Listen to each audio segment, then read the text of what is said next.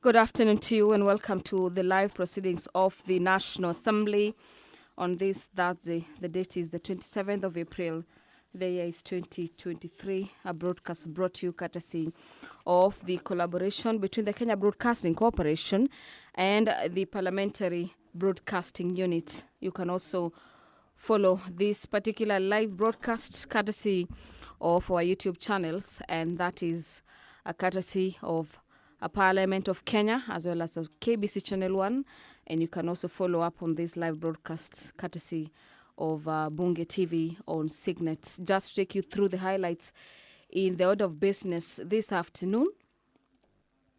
Members of the National Assembly will be considering the ratification of 3 Hague Conventions relating to the matters of children, and this particular motion is a motion that will be moved by the Chairperson Departmental Committee on Matters Social Protection.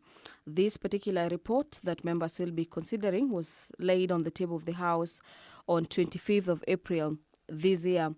In this particular motion, the committee seeks to have the House approve the ratification of the Hague Conventions, namely the civil aspects of international child abduction, the jurisdiction, applicable law, recognition and enforcement, as well as cooperation in respect to parental responsibility and measures of protection of children, as well as international recovery of child support and other forms of family maintenance. This is a motion that members of the National Assembly will be resuming debate on, and this particular motion has a balance of about 1 hour. The consideration of the nominee for appointment as a member of the National Police Service Commission is a special motion that will be moved by the Chairperson Departmental Committee on Matters Administration and Internal Security, that taking into account the findings of the Departmental Committee on Administration and Internal Security on its report on matters vetting of the nominee for the appointment as member of the National Police Service Commission. And this particular person is Mr. Edwin Kiprono Cheluget as a member of as a member to the National Police Service Commission. The committee will be seeking to have the House approve that particular nomination.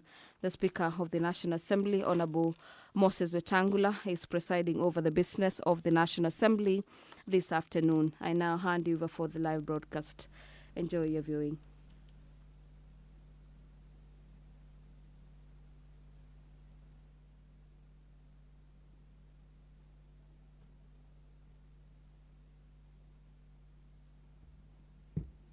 Waheshimiwa, tuombe. Ewe Mwenyezi Mungu, ambaye kwa hekima na wema wako umeteua nyadhifa za viongozi na mabunge kwa ustawi wa jamii na utawala wa haki wa wanadamu, tukusihi utazame kwa neema nyingi sisi watumishi wako ambao wameridhika kutuita ili tutekeleze shughuli muhimu za jamhuri yetu. Tukuomba uteremshie baraka zako sisi tuliokutanika hapa, na utujalie tuyatende na kufikiria mambo yote yatakayofikishwa mbele yetu kwa njia ya haki na uaminifu, ili utukufu na sifa zako ziendelezwe, na ili kustawisha amani, ufanisi na heri ya nchi yetu na wale ambao haja zao umezikabidhi mikononi mwetu. Amen.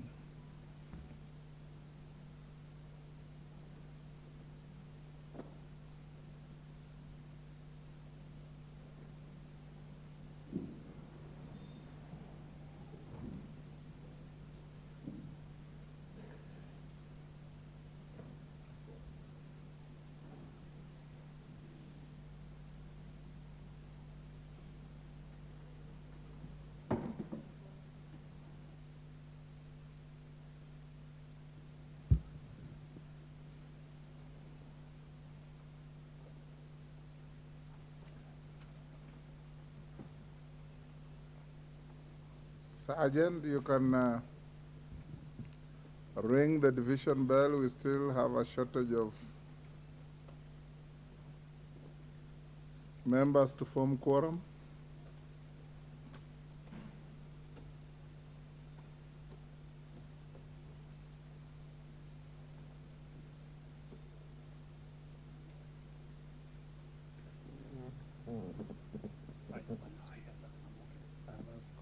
congratulate you and Naomi Wako. You're always here. Yes. When I have an opportunity, I'll acknowledge you. Yes.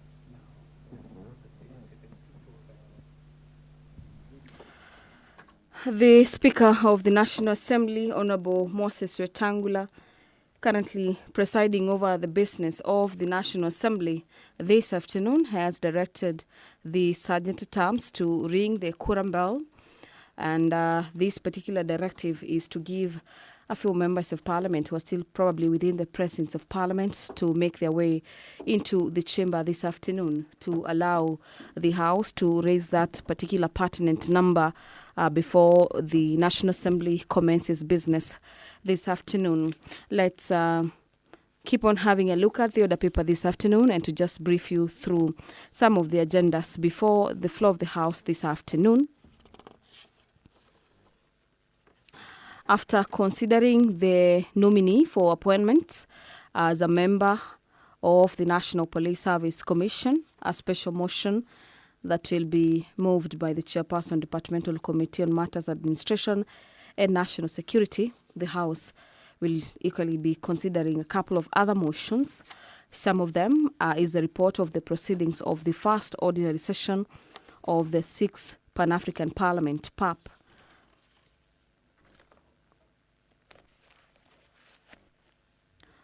This particular motion is a motion that will be moved by the member of the Pan-African Parliament, that the House notes the report of the Kenya delegation to the Pan-African Parliament on the proceedings of the first ordinary session of the 6th Parliament, laid on the table of the House on the 20th of February 2023. The consideration of the report of the Auditor General for the financial statements of the National Government Constituencies Development Fund for 60 constituencies is a motion by the Chairperson Decentralized Funds Accounts Committee, that the House adopts the report of the Decentralized Funds Accounts Committee on the consideration of the report of the Auditor General, and this is on the financial statements for the National Government Constituency Development Fund for 66 constituencies in the counties of Mombasa, Kilifi, Kwale, Taita Taveta, Lamu, and Tana River, and for the financial years 2013, 2014, 2014, 2015, 2016, and 2017. These particular reports by the Office of the Auditor General was laid on the table of the House on the 26th of April this year. The National Assembly has raised that particular pertinent number to commence business this afternoon. I now hand you over for the live broadcast. Enjoy your viewing.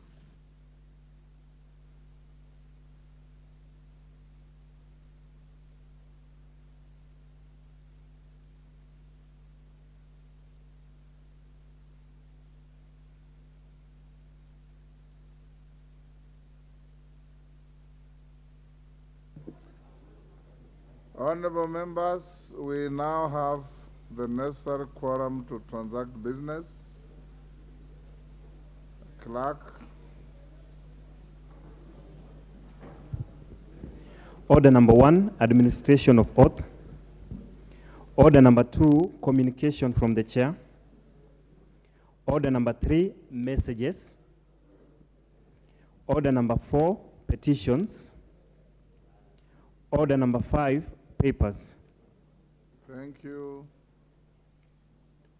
Honorable Otiende Amolo, as a matter of interest, what happened to your whip? I've not seen your whip in this house for a long time.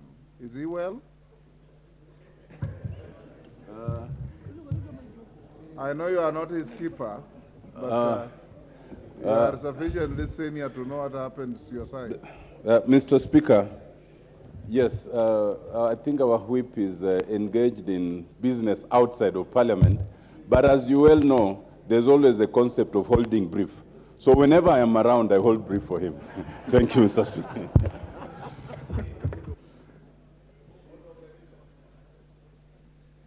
Honorable Majority Leader. Thank you, Honorable Speaker. I thought, Honorable Speaker, the Honorable Otiende Amolo would say Honorable Sabina Shege. is holding brief for the Honorable Junet, who is, I'm aware, is also is out of the country. But he's back tonight. So, Honorable Tienda Omolo, you can relax from Tuesday. Honorable Speaker, I beg to lay the following papers on the table of the House today, Thursday, 27th April 2023. Annual report and financial statements for Kibabii University for the year ended 30th June 2019, 30th June 2020, and 30th June 2021. 2, annual report and financial statements for the Privatization Commission for the financial year ending 30th June 2021. 3, summary of the Auditor General's report on national government ministries, departments, and agencies for the financial year 2021-2022. 4, the annual report and financial statements for the National Police Service Commission from the National Police Service Commission for the year 2021-2022. 5, reports of the Auditor General and financial statements in respect of the following institutions for the year ended 30th June 2022. The National Transport and Safety Authority, and 2, East Africa Skills and Transformation and Regional Integration Project IDA 6334-KE from the State Department for Infrastructure. 6 is a special audit report of the Auditor General on transparency, accountability, and inclusiveness on the use of emergency funding for COVID-19 on socio-economic packages in the tourism sector by the Kenya Development Corporation Limited for April 2023. Thank you, Honorable Speaker. Thank you, Majority Leader. Chairperson, Departmental Committee on Blue Economy, Water and Irrigation. Honorable Speaker, I beg to lay the following paper on the table of the House today, Thursday, 27 April 2023. The report of the Departmental Committee on Blue Economy, Water and Irrigation on its attendance to the United Nations Water Conference held from 22nd to 24th March 2023 in New York, United States of America. Thank you, Honorable Speaker. Thank you, Chair. Chairperson, Public Petitions Committee.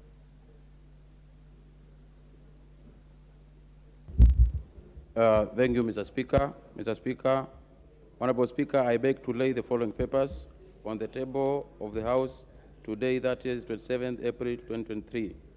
Report on the Public Petition Committee on its considerations of the following petitions. 1, Public Petition number 2 of 2022 by Mr. Peter Kinywa Waweru, Chairperson of the Gando Pubs Housing Cooperative Society Limited, regarding completion of the house units for Kibera residents funded by the World Bank and the national government.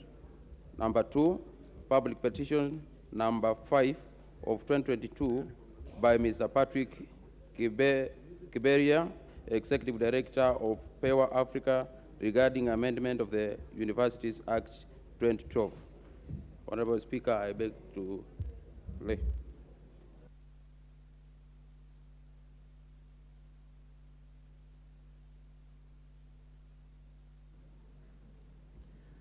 Order number 6, notices of motion. Order number 7, questions and statements.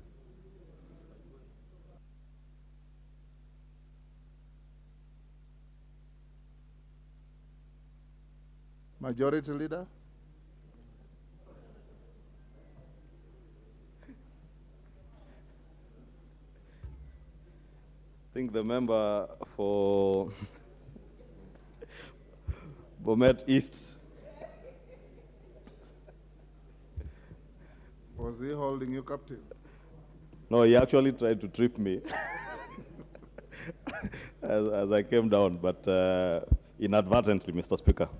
Honorable Speaker, pursuant to the provision of Standing Order 44.2a, I rise to give the following statement on behalf of the House Business Committee, which met on Tuesday, 25th April 2023, to prioritize the business for consideration during the week. Honorable Speaker, as members are aware, yesterday the Prime Cabinet Secretary appeared before the National Assembly plenary to answer questions and expound on policies under his docket on cross-cutting and interministerial matters. I would like to thank honorable members for their continued active participation in this process. Honorable Speaker, with regard to the business for Tuesday next week, the House is expected to continue with debate on the second reading of the Statute Law Miscellaneous Amendments Bill 2022, and the following motion should they not be concluded today. 1, the report on the vetting of a nominee for the appointment as a member of the National Police Service Commission. 2, the report of the Kenya delegation to the Pan-African Parliament, PAP, on the proceedings of the first ordinary session of the 6th Parliament. 3, the report of the Decentralized Funds Accounts Committee on the consideration of the reports of the Auditor General on the financial statements for the National Government Constituency Development Fund for 26 constituencies in the counties of Mombasa, Kilifi, Kwale, Taita Taveta, Lamu, and Tana River for the financial years 2013, 2014, 2014, 2015, and 2015, 2016. And 4, the general debate on the proposal to amend the Constitution and the standing orders. Honorable Speaker, the House will also consider the report of the Kenyan delegation to the Parliamentary Dialogue on United Nations Convention Against Corruption, UNCAC, and the annual general meeting of the Global Parliamentarians Against Corruption, GOPAC, held in Doha, Qatar, and any other urgent business that may be received as we prepare to head into the long recess on Thursday next week. Honorable Speaker, in accordance with the provisions of Standing Order 42A, 5, and 6, I wish to convey that the following cabinet secretaries are scheduled to appear on the afternoon of Wednesday, 3rd May 2023, before the House to respond to questions as follows. 1 is the Cabinet Secretary for Education to appear to respond to the following questions. Question number 102/2023 by the Honorable Oku Kaunya MP regarding funds channeled towards construction of junior secondary schools countrywide, and whether they shall ultimately be domiciled in primary or secondary schools. Question number 103/2023 by Honorable Abdul Haro MP regarding the introduction of school feeding program coupled with supply of clean water to schools in Mandera South constituency. Question number 103A/2023 by Honorable Oku Kaunya MP regarding plans being undertaken by the ministry to ensure smooth transition of learners from grade 7 to junior secondary. And question number 112/2023 by the Honorable John Waithaka MP regarding the plight of government-sponsored students undertaking their studies in Cuba. B, the Cabinet Secretary, or 2, the Cabinet Secretary for Energy and Petroleum shall also appear to respond to the following questions. Question number 94/2023 by the Honorable Amina Mnyazi MP regarding measures being taken to cushion water utility companies from high electricity prices in drought-stricken counties like Kilifi County. Question number 95/2023 by the Honorable Abdul Haro MP regarding stalled electricity connectivity to homes and public institutions in Mandera South constituency. Question number 96 by the Honorable Captain Ruwaida Obo MP regarding plans by the ministry to compensate fishermen in Faza Ward who incur losses due to incessant power outages. Question number 97/2023 by the Honorable Jessica Mbalu, CBS MP regarding plans to replace dysfunctional and obsolete solar PV systems that were installed to provide uninterrupted power supply to various public institutions across the country. Question number 98/2023 by the Honorable Joseph Lekuton MP regarding connectivity of sufficient and uninterrupted power supply to Loyangalani, Kargi, Mount Kulal, and South Hor towns. And lastly, question number 135/2023 by the Honorable Robert Mbui, CBS MP, regarding causes and planned long-term solutions to address persistent power outages in the country. Finally, Honorable Speaker, the House Business Committee will reconvene on Tuesday, 2nd May 2023, to schedule business for the rest of the week. Honorable Speaker, I now wish to lay this statement on the table of the House. And Honorable Speaker, with your indulgence, to commend the many members And notably, Honorable Speaker, the Honorable Abdul Haro, the member for Mandera South, has been very keen in putting questions forth on behalf of his constituents, and I would urge members to take advantage of these sessions to put questions to cabinet secretaries, especially those that relate to matters touching on your constituents, because your constituents are watching you, and they are glad, Honorable Speaker, as we were noting somewhere today, the Cabinet Secretary for the Interior, the Honorable Professor Kithure Kindiki, was inspecting mines yesterday in Busia County, following a supplementary question that was raised on the floor of the House, and therefore it becomes a very good way for members to get issues that are of concern to their people, get immediate attention from government and through the cabinet secretaries. Thank you, Honorable Speaker.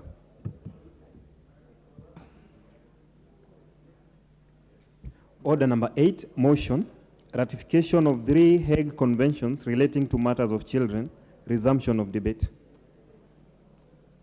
Clerk, who was on the floor?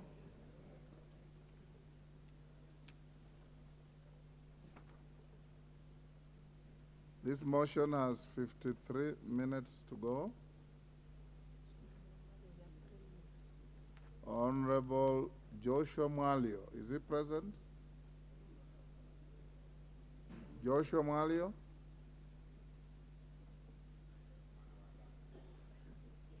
He's not here. He's here? Where is he?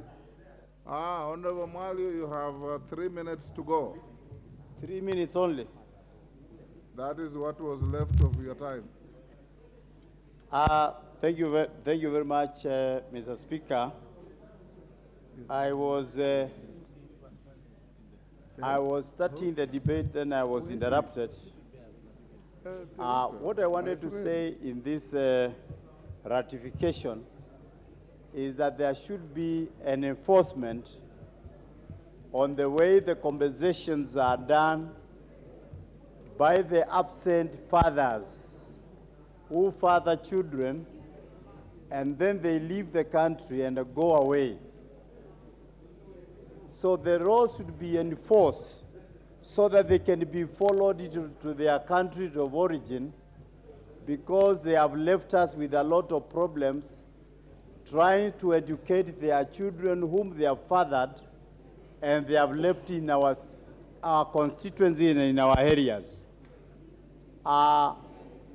This law, once it is ratified, it will be able to cure that, and also the courts should be in a way that the case does not drag itself forever, but it should be having some deadlines, timelines, so that the children don't suffer, they don't even leave school because there is no school fees, and their fathers are working, they are enjoying somewhere else, and they are the ones who fathered the children.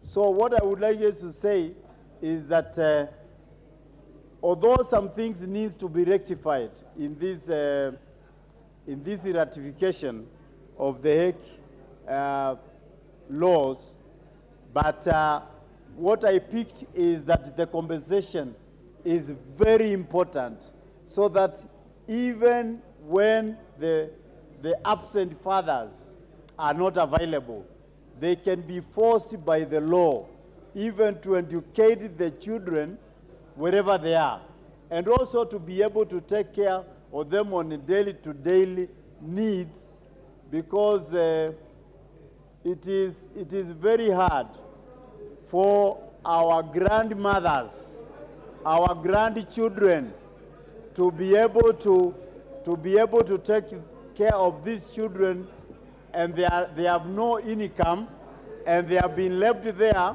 wondering where the fathers and also the mothers have gone. Therefore, Mr. Speaker, I support that ratification so that we can be able to ease the problem of the grandchildren, of the grandfathers, the grandmothers who are left with so many children to take care of. I thank you, Mr. Speaker.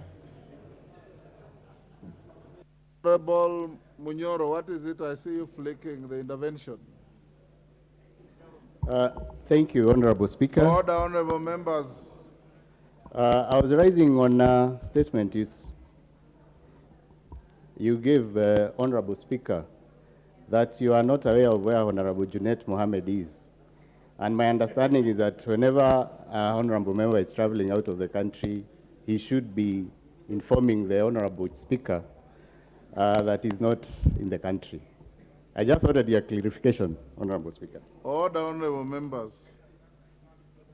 Order, honorable members. For avoidance of any doubt to any member, Article 103 of the Constitution, as you all know, requires that you leave jurisdiction only with the permission of Mr. Speaker. And in the absence of that, you can lose your seat. And remember also Standing Order 257A. It says any member, and lawyers like my distinguished colleague Kajwang can buttress this if they wish.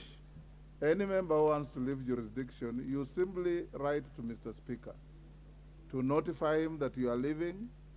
He will give you permission or may decline to give you permission.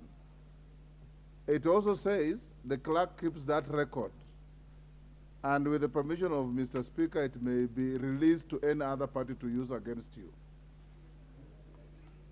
So it is a matter that I want to encourage members that if you want to leave the jurisdiction of the country, Mr. Speaker will never deny you permission unless it's extremely difficult for him to do so. So just write to the office of Mr. Speaker, and many of you do. Others don't. And those who don't, Mr. Speaker will never instigate anything against you. But if your opponents and other people instigate and they demand evidence from Parliament, if we don't know, we have no reason to withhold that evidence. We get the point, Mr. Munyoro? Yes, Wanjala. Thank you, Mr. Speaker. Mr. Speaker, some of us happens to live right at the border. And sometimes within 1 hour, we have crossed for a drink, we come back, we have crossed for a drink, we have gone there, you stay there one day. Suppose I just make a call or I send you a message. Honorable Wanjala, as a legislator, you are presumed to know that we have the East African Community with a protocol on free movement of people, goods, and services within the East African Community. Especially, it's free movement of goods, people, and services across the East African Community. So your crossing to Uganda and back is not within the expected demands. Yes, Honorable Kajwang. Mr. Speaker, thank you. Mr. Speaker, the issue that we have diverted a little is really administrative, and yours faithfully, yes, you have always directed us accordingly, yes, and you are quite aware of these issues. When the member... Honorable Munyoro of Kigumo. When the member rose on a point of order to raise this matter, these are some of the interventions that, Mr. Speaker, divert us away from business, because you know that it does not concern this member really, where the member that was supposed not to be in the chamber really is, nor does he help him in any way to know where the chief whip of this side. Honorable Kajwang, when we started the House, there was no quorum. And I asked where the whips were. And I asked that I have not seen your whip for quite some time. So I was concerned as to whether he was well or unwell. That is how it came up. Now you understand. Understand. In fact, Mr. Speaker, you must be concerned about your House leadership every time. But Mr. Speaker, you know that many of us, especially those of us who have been here for a few more years, including the PSC member that is standing next to you, we do that all the time. Even when we are unwell, when we are sick, when we go to hospital, I have had to write to Mr. Speaker that I have a hospital sick leave to be out of the chamber. In fact, you are one of the best examples that adhere to that standing order. Thank you very much. Always write to Mr. Speaker even when you are going to see a doctor, although that is not a requirement. Julius Ruto Keses. Thank you so much, Mr. Speaker. And I think Give to Julius Ruto. It is not on the point of order. It is contributing to the motion. yes. Go ahead, please. Thank you, Mr. Speaker. And as I contribute to the motion, but it is also good that, Mr. Speaker, you are raising a point of concern on the missing of an honorable member. And it is also our responsibility in this House to know where our colleagues are, appreciating the fact that even within our neighborhood, we are experiencing some challenges like Sudan, and even an honorable member's whereabouts is not known. It is your responsibility and our responsibility, being a vetted member, being a sworn-in member, to carry responsibilities in this honorable institution, and therefore we should know his whereabouts as a concern and the way Kenyans would be expecting. To this particular motion, Mr. Speaker, as we seek to ratify the conventions that are being undertaken internationally, including one that considers the issues of parenting of our children and the challenges we keep experiencing here and there, knowing that human beings always move across geographical locations and to some extent social interactions that, that end up increasing or causing issues like parenting, have to be looked at beyond our boundaries.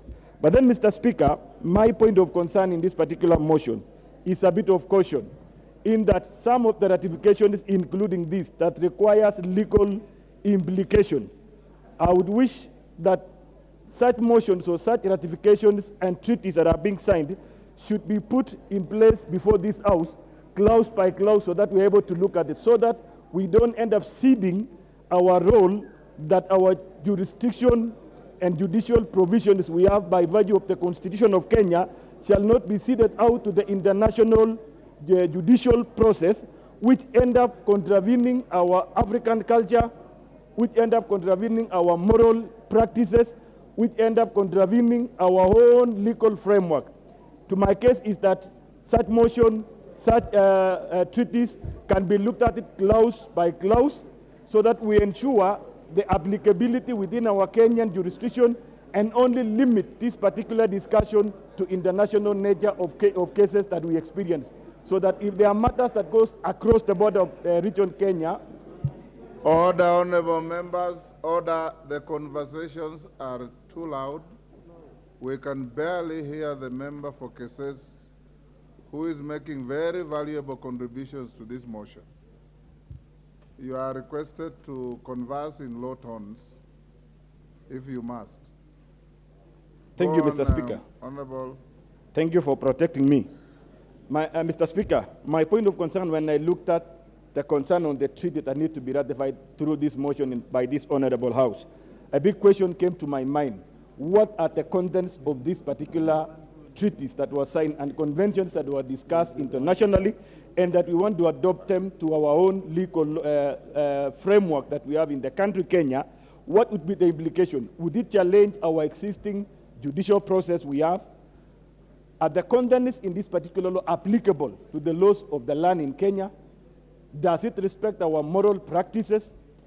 Does it adopt and appreciate our cultural processes that we have? Because we know as Kenya country, what puts us together are the values and our cultural practices that have been there before and up to now. So it is good and ideal for this particular honorable House, henceforth, to scrutinize, maybe through the committee of the House, to look at each and every particular clause by clause, interpret it, and look at the legal implication into it, so that we don't end up approving a process that will be selling out our particular role and powers for this particular country. Hence, On the other side, I also want to appreciate that it is high time we look at the global framework in the aspect of looking at issues that touches our family. We all know that we appreciate our family issues. We have been blessed with parenting responsibility. This is a blessing from God that was given to us. And most of the time, we have found out that we get to a situation where we have our own children that suffer a lot because they lack the care of their both parents. At times, one of the parents end up by bad incident or by unfortunate incident, we lose one of the parents and we leave our child in the mercies of the charitable organization or to the laws and the fairness of this particular society, and end up bringing out children who are devastated, who are depressed, and of course, in the long run, we bring out the current challenges we experience in our society, the social challenges, including criminals that we bring in from our children we raise because of lack of paternity or care that our children deserve. So as much as we want to look at across the border, my concern in this particular motion, Mr. Speaker, if it is possible, and it is possible in this House, let us first of all scrutinize the content of this particular treaties. Thank you so much, Mr. Speaker.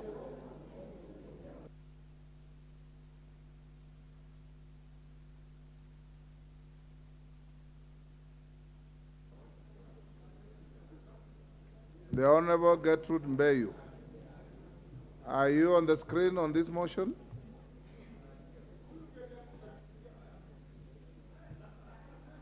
And Order Honorable Wanjala. Order Honorable Wanjala. My good friend Honorable Wanjala, you seem to cause trouble everywhere you go.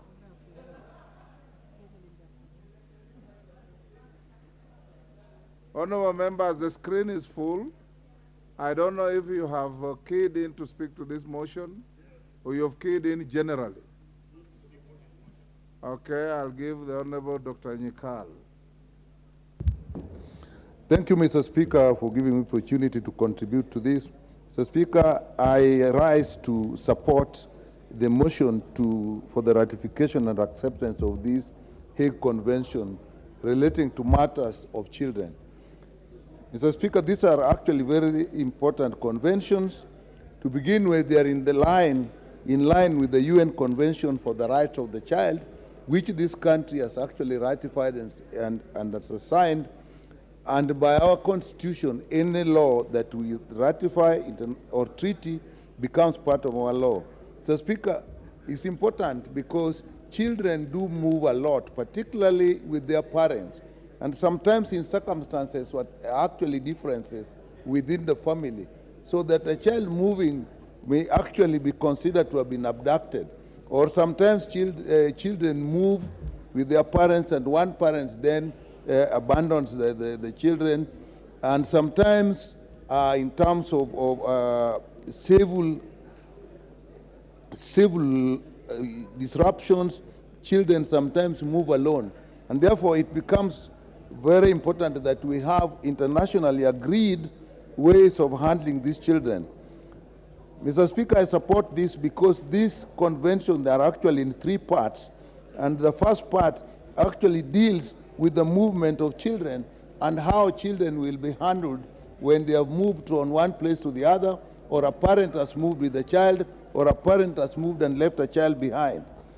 And when a child has been moved from their area of usual habituation, then is need to know how these children can be returned to their homes.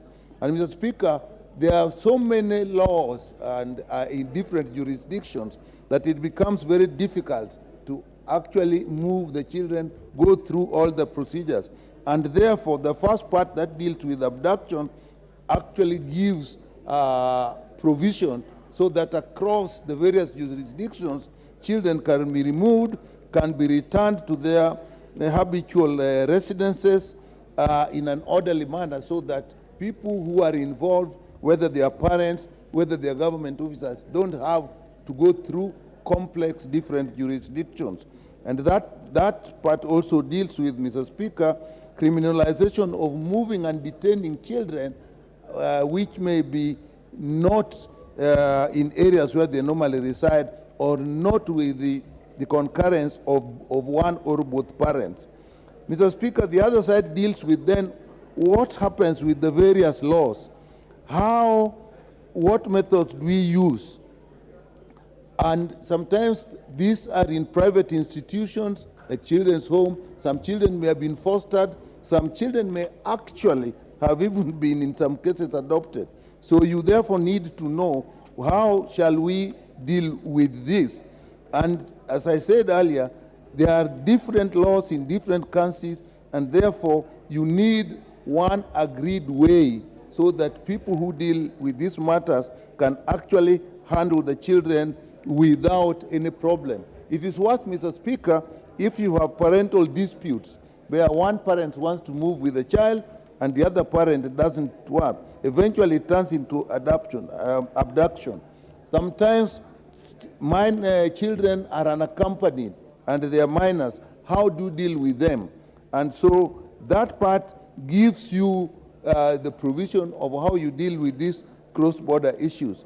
Mr. Speaker, the other part that I find extremely useful is how do you enforce family parental responsibility and issues of maintenance. When a child has been moved or a parent has moved, what is the responsibility of that parent in terms of maintenance of the child? So, Mr. Speaker, this has covered everything, and that we really need to look at children. And, Mr. Speaker, once this is signed, as a country, we'll be bound by it. It will be our obligation, and all government officers, all individuals that are dealing with children will have to deal in line with this, particularly the judiciary and the Office of the Attorney General, who will have responsibility over this, and also offices like the children's offices, children's officers, and so on. So this, I think, if we get to, will ease the issue of handling children across different jurisdictions. With that, Mr. Speaker, I support the ratification of these conventions. Thank you.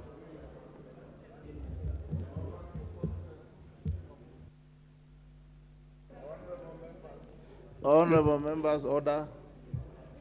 Honorable members, I hope that you heard what Dr. Nyikal said,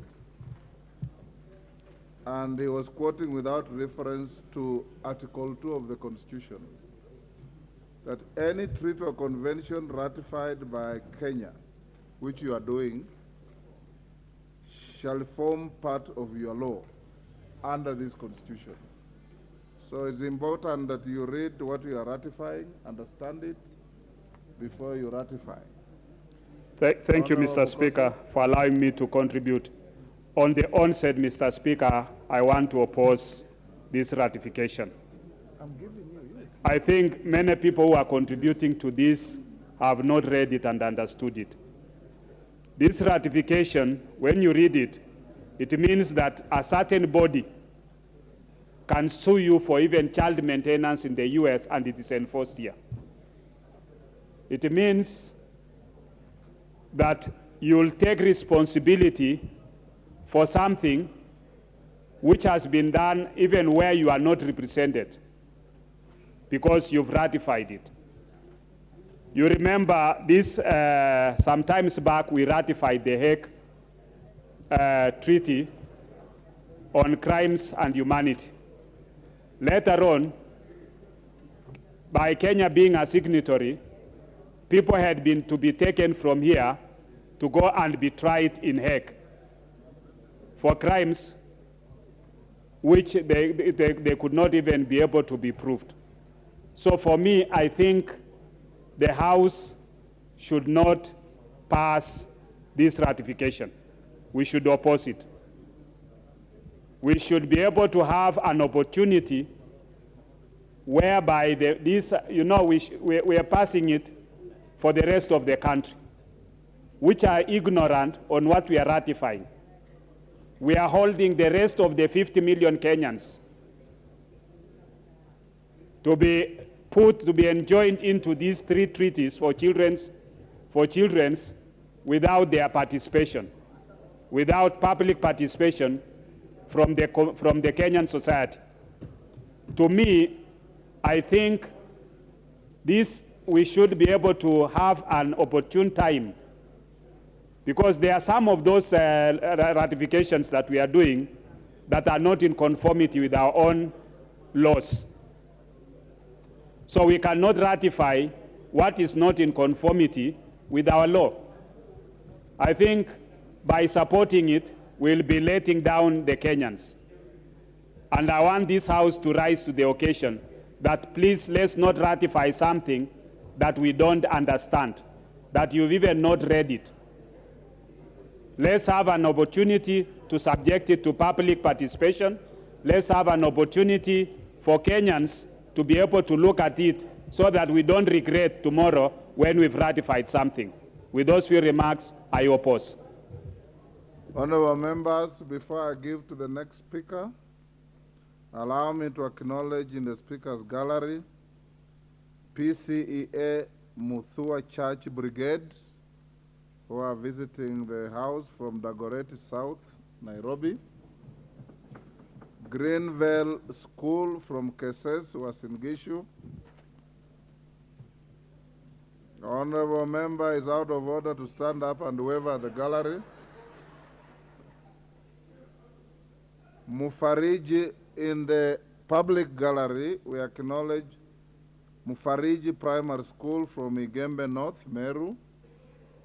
Muhoroni University Students, I believe, Association from Muhoroni, Kisumu. On my behalf and on your behalf, I welcome our visitors to the House of Parliament and the speakers and public galleries, respectively. Honorable Farah Malim. Mr. Speaker, I rise to oppose the motion. Mr. Speaker, I don't know if my good colleagues in this House understand the implication of these things. This is a very dangerous thing for not only Kenya, but for Africans in general and the continent. Third world people, Africans with values, are running away now from the first world because the first world has become rotten in terms of moral values. They accept LGBT. They allow a situation in which a 10-year-old is asked whether he wants to be a girl or a boy. They have something that they're calling gender neutrality. You're not allowed to go and buy a cigarette if you're less than 18. You can't go and buy drinks if you're less than 18, but you can decide and determine whether you want to be castrated as a man and injected with hormones, and you want to become a woman at the age of 6 or 7. In the process, there are many Africans who had immigrated to the West who are immigrating back. If you ratify this and it becomes part of our body of laws in the country, it means it will be applied here. Because our Constitution, Article 2, I think, Mr. Speaker, you put it very well, says that anything ratified by Parliament forms part of the body of laws of this country. If a parent runs away with his children, daughters, and sons because they don't want to have a sex change and come back to Kenya or Somalia or Ethiopia, it means the school can go to court in the US or in UK or in Holland and say that those children were abducted against their own will, and that's a child abuse, and force us to surrender those children to them.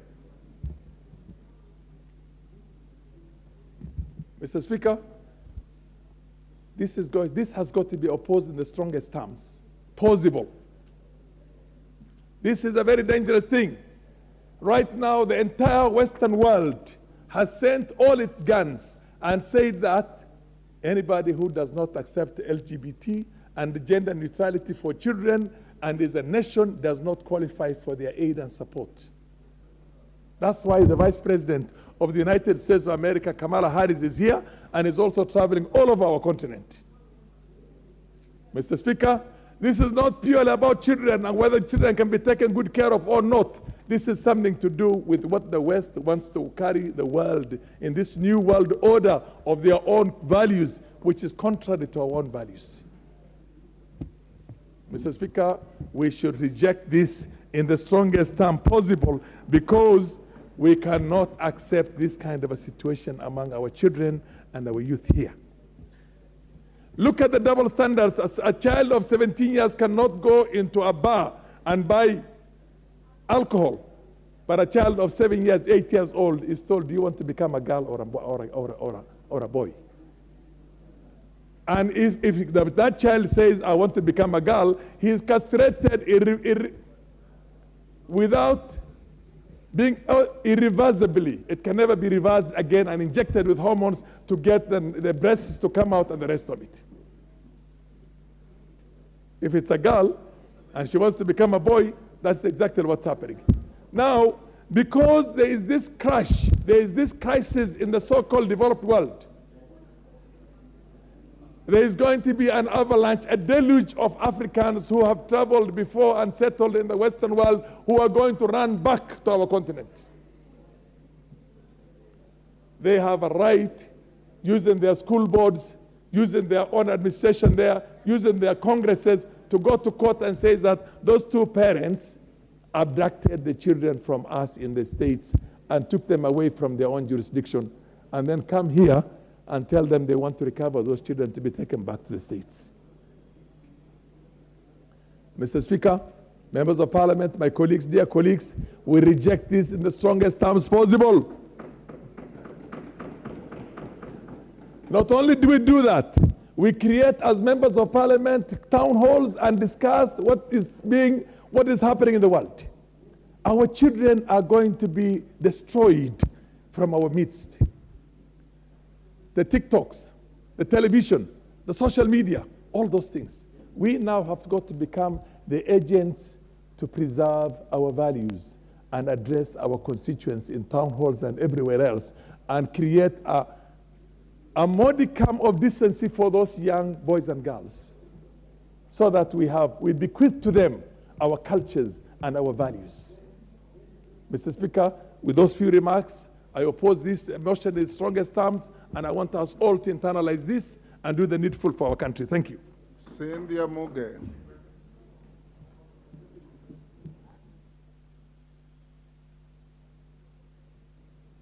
Thank you, Honorable Speaker, for the opportunity to contribute to this very important motion on the floor of this House today, Honorable Speaker. From the onset, Honorable Speaker, I want to say that I oppose this motion with the strongest terms possible. And Honorable Speaker, I have spent, since I got a notification from a very gracious lady who shares the notifications of whatever the order of business is in this House in the morning, Honorable Speaker, I have spent the better part of it, Honorable Speaker, asking to be able to see those, the exact wordings in those treaties, Honorable Speaker, so that I can be able to make a very informed decision, Honorable Speaker. Honorable Speaker, I have taken my time to be able, from in my own way, to be able to go through those particular writings, Honorable Speaker, and I have read them through, Honorable Speaker. And I want to say, Honorable Speaker, this particular matter, this particular ratification, Honorable Speaker, is something that has been brought to this House, of course, covered in a different color, while it means something in a different color, Honorable Speaker. And Honorable Speaker, I want to say that having gone through this particular treaties, Honorable Speaker, I want to say that one, they do not address the underlying issues, Honorable Speaker, of the things that, of the challenges that we are facing, both as parents and, Honorable Speaker, also as upkeep for children, or actually maintaining our children, Honorable Speaker. Honorable Speaker, it is giving power to some other quarters that we are not aware of, Honorable Speaker, to be able to control us from a different place, Honorable Speaker. And Honorable Speaker, it is an opportunity for this House to refuse the saying that says, the hand that feeds you controls you, Honorable Speaker. We no longer want to have other different hands feeding us, and therefore, Honorable Speaker, we have to refuse the control that they are giving us, Honorable Speaker. Honorable Speaker, this country has better and more progressive laws, Honorable Speaker, that can be able to protect our parental responsibilities and also our children, Honorable Speaker, in terms of upkeep, Honorable Speaker. So I want to urge all the honorable members of this House that they have been given a responsibility on behalf of the millions of Kenyans out there, Honorable Speaker, to come to this House and and legislate on their behalf and make decisions on their behalf, Honorable Speaker. It is therefore, Honorable Speaker, a responsibility to make progressive decisions on this floor of the House on behalf of the people of Kenya. And one of those progressive decisions, Honorable Speaker, is to reject this ratification in totality, Honorable Speaker, so that we can be able to embrace and ensure that we have implementation of our own policies and laws, Honorable Speaker, in this country without borrowing others, Honorable Speaker, that we don't even need. So, Honorable Speaker, I oppose the ratification of these particular treaties, Honorable Speaker, in this country. I thank you, Honorable Speaker, for the opportunity to contribute. Adan Haji Mandera West. Thank you so much, Mr. Speaker, for giving me this opportunity.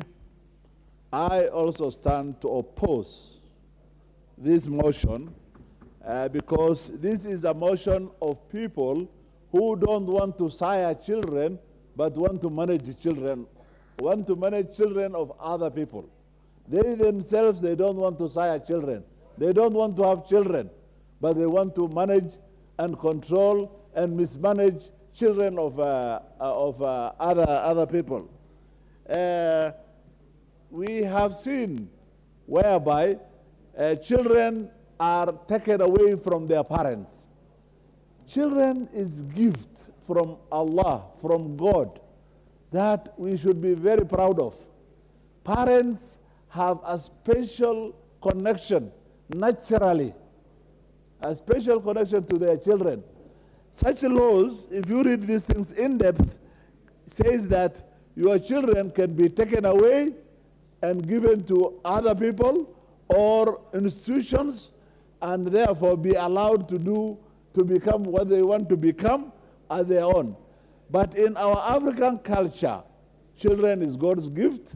We are proud of children, and we want to keep our children, maintain them, make them grow so that they can grow looking at our values and our beliefs. Mr. Speaker, sir, supporting children is a mandatory to any parent.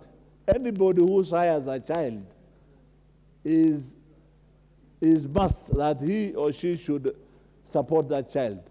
This issue of saying that children can be supported by other people, not their parents, unfortunately cannot be acceptable.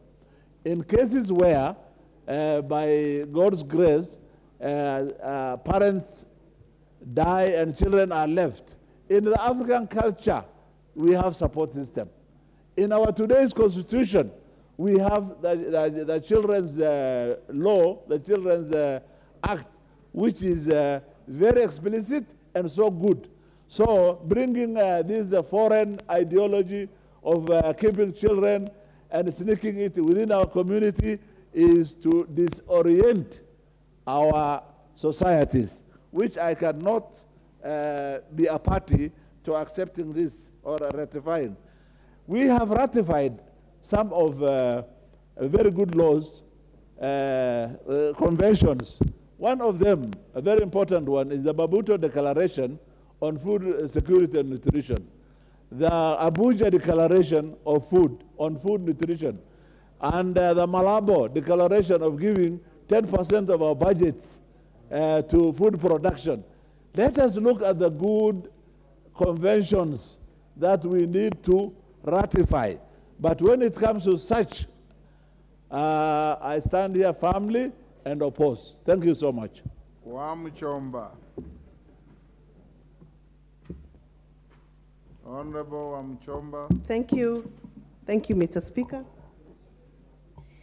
I rise to oppose the ratification of the 3 Hague Conventions relating to matters of children. Mr. Speaker, like one of my colleagues has stated, it would have been nice if we were given full disclosure of contents therein. Matters children are sensitive to Kenya, Kenya being a country that has its own baseline cultural practices. Children belong to Kenya and belong to communities. We cannot blindly use the floor of this House to ratify conventions that we do not understand the repercussions. Mr. Speaker, this country has been party to many ratifications that have made us look like we are under new colonialism, where we have given other people an opportunity to look like they are controlling us as a country. Kenyan people are sovereign, and sovereignty of Kenyan people cannot be eroded by such ratifications that are not well informed to the members of this House. Honorable Speaker, we have been following world stories and world news, and we have realized that some of these ratifications that are pushed to us to be members and parties to are not common to other countries that purport to be ahead of us. And therefore, we find ourselves locking ourselves into cocoons of agreements that we cannot be able to remove ourselves from when things go haywire. And therefore, Mr. Speaker, as a mother, as a leader, as an elected woman of this country, whose obligation is to protect the rights and status of children in this country, I strongly oppose the ratification of 3 Hague Conventions relating to matters children. Thank you. Joseph Oyula. Yes, who is raising the point of order? Honorable Speaker, I raised under Order 95, Mr. Speaker, that you call the mover to put to reply. Thank you. I have already given to Honorable Oyula. Let him make his contribution. Then I'll put the question as to whether the mover should reply. Honorable Oyula, I will not deny you the opportunity I've given you. Thank you, Mr. Speaker, for giving me this opportunity to also contribute to this motion. Mr. Speaker, I rise to strongly oppose ratification of the 3 Hague Conventions relating to matters of children. Mr. Speaker, let us not allow international organizations to give us directions on how to handle the affairs of our children. We are going, if we ratify this, Mr. Speaker, we are going to give foreign courts jurisdiction over the children of Kenya, which is not right. The children of Kenya are guarded by enough laws that were passed by this parliament. So we should not, Mr. Speaker, accept any laws from outside to subject our children into activities that are not normal to the African culture.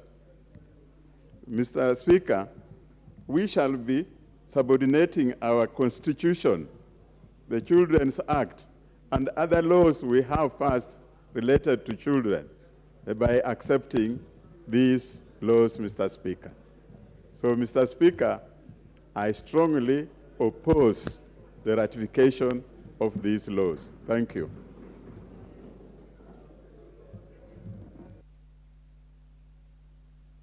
The member for Sirisia has called on the chair to move the House as to whether you agree to the mover to reply. I'll put the question that the mover now be called upon to reply. As many as of that opinion say aye. Aye.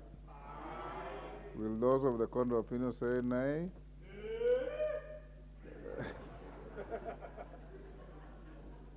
The mover, the ayes have it, the mover shall be called upon to reply.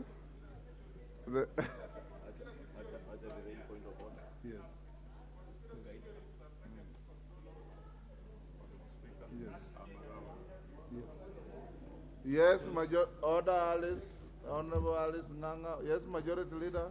Thank you, Honorable Speaker. I'm sorry to interrupt the mover before she replies. But you know, Honorable Speaker,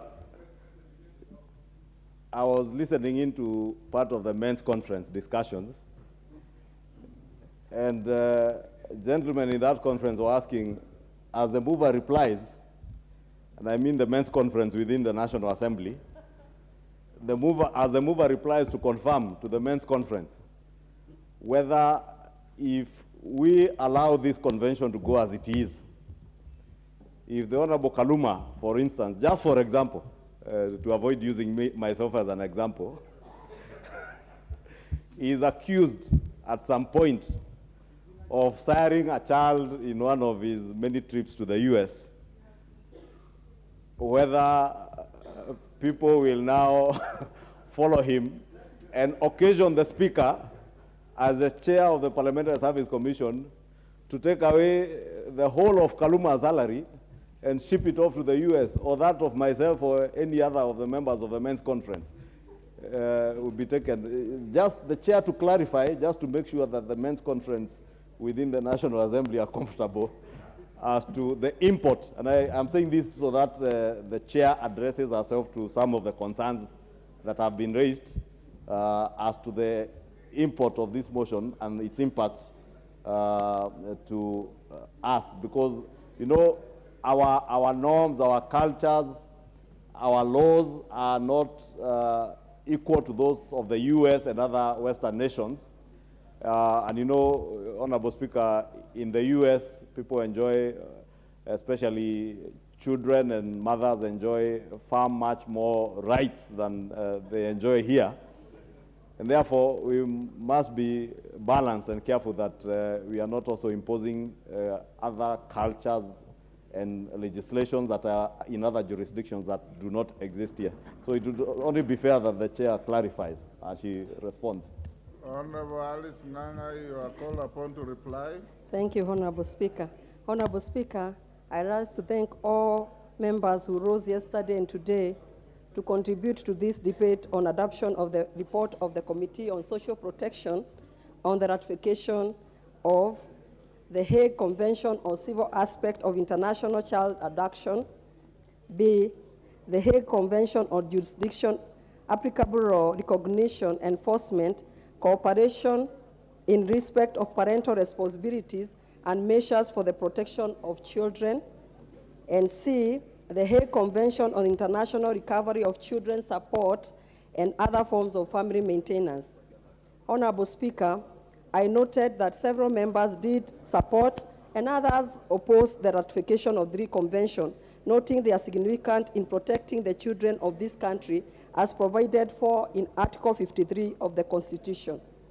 Honorable Speaker, I noted yesterday Honorable Ouda and Honorable Karuma did raise several issues, including the question of why, as a country, we need to ratify the convention in light of Article 53 of the Constitution, which already provide for the rights of the children and recently enacted the Robust Children Act of 2022. Honorable Speaker, allow me to inform the members that in preparing the report, we were not only guided by the treaty making and ratification of Act 2022, but we also combed through the entire Constitution and the Children Act of 2022, and all that the Hague Convention is doing is to assist our women, children, and men who may have orders issued by Kenyan court relating to custody, access, parental responsibility, and maintenance to those whose order recognized in other countries, to the Office of the Attorney General, the Ministry of Labor and Social Protection, and the Ministry of Foreign Affairs, and our foreign mission to facilitate the execution of the court orders. The conventions are therefore in compliance with the Constitution and the United Nations Convention on Children's Rights, which as a country we are member. It is also notable that the committee was also guided by the advice of the Office of the AG in making its report, in particular in relation to the Constitution and legislation implication of the.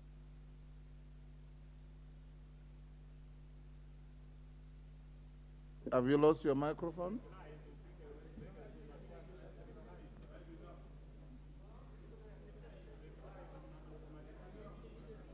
Can you give a microphone to the Honorable Alice?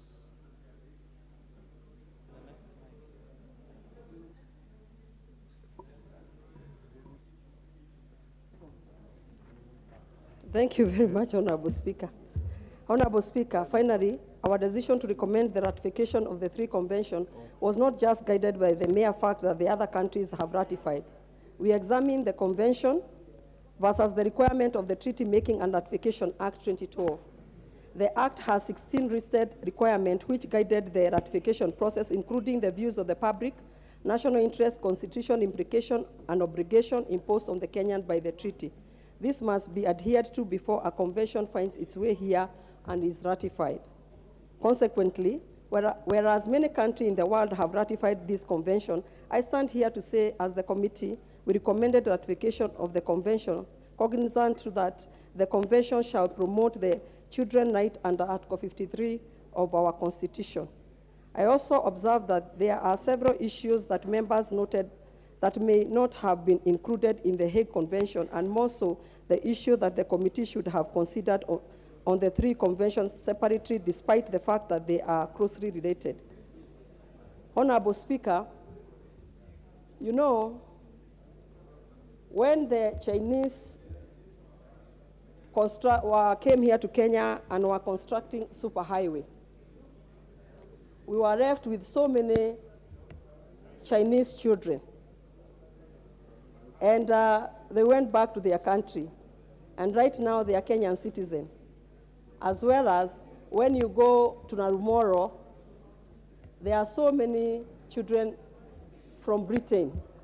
And the soldiers went back to their countries, Honorable Speaker.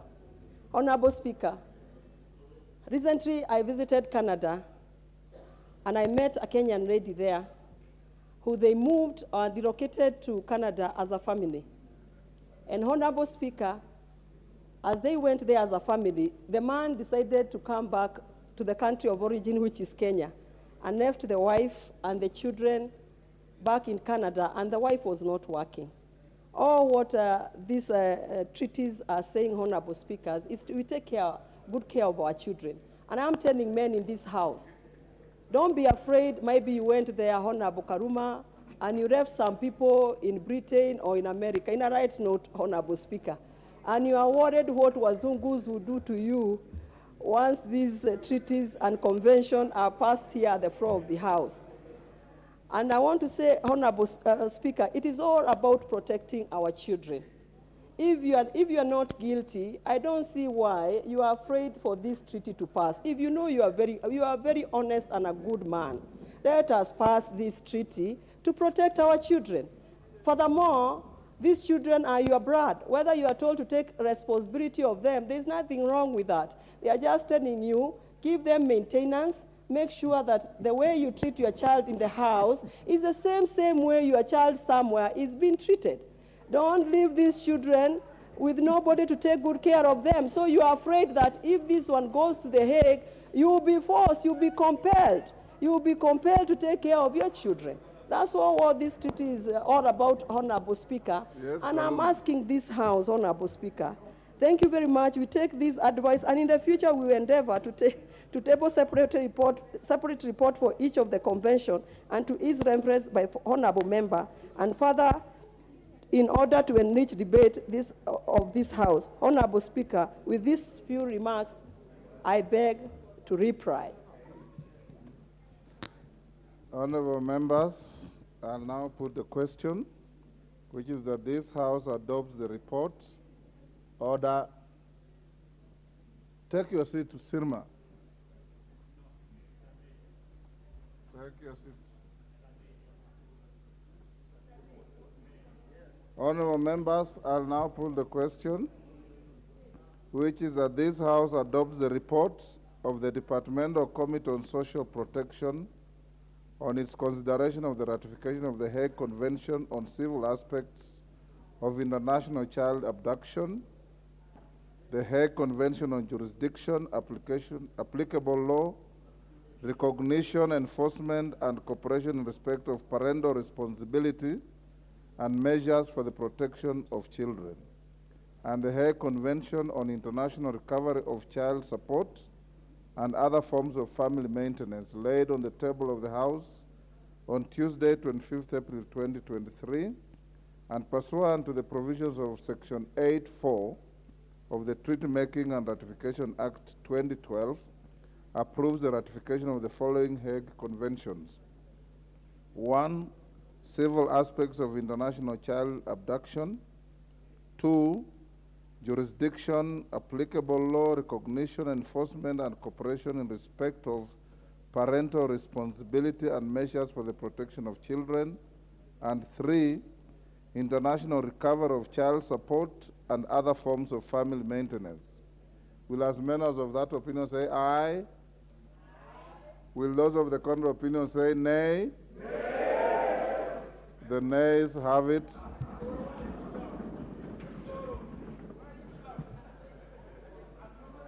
Honorable, all the honorable members, honorable majority leader, if you listen to the contributions, I looked at the Hansard last night of Honorable Kaluma, this afternoon of Honorable Bukose and Farah, you may very well have to look at the Ratification of Treaties Act and the standing orders and see whether in ratification of treaties you conform to lawmaking through public participation or not. I think that will be very important for you to ensure that you carry the public in creating law that has not been legislated by this House. Next order.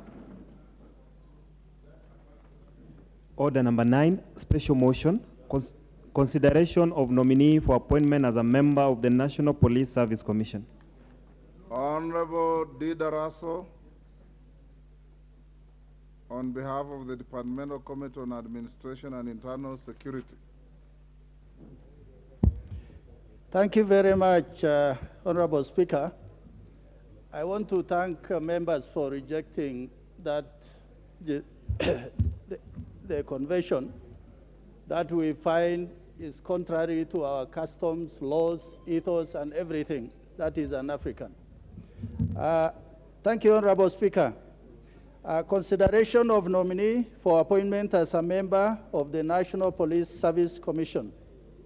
I beg to move that, taking into consideration the findings of the Departmental Committee on Administration and Internal Security in its report on the vetting of a nominee for the appointment as a member of the National Police Service Commission, laid on the table of the House on Wednesday, 26 April 2023, and pursuant to the provision of Article 252, Sub-Article B of the Constitution, Section 6(6) of the National Police Service Commission Act 2011, and Section 8(1) of the Public Appointments Parliamentary Approval Act 2011, this House approves the appointment of Mr. Edwin Kiprono Cheluget as a member of the National Police Service Commission.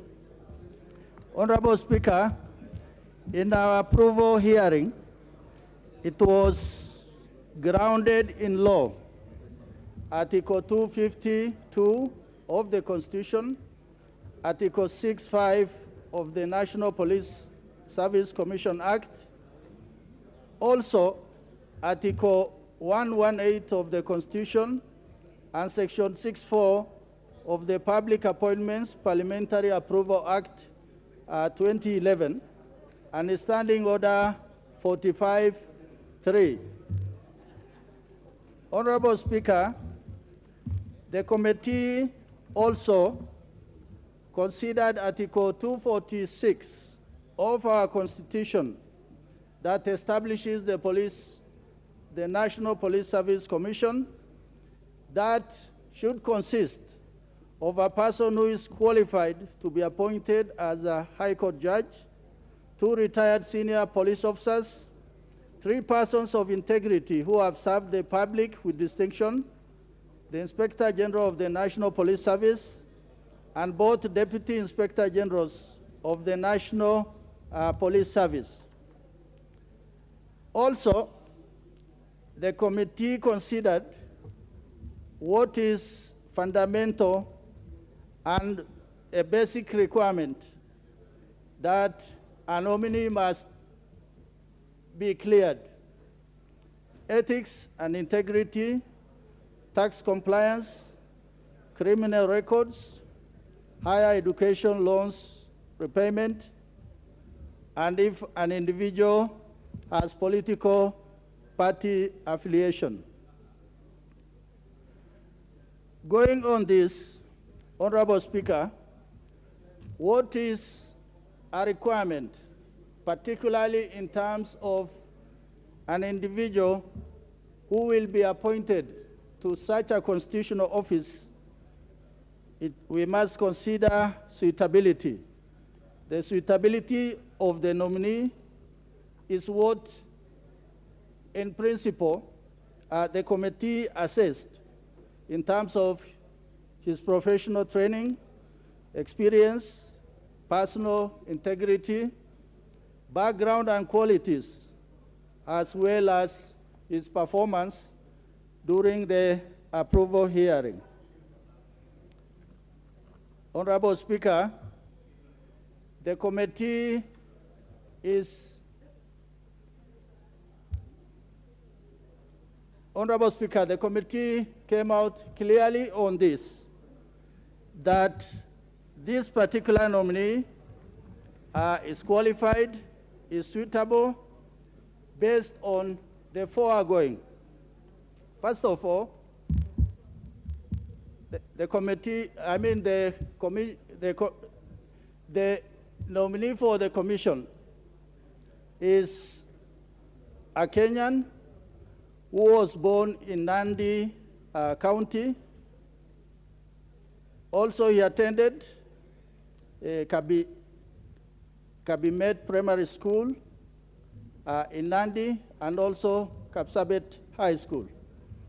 He is also a law degree holder from Moi University, and also he holds a diploma in law from Kenya School of Law.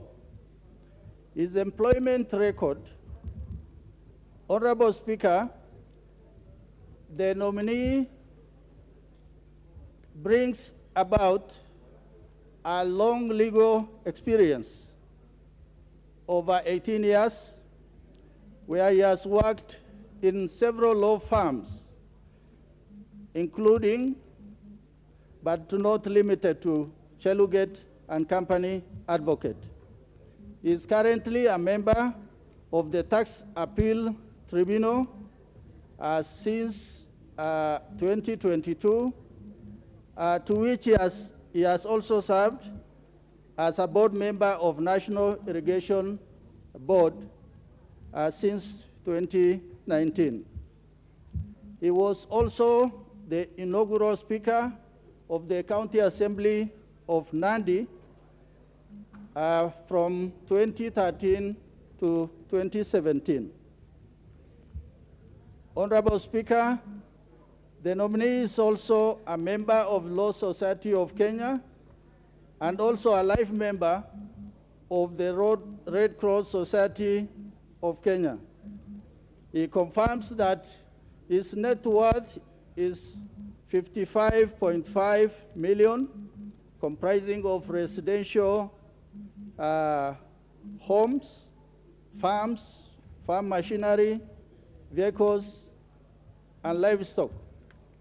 He is not a member of any political party, and he confirms that if this House approves his nomination, he is not likely to have any conflict of interest.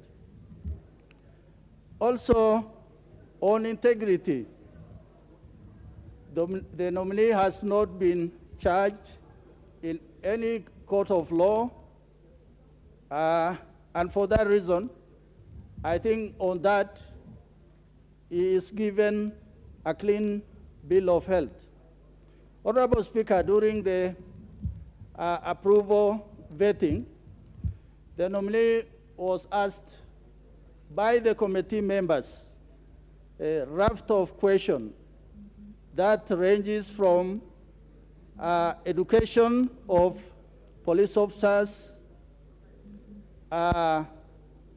the appointment of the IG to be a member of the National Police Service Commission, police officers' welfare, including injuries while they are on duty, stagnation of police officers in one rank, the challenges the police officers who are graduates are facing, and also on emerging issues such as new religious crimes of radicalization, and on the mental health of police officers and transfers. Honorable Speaker, the candidate was able to fully respond to the questions that were raised, and I wish to say as follows.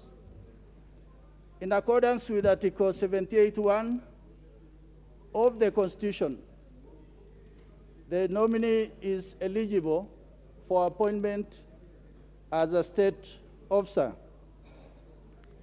And in terms of both education experience and also working in government, this particular nominee fulfills most of the important requirements that are laid down statutorily by the Constitution. That also the nominee meets the requirement of Chapter 6 of the Constitution on leadership and integrity.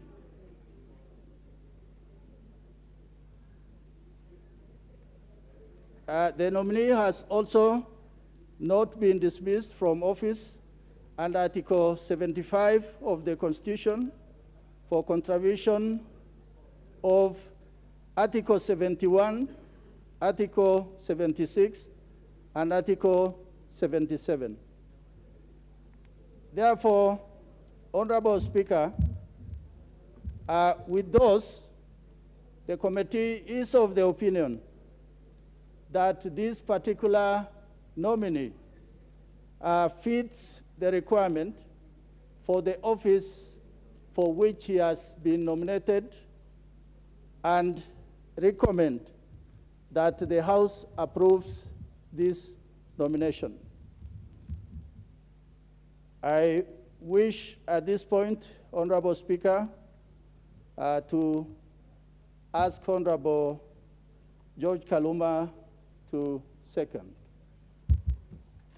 Proceed, Honorable George Kaluma. Thank you, Honorable Speaker. Honorable Speaker, I sit in the Committee on Administration and Internal Affairs, which vetted the nominee, and I did make it clear that I was not just impressed by his knowledge of the matters falling under the charge of the National Police Service Commission, but also as the passion to serve the country in the capacity of nomination, Honorable Speaker.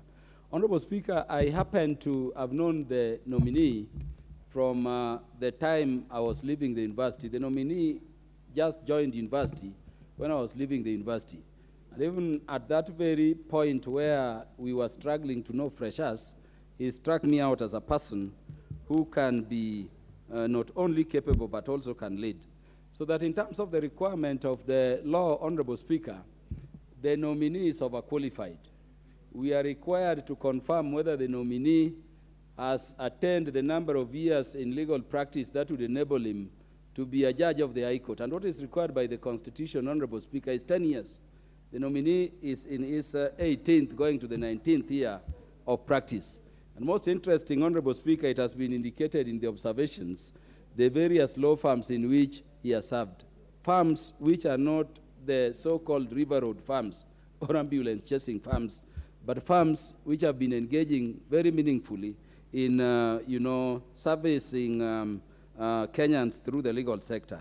The nominee has been a member of the Tax Appeals Tribunal. Tribunals under the Constitution and the law, Honorable Speaker, are now part of the judiciary.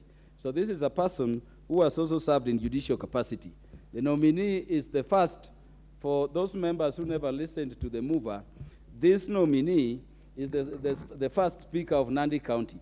And I had occasion to, and so he had the knowledge of even the legislative processes to help the county assembly, work through its inception. Honorable Speaker, I met this nominee in a media debate one time. And those who have met him, though it's very rare in media, will confirm to you, this is not only a person who is deeply knowledgeable, but he's also very passionate and patriotic about the country. The most interesting thing, Honorable Speaker, is that we are dealing with a fight against corruption. And let me commend the nominating authority for the first time on this. We've had questions about people who have been nominated and people who are serving in public offices, people who lack integrity, people who are faced with corruption. How beautiful, therefore, can it be, honorable colleagues and honorable members, that it is being confirmed to us that this is a person who, despite having served as an advocate for 18 years, has not just been convicted, but has never been charged before any court of law. The stamp of authority is being given to his integrity by EACC, which confirms no issue. Higher Education Loans Board has confirmed, and everybody else has confirmed. I wanted to, not to take much time, Honorable Speaker, to emphasize the fact that while approving this nominee, we remember as the House the critical functions served by the National Police Service Commission. Honorable members may not know, but the police service does not recruit police officers. It is the National Police Service Commission that recruits. The National Police Service Commission is the one that promotes.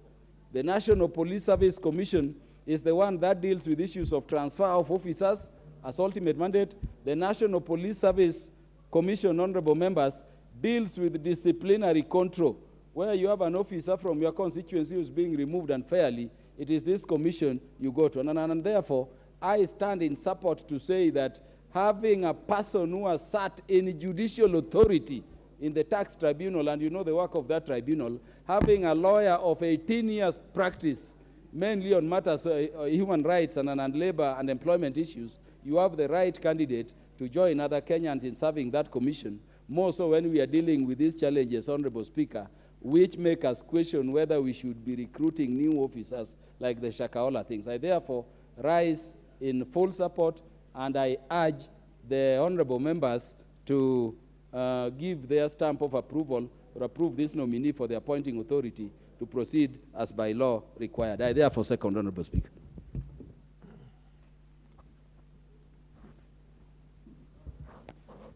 Honorable members. Order. Order. Honorable members.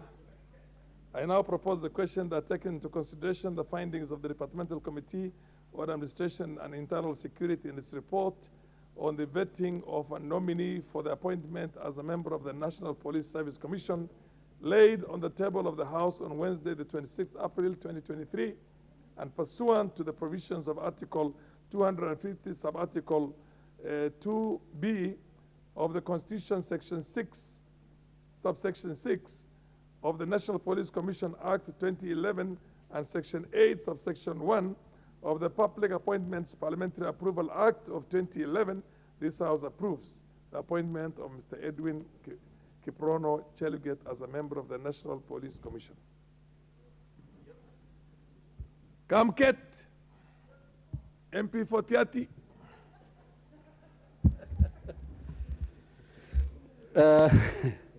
Thank you, Mr. Speaker. Mr. Speaker, I rise to support the motion. Mr. Speaker, Edwin Kiprono Cheluget is a pioneer speaker for Nandi County Assembly, just like I was the pioneer speaker for Baringo County Assembly. I had occasion, Mr. Speaker, to interact with the nominee for a period of 5 years. And in that period, Mr. Speaker, Mr. Cheluget came across as indeed a man of integrity. And Mr. Speaker, if the quality of the former speakers of county assembly, if the quality I have seen of former members of speakers of county assembly who are serving as members of this National Assembly now is anything to go by, and we have many of them, Mr. Speaker, then there is no doubt, Mr. Speaker, as to the ability of Mr. Cheluget to serve in this commission. And I want to commend His Excellency, the President, for appointing this gentleman, so nominating him. Mr. Speaker, as he joins, and I believe this House, I'm not taking it for granted, as he joins the National Police Service Commission, Mr. Speaker, I just want to say one or two things about the functions of the National Police Service Commission. Mr. Speaker, I would like my friend, as he joins, to go and be part of the reform process and help to remove the bad name that has been associated with our police officers. Remove, Mr. Speaker, along with the other commissioners, and try to clean the image, that soiled image of police officers, the image of corruption, the image of all the superlatives that have been associated, negative superlatives associated with the police service. And Mr. Speaker, I believe that with the approval of this House, Mr. Cheluget, therefore, will given the experience he has in the legal profession, the experience he has had even in being a Speaker of the Assembly, he will be able to do a good job. And therefore, Mr. Speaker, without spending too much time, I totally support and approve this gentleman. Thank you, Mr. Speaker. Majority Leader.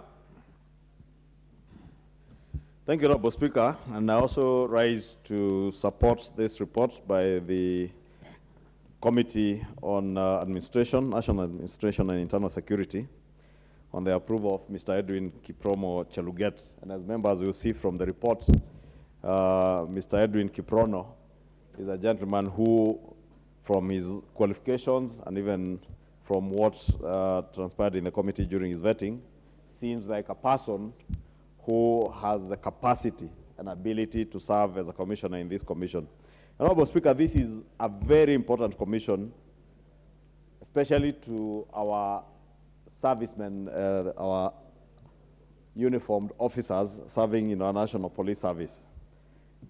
And many a times, Honorable Speaker, our officers are vilified, and nobody remembers to acknowledge the difficult terrain they work under when they are fighting bandits in the North Rift and other areas, the difficult circumstances they have to work under when they have to dig up graves of people who died months ago in Shakahola and other areas, when they have to retrieve bodies of accident victims, at times, many a times, even without the requisite protective gear.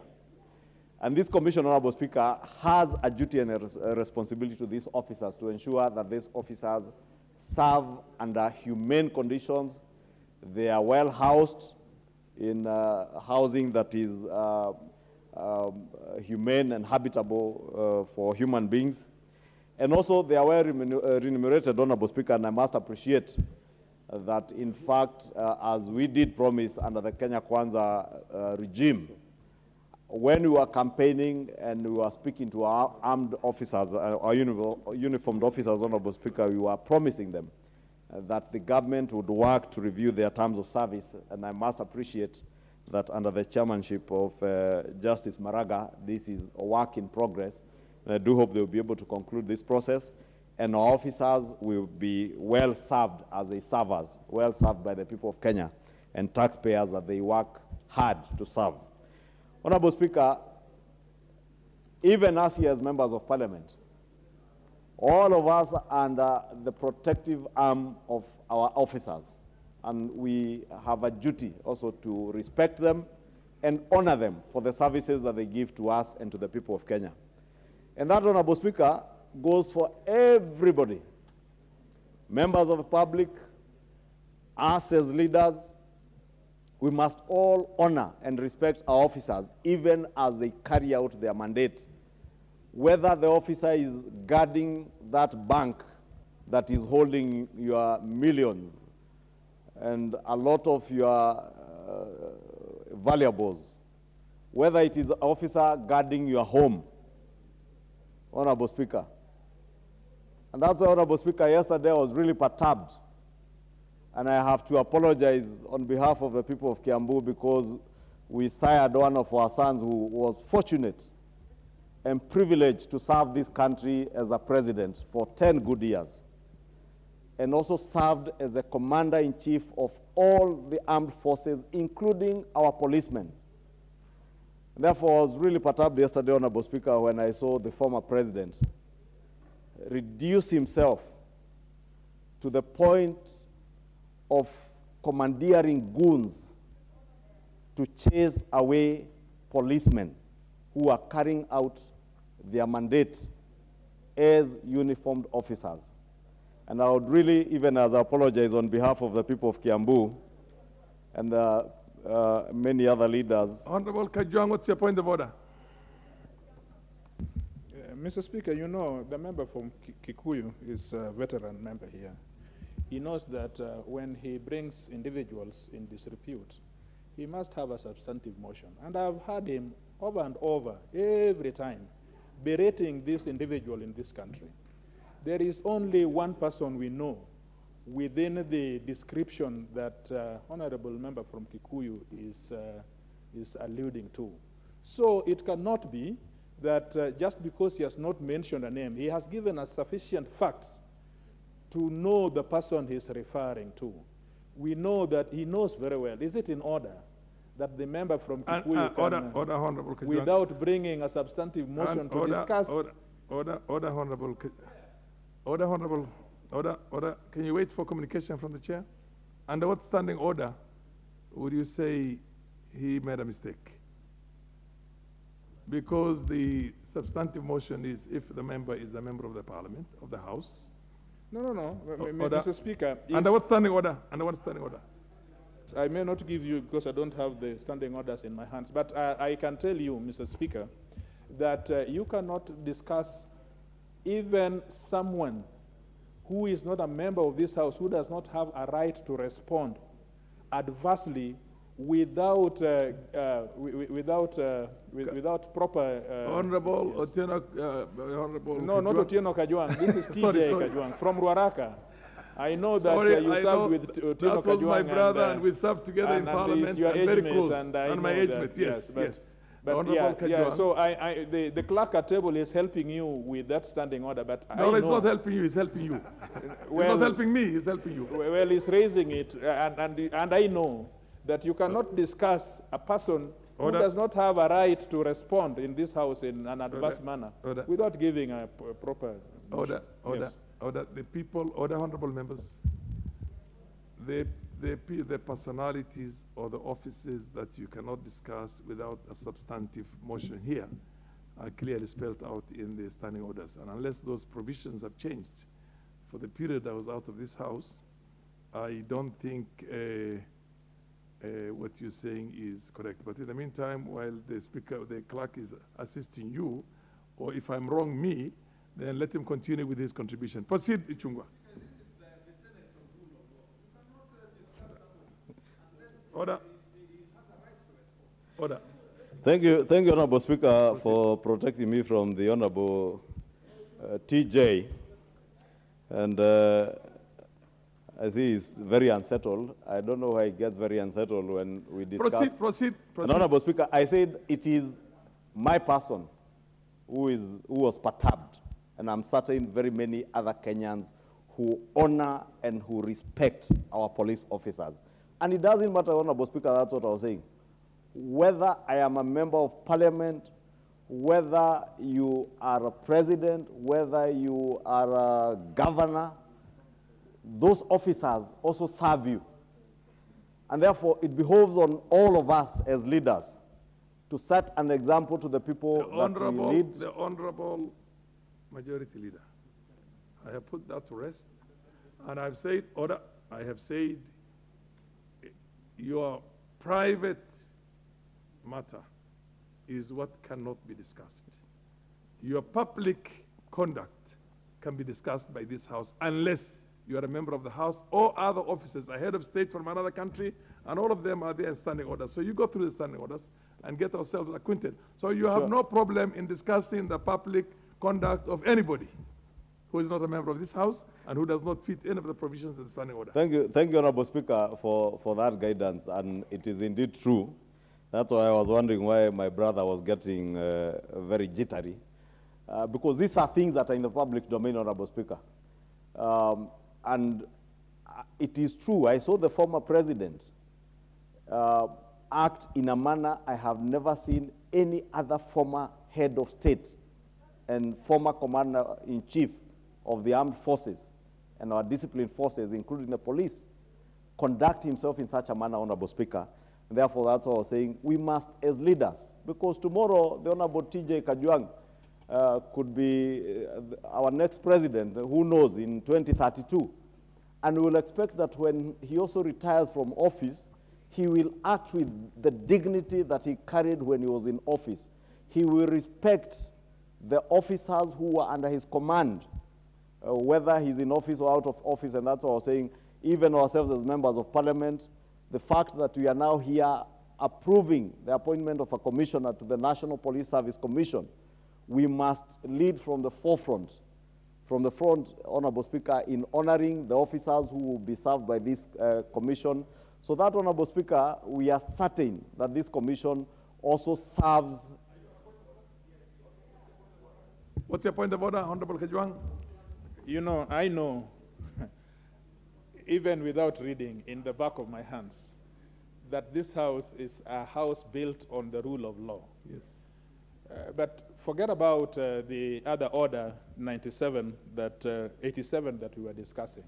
You know, we members, and the speaker who has just sat, is not just a normal member of this House, he's the leader of minority.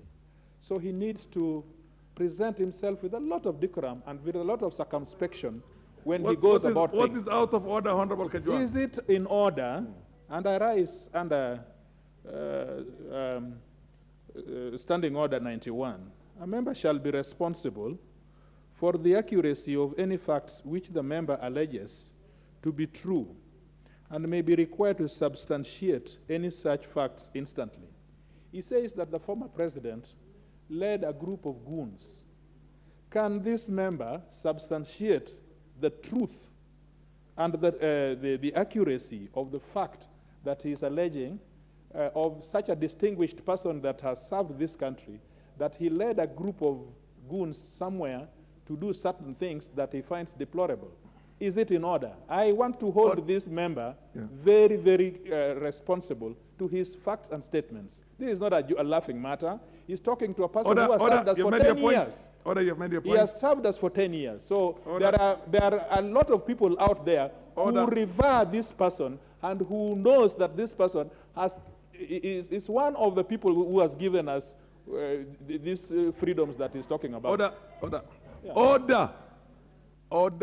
Honorable Rosabu, you will have your moment to contribute. Can you hold your horse until you have... Order, honorable members. Honorable members,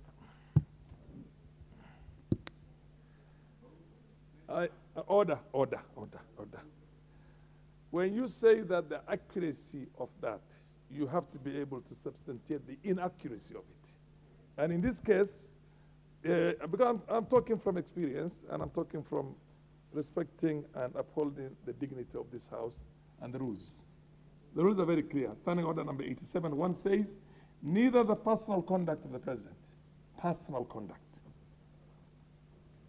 of the President, nor the conduct of the Speaker or any judge, nor the judicial conduct of any other person performing judicial functions, nor any conduct of the head of state or government or representative in Kenya of any friendly country, friendly, it's qualified, friendly country, or the conduct of the holder of an office whose removal from such office is dependent upon a decision of the House shall be referred to adversely except upon a specific substantive motion of which at least 3 days notice has been given. 2, it shall be out of order to introduce an argument when any specific question upon which the House has taken a decision during the same session, except upon a motion to receive. This is another one. It also says, order, it shall be out of order to use offensive or insulting language, whether in respect of the members of the House or any other person. Offensive or insulting. It is not the description of a behavior. It's not discussing a conduct. Offensive, like calling somebody a fool or a stupid or whatever it is. So this is the House of Rules, and I agree with you. Order.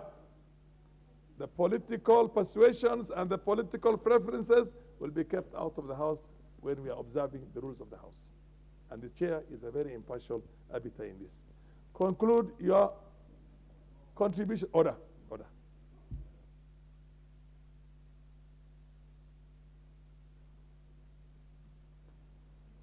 Thank you, Honorable Speaker. You have, I will not say you have come of age. You have always been of age, Honorable Speaker, and thank you for protecting me from the Honorable TJ Kajwang. And I must appreciate the incessant interjections by the Honorable Kajwang was to derail us from pointing out to the people of Kenya that there are indeed things that are being done by people who should not be doing those kind of things. And therefore, thank you, Honorable Speaker, because the office of a former president, and maybe the Honorable TJ Kajwang could be in the same shoes with the holder of that office, or former, that he is here to appreciate that he is now a former president. There is now a sitting president. And therefore, the sitting president is now the commander-in-chief. And therefore, it is only the commander-in-chief who can command forces, including those of our police service. What is the relevance of that information you are giving right now on the motion before the House? Commander-in-chief. And therefore, this commission, Honorable Speaker, serves to oversight maintain relevance. The work of those forces and servicemen, Honorable Speaker. And that is why it is important as a House, as we discuss and as we seek the approval of the Mr. Edwin Kiprono Cheluget, to ensure that this is a man, as he was able to demonstrate, who can protect our police officers. Because as I said from the beginning, Honorable Speaker, our police officers are often more vilified than appreciated. That even in conducts like those that we saw yesterday, it is about vilifying that officer who is only but carrying out his work in line with his constitutional mandate and what he has been charged to do, to enforce court orders and do what he is supposed to do. Honorable Speaker, because I know we are coming from a past where court orders were meaningless, where it was the rule of men rather than the rule of law, we must ensure that even this commission, not just Mr. Kiprono Cheluget, but the commission itself, ensures that all our policemen are well empowered to ensure that the enforcement of the rule of law, whether in Ruaraka constituency or in Kikuyu or in protecting the people of Kileleshwa to live peaceably within their neighborhoods, Honorable Speaker, the police must be there. And we cannot be a nation where we only vilify our officers and not pat their backs when they do well, Honorable Speaker. Yet, when we have problems, we run to those policemen. Let us also learn to appreciate them. Let us encourage these commissioners in the National Police Service Commission to ensure that they work to improve the terms of service of our policemen and women, and also ensure that those of us who are being served by these officers appreciate them and value and honor them, and not treat them like they are second-class or third-class citizens, because they are our sons and daughters. In fact, in the more developed countries, Honorable Speaker, you will appreciate that we have seen in countries like in the US, the UK, where policemen are among the best remunerated public servants. And they are well respected even in the neighborhoods where they live in. unlike in Kenya where we want to vilify them, we want to tell them as we gesture them, tokeni hapa, kwendeni. I mean, it's only, Honorable Speaker, is either you are sheep in a farm that you commandeer with your hands and chase the way we saw yesterday, or you are dogs, but not uniformed officers, Honorable Speaker. And I must again take this opportunity to condemn the actions of the our former president and encourage him to conduct himself with the honor and dignity that all other former heads of state and presidents, not just in this country, but even in banana republics in Africa and other areas, have conducted themselves in a better way post their time in office. With that, Honorable Speaker, I beg to support the appointment of Mr. Edwin Kiprono and urge him to utilize his time in this commission to work towards improving the services of our servicemen and women in the police force. Thank you, Honorable Speaker. The Honorable Rosa Buyu, followed by the Honorable Cynthia Muge.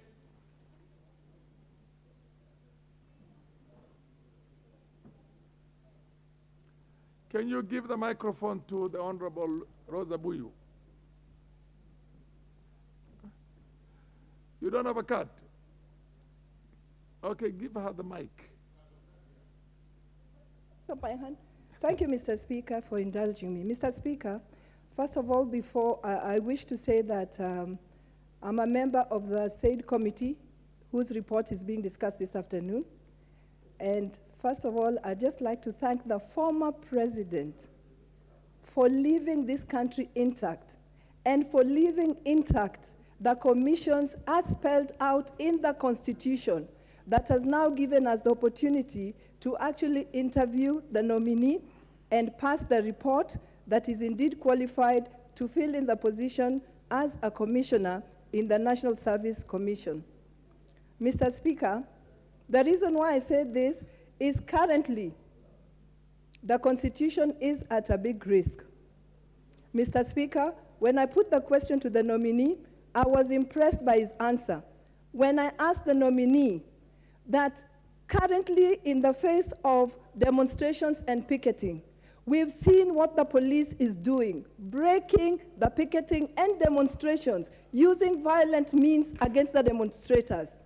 What, therefore, would he do to ensure that the Constitution is upheld and picketing that is articulated in Article 37 is actually effected?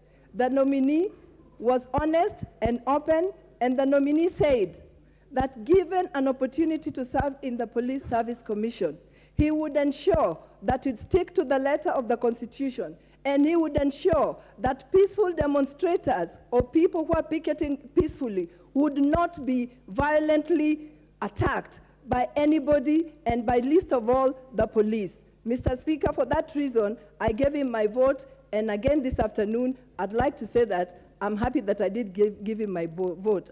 I support the report once again. Thank you, Mr. Speaker. Honorable Muge, Cynthia, followed by Jess Kambalu.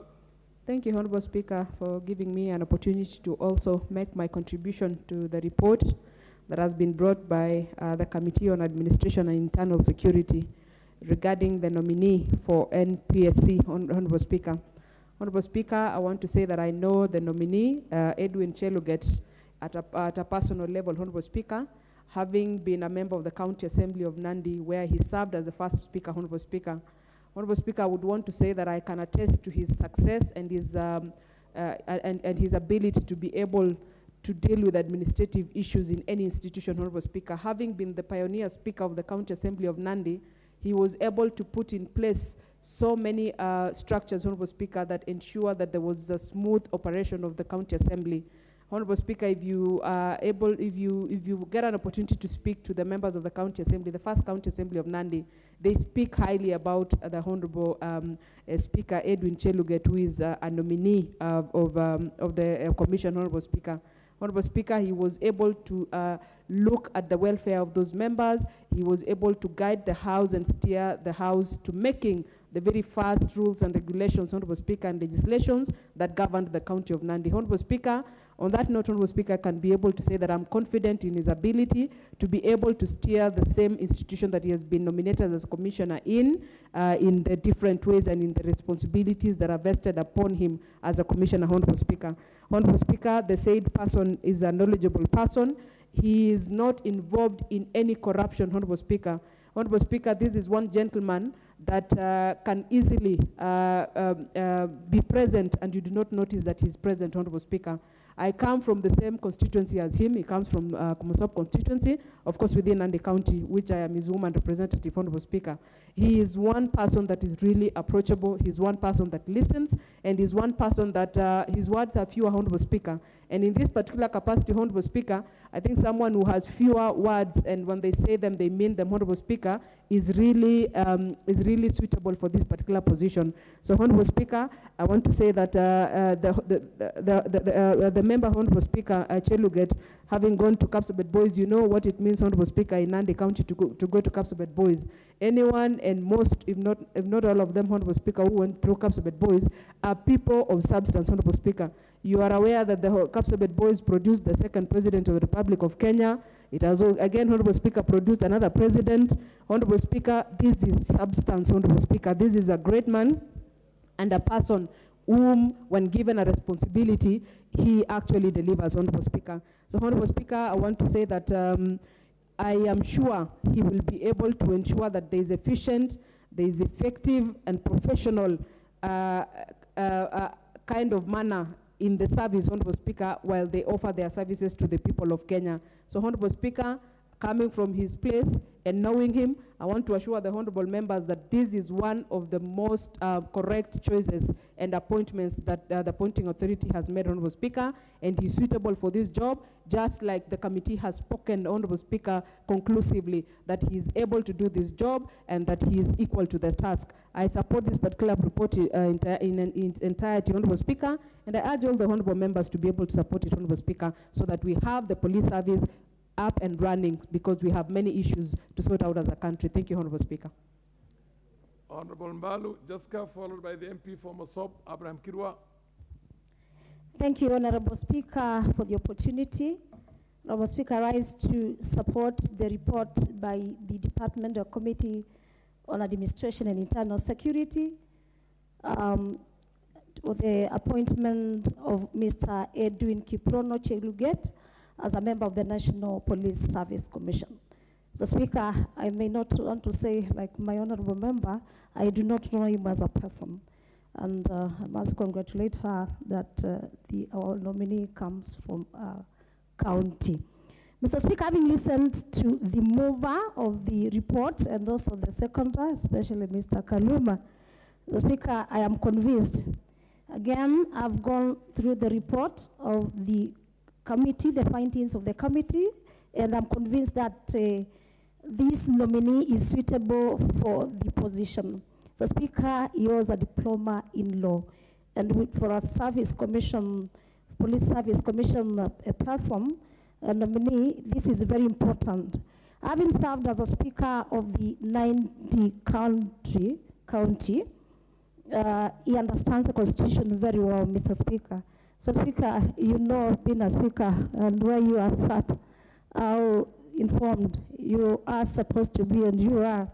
I've sat in that seat, sometimes very hot, where you are, Mr. Speaker, for 10 years, and I know how much research you should do. And so I'm so convinced that our nominee will do a very good job, Mr. Speaker.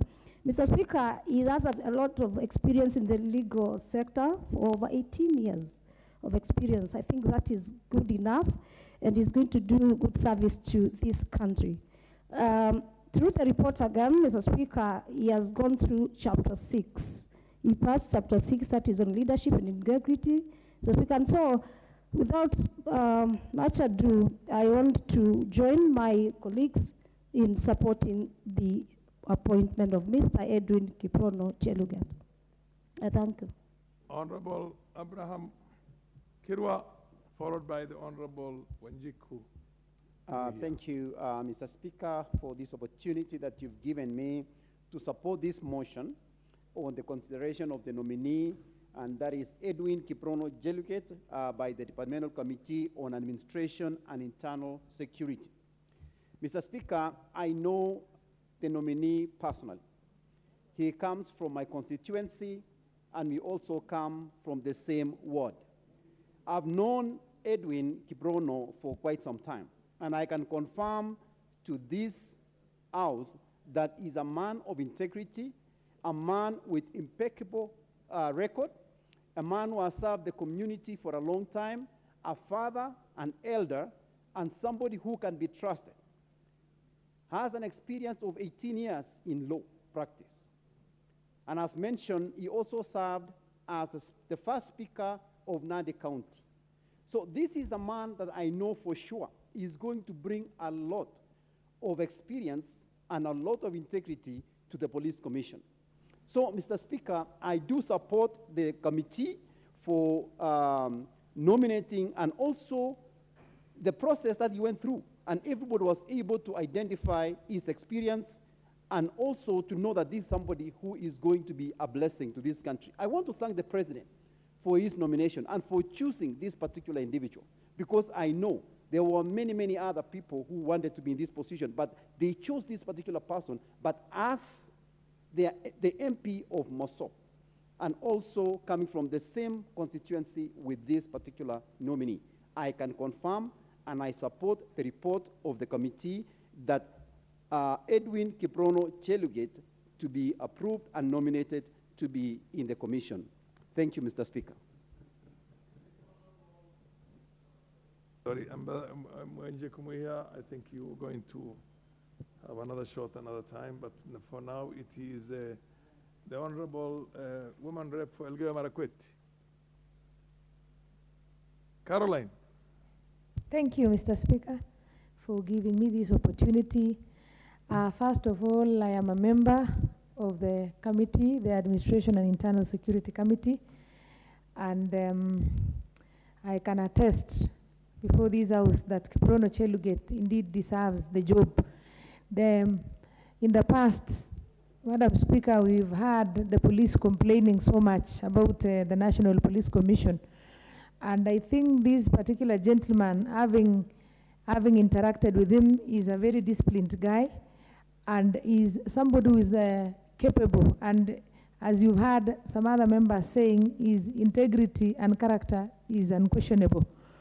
Mr. Speaker, going forward in Kenya, we need such people in this republic, whereby people are not pushed by money, but people who are pushed by the urge to serve the people of the Republic of Kenya. This is someone whom I believe is the right person to reclaim the dignity and the respect the service deserves. There has been so many complaints in the police service that at times people don't get promotions that they are supposed to be, or some transfers are done maliciously. But you find that such a person who's been tested before and has unquestionable integrity with zero corruption can bring the sanity the police service deserves. I hereby, Mr. Speaker, want to support the committee. Thank you. Is the Honorable Onyango Oyo, MP for Mohoroni. Thank you very much, Honorable Speaker, for catching my eye. Mr. Speaker, I also want to add my voice to this proposal, given that the said lawyer, Honorable It's the member who catches the Speaker's eye. It's not the other way around. Yes, the Speaker does sorry, not catch your eye. For you to take notice. Okay, proceed. Thank you. The lawyer comes from my neighborhood, and a few cases we had joint deliberations, things to do with the sugarcane plantation, and I noticed him as a very mature person. I want to say that as he walks into this office, I want to urge him to be very careful, because the police have a lot of demands. Today they are living in very horrible state. The graduates are down, they have not been graded properly. The police housing has never always been said, they've never been implemented. The salaries are not very commendable. And then the police as a force is also an eyesore, because every visitor who comes to Kenya finds fault with the two people, with the immigration officer and the police officer. So how I wish that the said lawyer comes in with some magic that will help us tame the so-called corruption in the police force, such that the part of the subjects that can be taught in Kiganjo should include on police resisting attempts to be bribery, which is, otherwise, I want to suggest, think that he's a very good man. From the hindsight, I thought that there was something called regional balancing. And given that the CEO of the state police, National Police Service, who was named the other day, also almost come from there, and this one. But given his record, I will forget about that and support that he should be given the job. Thank you. The MP for Mbere North, Geoffrey Ruku, followed by the woman rep for Busia, Catherine Omanyo. Thank you, Mr. Speaker. I rise to support the special motion on consideration of the nominee for appointment as a member of the National Police Service Commission, Mr. Edwin Kiprono Cheruget.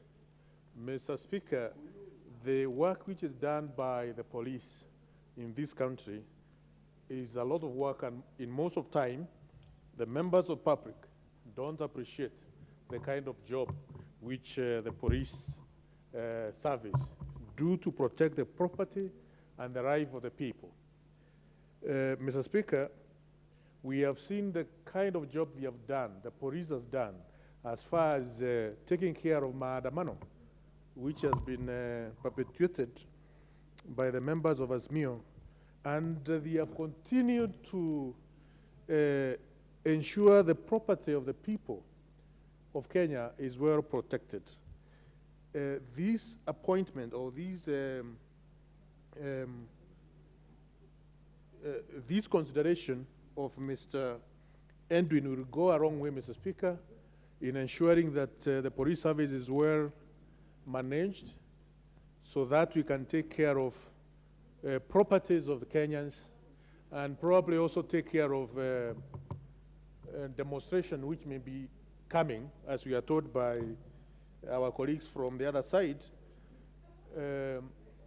So it is extremely, what the report is saying. The gentleman is very much qualified for this position with very many years of experience in legal service, and not only legal, but also in legislative matters in Nadi County. And therefore, Mr. Speaker, as the House, it is high time we ensure all what the police service needs is well taken care of in our budgeting processes. I support, Mr. Speaker. Thank you.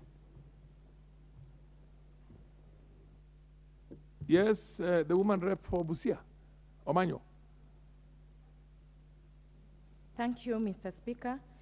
I support as well because of the testimony that I've heard from a neighbor of the nominee, that he's a man of high integrity. And I believe that he understands that his role has a large inventory of duties. So I also hope that he understands the roles of every docket, including even politics. I just hope that it is not a time for nominees to come in place to frustrate or intimidate any part of the divide, whether minority or majority side.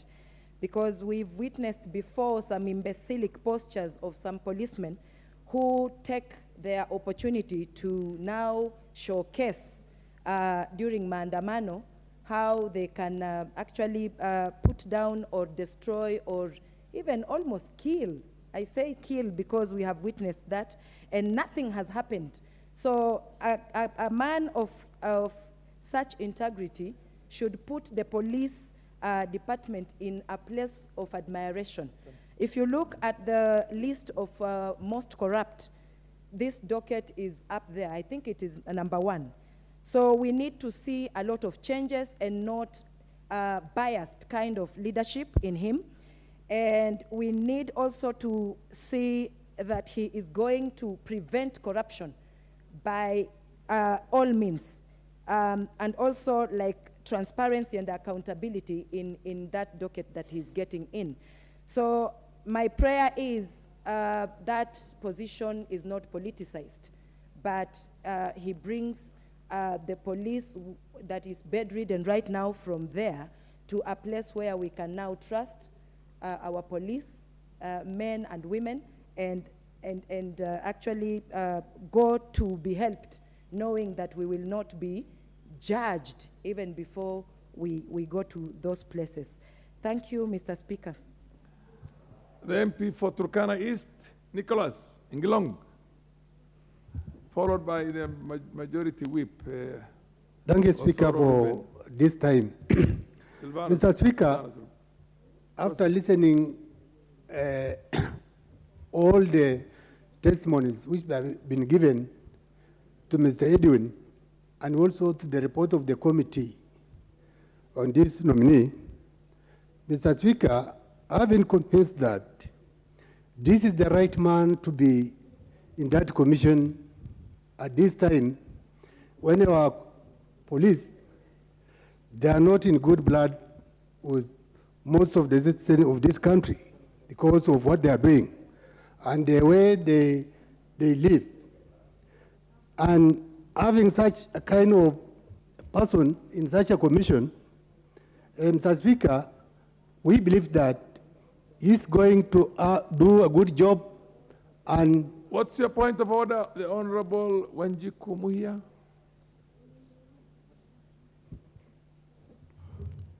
Can you give the mic Honorable to... Speaker, the member have just said that this is the right person when the police are not in good blood with many civilians. Can he substantiate? What does he really What it mean? means when the relationship between What the does civilians he and the mean? police is not good, that good. Bad blood, basically. Not good blood means bad blood. But how is it bad? Order. Wanjiku has a right to Thank express you. his opinion. Proceed. Thank you, Mr. Speaker, for protecting me from, because what I have said, at this time, I know, Mr. Speaker, if you bring a police officer to a team of 10 people, I believe out of those 10, maybe if it is not 9, all the 10, they will not support that officer because of the work they do. I come from a place whereby the officers, they are no longer go to do their job. That is in Turkana East constituency. The officers at the moment, they don't go out to do their roles, not because they are not being supported.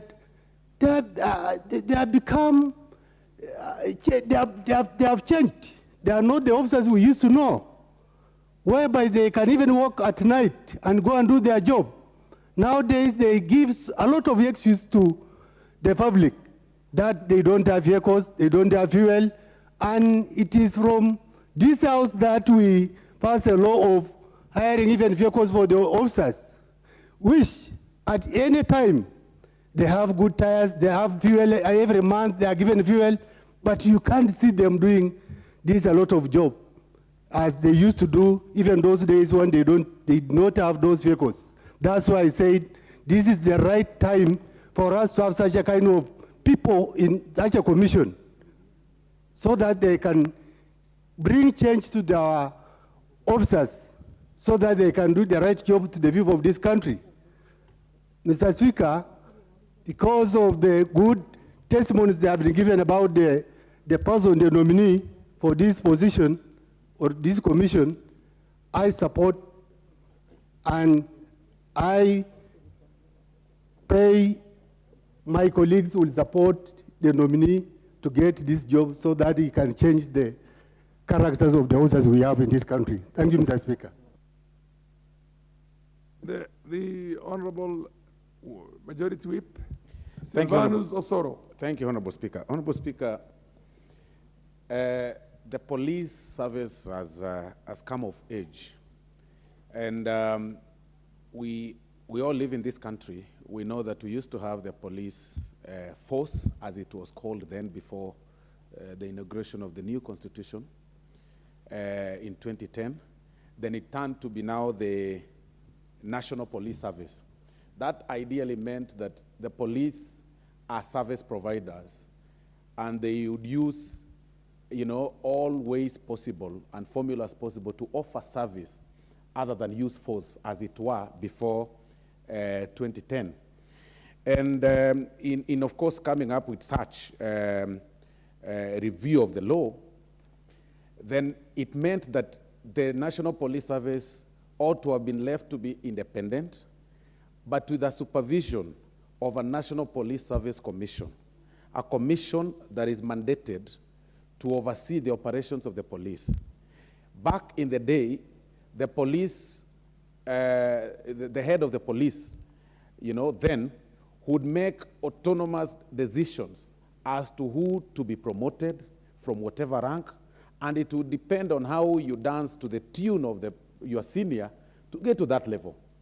But now it's over, because now we've got a National Police Service Commission that must comprise of people with high integrity, people who've served this country, people who've been in, who have experience from different quarters. And I think the nominee falls nothing short of that, because he's a gentleman that has served this country in various capacities, especially in the practice of the law. A person that has the history of this country, and a person who's practiced in our courts and knows the judicial system and the court process and everything. He knows, he served the country at the time when the police then used to abuse their prosecutory powers, then, as it were. And he's also served this country as an advocate post the new constitution, at the time when now police did not have the prosecutory powers to prosecute. And I think we couldn't get any better person to fill in that position. The nominee is a smart person, with a strong legal background and highly experienced in terms of every area of practice. And being a commission is going, of course, with the synergy of the other members, to form a synergy with the other members of the commission, and make sure that, of course, we continue bringing confidence and yielding and building confidence with the police, because the members of the public, of course, have been having issues previously with the police, but with now this, amalgamation of systems, having the police service and having the National Police Service Commission, which does not necessarily have people with a military background or the police training background, then that really helps us to be able to mitigate these challenges of the, engaging the police and the public. And I think this nominee brings with him the experience that is needed, in this whole process of making sure that we yield confidence with the police service in this country. And for that reason, Honorable Speaker, I support the report. The MP for Kangema. What's your point of order? Honorable Speaker, I'm starting on standing order number 95. Considering this motion has been sufficiently debated, if you could call the mover to reply. Order, you're out of order. The MP for Kangema. The MP for the Goreti North, Kangema. Oh, the MP for Juja, sorry, the MP for Juja, yes. Proceed. Give the mic to the MP for Juja.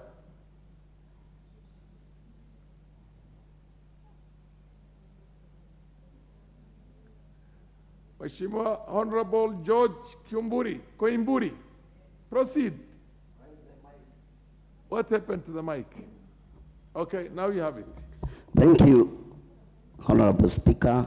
I was also studying for a point of order because all the members have already spoken on this matter. Order, reply. Order, you're out of order. The MP for the Goreti North.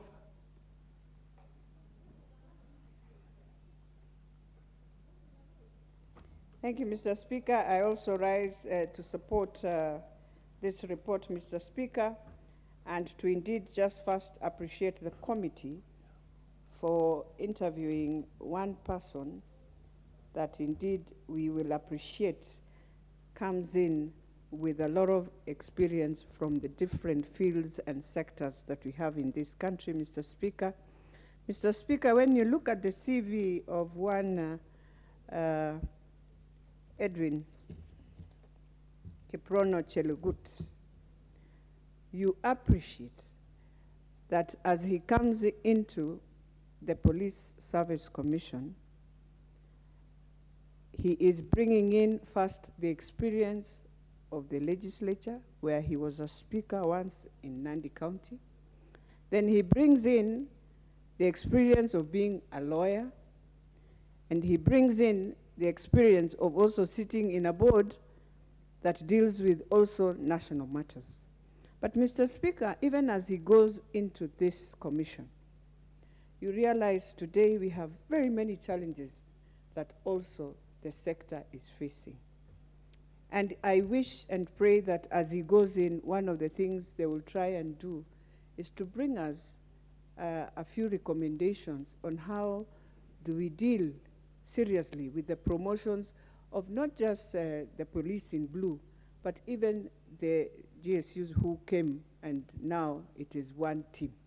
And that is one thing that is really, really, when you meet many of our police officers, they really cry about it. He also needs to go and now sort out the issue of those police officers who went into other departments but are unable to be part of the commission so that they are able to be remunerated the way others are being remunerated. Mr. Speaker, the other thing that he needs to now go and assist, being a lawyer, I believe now he will assist the commission in terms of, while I know they have their legal advisors and all that, but sitting in the commission itself, he will look at the law at a different level and be able to advise. And even be able to advise all the oversight bodies that are looking at on the issues of the police. Mr. Speaker, when I look at a police officer today when he wakes up in the morning, and this is your son, your daughter, your brother, your sister, the challenges that they are facing is something that now needs to also. I know the government promised they will ensure they've been remunerated well, and many other things that they were promised. But it is important for us to know, while you promise the service that they do to this country, if we want to have a good service team, then we must take care also of their welfare, Mr. Speaker. And if we don't, we will keep on crying how corrupt they are, and many other things. Even just the uniform, even if it's the blue uniform, can it be standardized that there's a place you can get it in a better way? And it can be done through NYS, it can be done through our EPZs, but something neat that when you look at them, you admire the way we admire our sergeant-at-arms in this house. And so, Mr. Speaker, it is very unfortunate, and even retraining, even as the commission sits, it has to think how we can retrain and understand. Today we have a very different society. How will that training has to come in with that understanding that society has changed and evolved.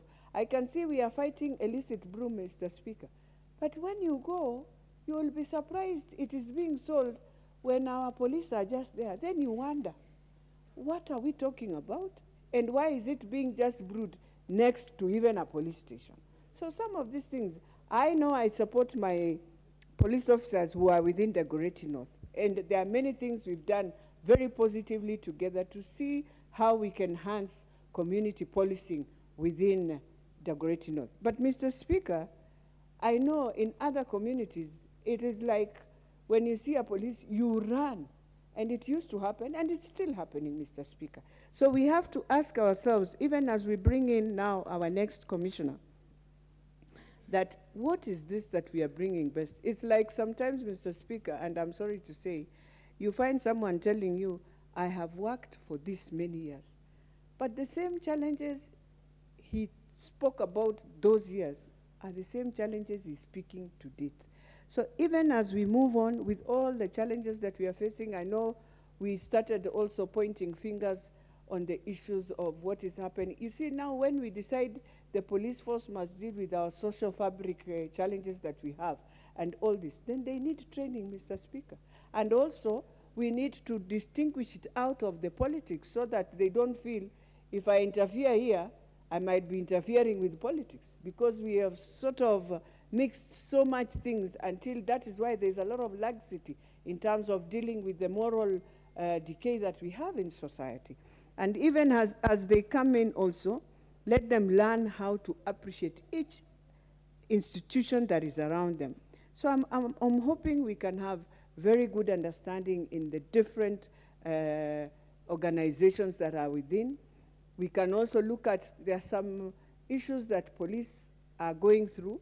Maybe they went somewhere, you can use force, maybe because you are on your defense, but now they are being taken to court, and I'm hoping the commission will look at those things, that not everyone, and even this House must come up with some clear regulations now to guide, because also it's becoming an issue where people are being taken advantage of. So, Mr. Speaker, as I finalize, I want to really appreciate and wish Mr. Edwin Kiprono well, but I want to tell him we are there to support, yes, but we are also there to monitor, and we will support the police where it is needed. I have always been their supporter, and I still support that they need good welfare for them to serve this country and serve in a better way, Mr. Speaker. And so, Mr. Speaker, while the committee is going to do the rightful job, we need to also ask that in all this that we are doing, can we have good officers who are willing to serve this country, who are willing to support and find us, get better services, who are willing to understand the Constitution. Edwin is a lawyer. As he goes in, can he understand and guide the rest to understand the Constitution, where we need to do and what we need to have? So, Mr. Speaker, with those many remarks, I beg to support this report and to wish Mr. Chelugui well. Thank you, Mr. Speaker. Yes, Honorable MP for Kipipiri, Wanjikumu here, you're on what point of order? Honorable Speaker, I'm starting on standing order number 95 to request if you could call the mover to reply. Is that the mood of the House?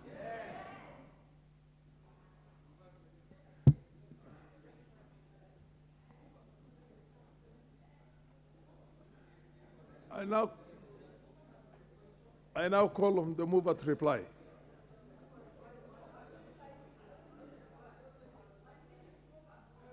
Order. The mover.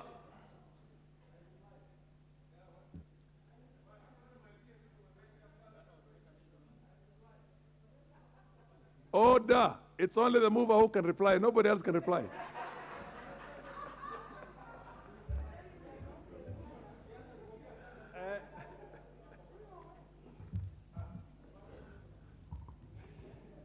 Proceed and reply. Thank you, Honorable Speaker. I want to thank the members for their contribution. Can you give the mover the mic? Yeah, okay, proceed. I beg to reply.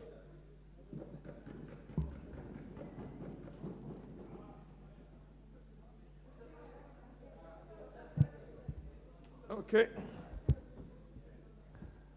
Honorable members, I now put the question that taking into consideration the findings of the Departmental Committee on Administration and Internal Security in its report on the vetting of a nominee for the appointment as a member of the National Police Service Commission laid on the table of the House on Wednesday, the 26th April 2023, and pursuant to the provisions of Article 250, Subarticle 2B of the Constitution and Section 6, Subsection 6 of the National Police Service Commission Act of 2011 and Section 8, Subsection 1 of the Public Appointments Parliamentary Approval Act of 2011, this House approves the appointment of Mr. Edwin Kiprono Chelugit as a member of the National Police Service Commission.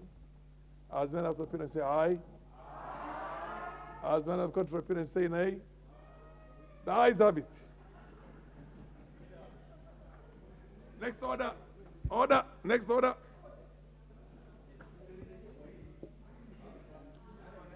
Order number 10. Order number 10, motion, report of the proceedings of the first ordinary session of the 6th Pan-African Parliament, PAP. Member of the Pan-African Parliament.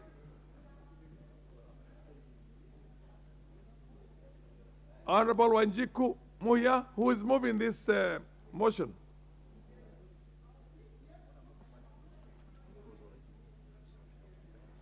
It's a resumption of the debate. Proceed. Honorable Wanjiku Muya, proceed and contribute.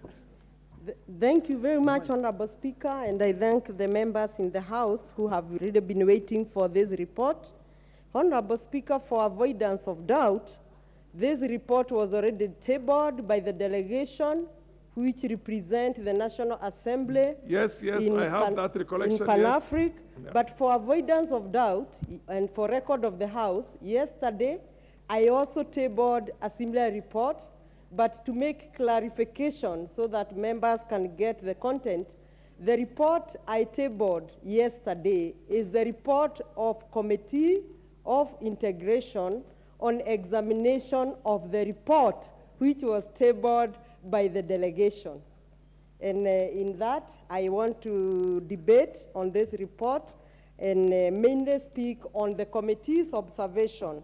Honorable Speaker, to refresh honorable members' mind, Pan-African Parliament is a legislative body of the African Union. It's comprised of over 200 members from over 50 member states who are members of African Union who have signed the protocol on Pan-African Parliament.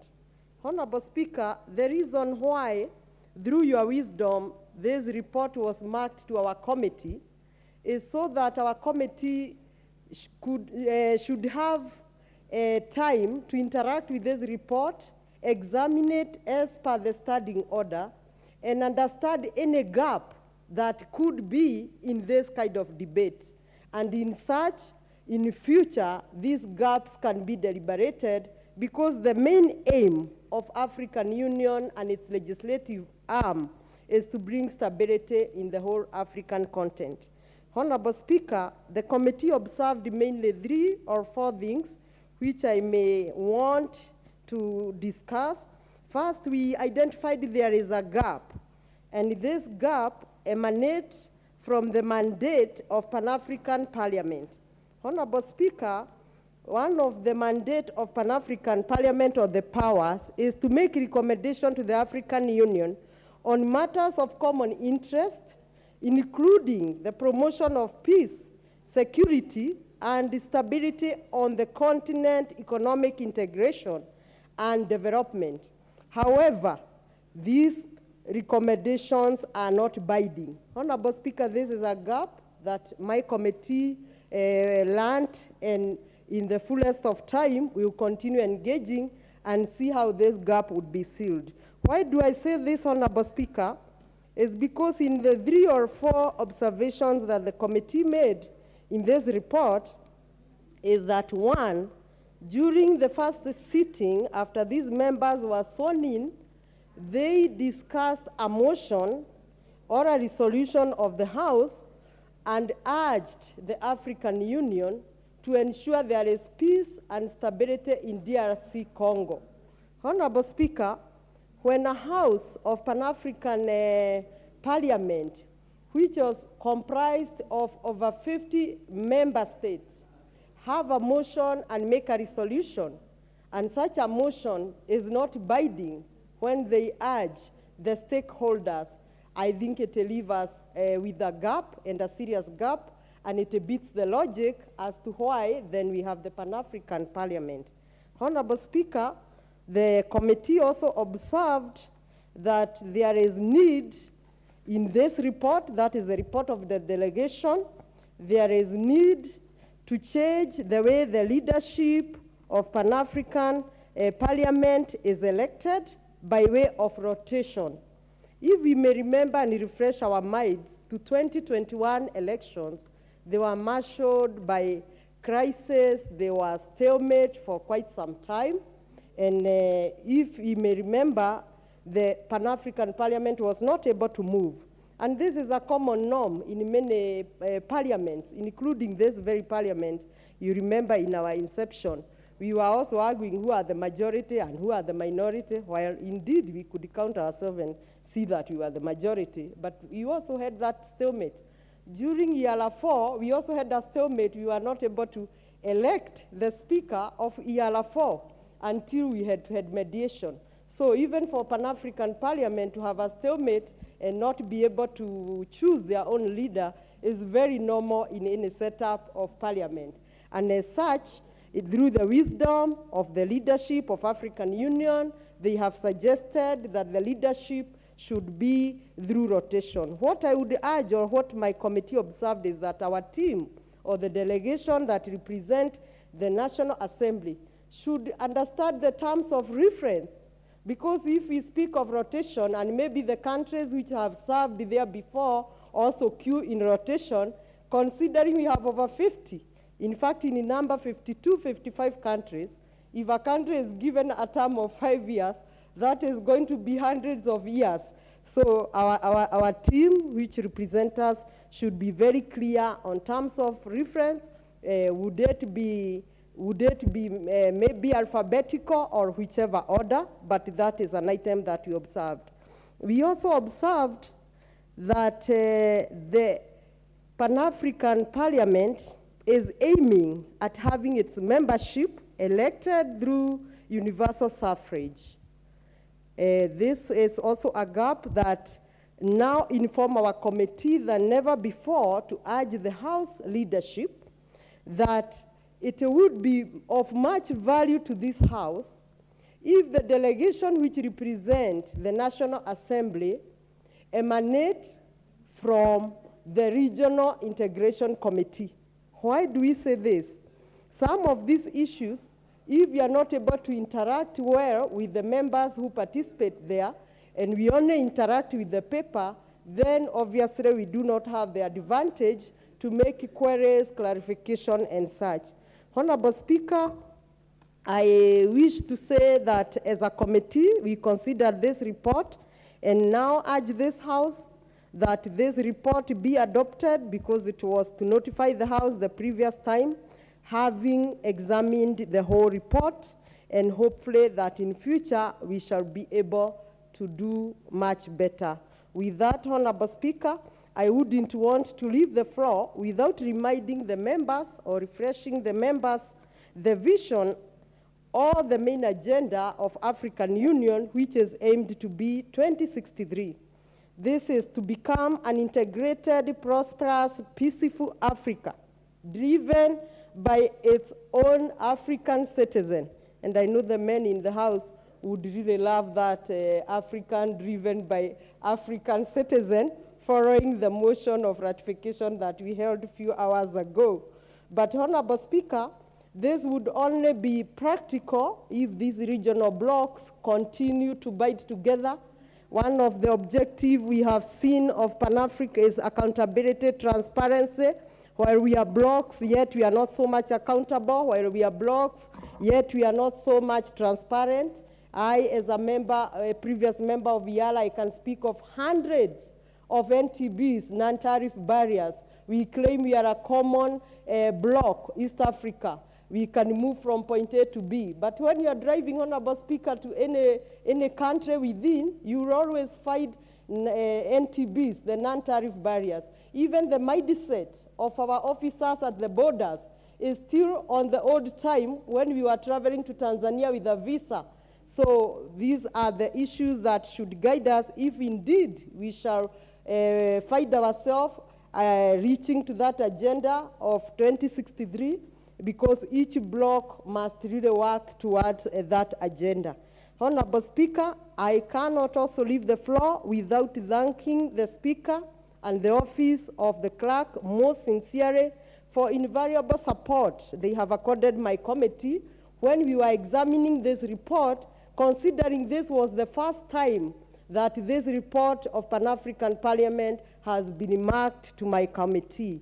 This is especially by implementing the Standing Order 212, which states that our committee should examine all reports, all debates of regional blocs, including Pan-African Parliament. Honorable Speaker, with that, I also don't want to leave the floor without quoting Article 3 of the Protocol of the Pan-African Parliament, which stipulate the objectives, and I realized, maybe because I support or advocate for persons with disability more, that in their promotion of economic integration, they are speaking of ensuring the representation of women and youth in decision-making. So again, our team, which represents very, very well, should also advocate for inclusive representation rather than women and youth, because when we speak of the two categories and we don't use the general word of inclusivity, that means then we are leaving the persons living with disability without being stakeholders in this table of decision-making of the African content. With those few remarks, Honorable Speaker, I want to thank you very much. Once more, thank the Speaker and the Office of the Clerk and even the Secretariat at my committee. I thank you. Thank you, Honorable Wanjiku. Muya is the majority leader in the House. Oh, the Honorable Silvanus Osoro, on behalf of the majority leader.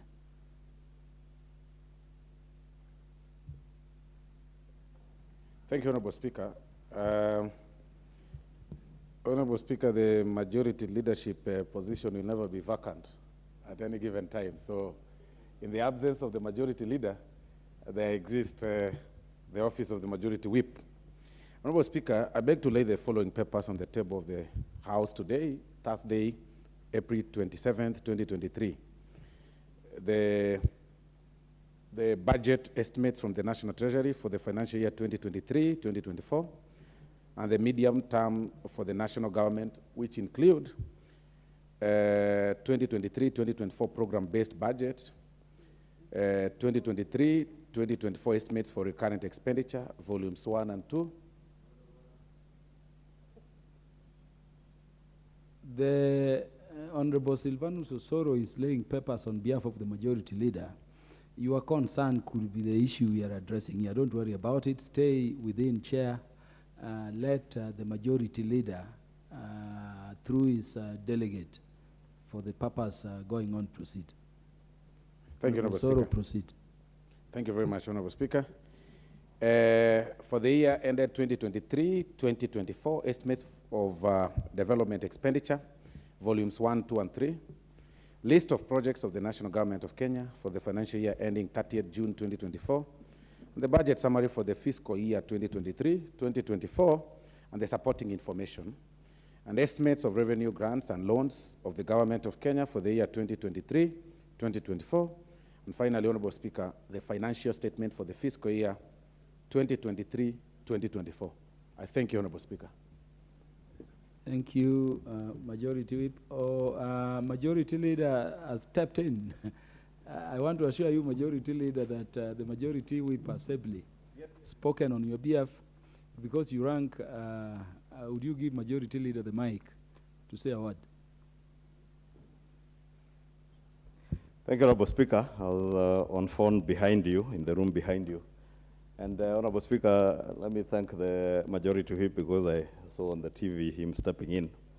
But I just want to take this opportunity, Honorable Speaker, to alert all chairs of our departmental committees that the most important task that they have as chairs of committees is here. And I know, looking at the calendar of the House, we are expected to proceed on the long working recess. And I emphasize working recess, because this is the recess where they embark on their, looking at the annual estimates that have just been tabled, and maybe to ask chairs to kindly avail their time and to lead from the front.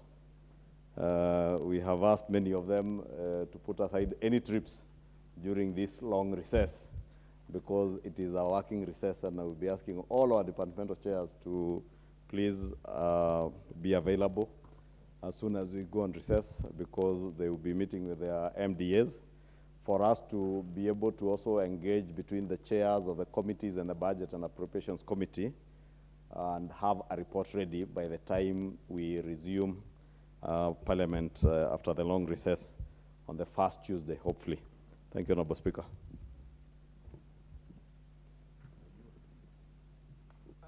Thank you, Majority Leader, and I hope the committee chairs, both departmental and select committee chairs, have taken note, because it is not for no reason I noted that the Majority Leader would run in. Would you give the mic to Commissioner Patrick Macau? Thank you, Mr. Speaker. On the same breath, Mr. Speaker, on behalf of the Parliamentary Service Commission, I beg to lay the following paper on the table of the House today, Thursday, April 27, 2023, for the estimates of recurrent and development expenditure of the Parliamentary Service for the year ending 30th June 2024, and the projections for 2024-2025 through 2026 from the Parliamentary Service Commission. I thank you, Mr. Speaker. Thank you. Thank you, Honourable Patrick Macau. Honourable members, I ought to have indicated formally for the answered, but I interrupted the debate which was going on so that those papers, due to their critical importance, are laid. It has also been brought to my attention, Honourable Wanjiku Muya, that we, by error, commenced debate after seconding before putting or proposing the question. I therefore direct from the seat that the contributions or the debate already made by the chair of the committee will be expunged from record. And I proceed therefore to propose the question for the House to formally debate. Honourable members, I propose the question that this House notes the report of the Kenya delegation to the Pan-African Parliament on the proceedings of the first ordinary session of the 6th Parliament laid on the table of the House on Tuesday, 28 February 2023.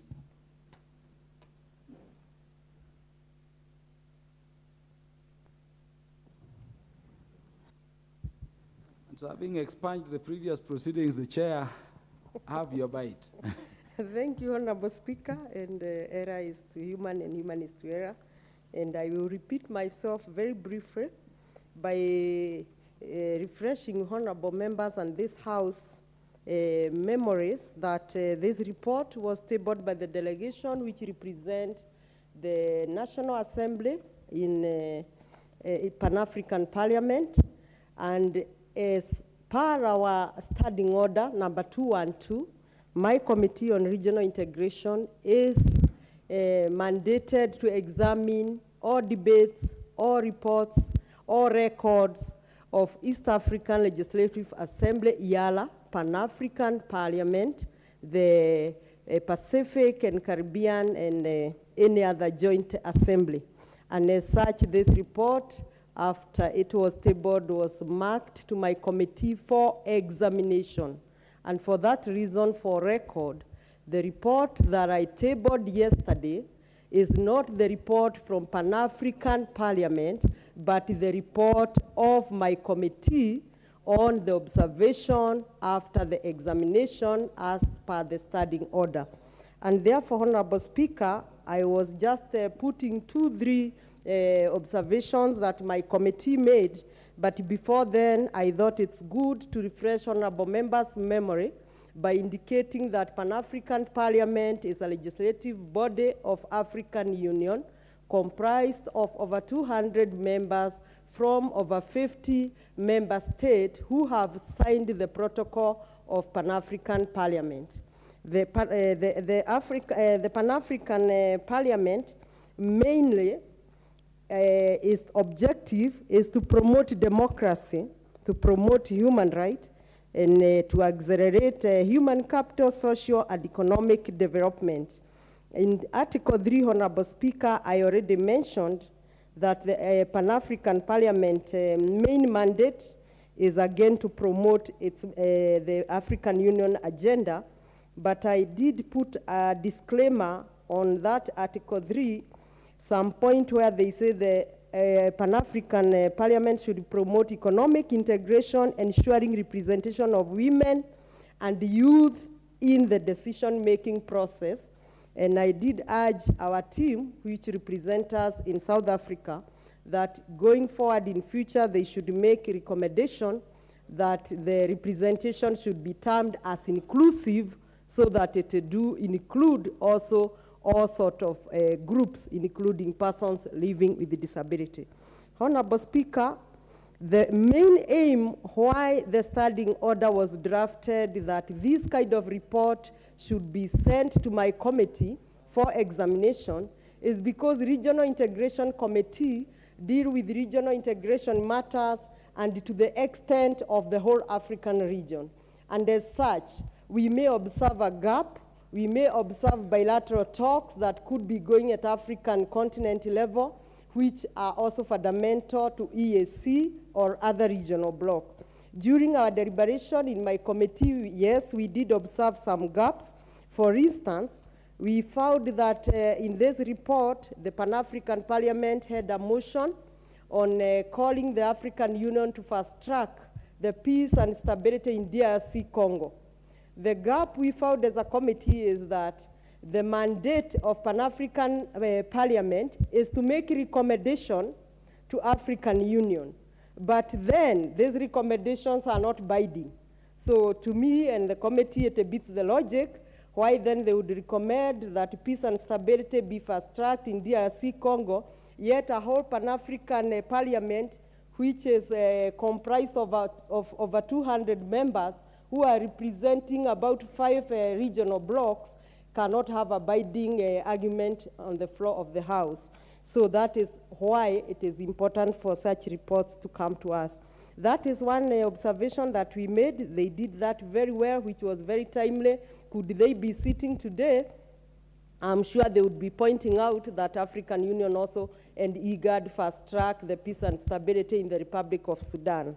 We also observed, the Honorable Speaker, and this will come from our experience on Pan-African Parliament around 2021, that the leadership of African Union have recommended that the leadership of Pan-African Parliament be on rotational basis.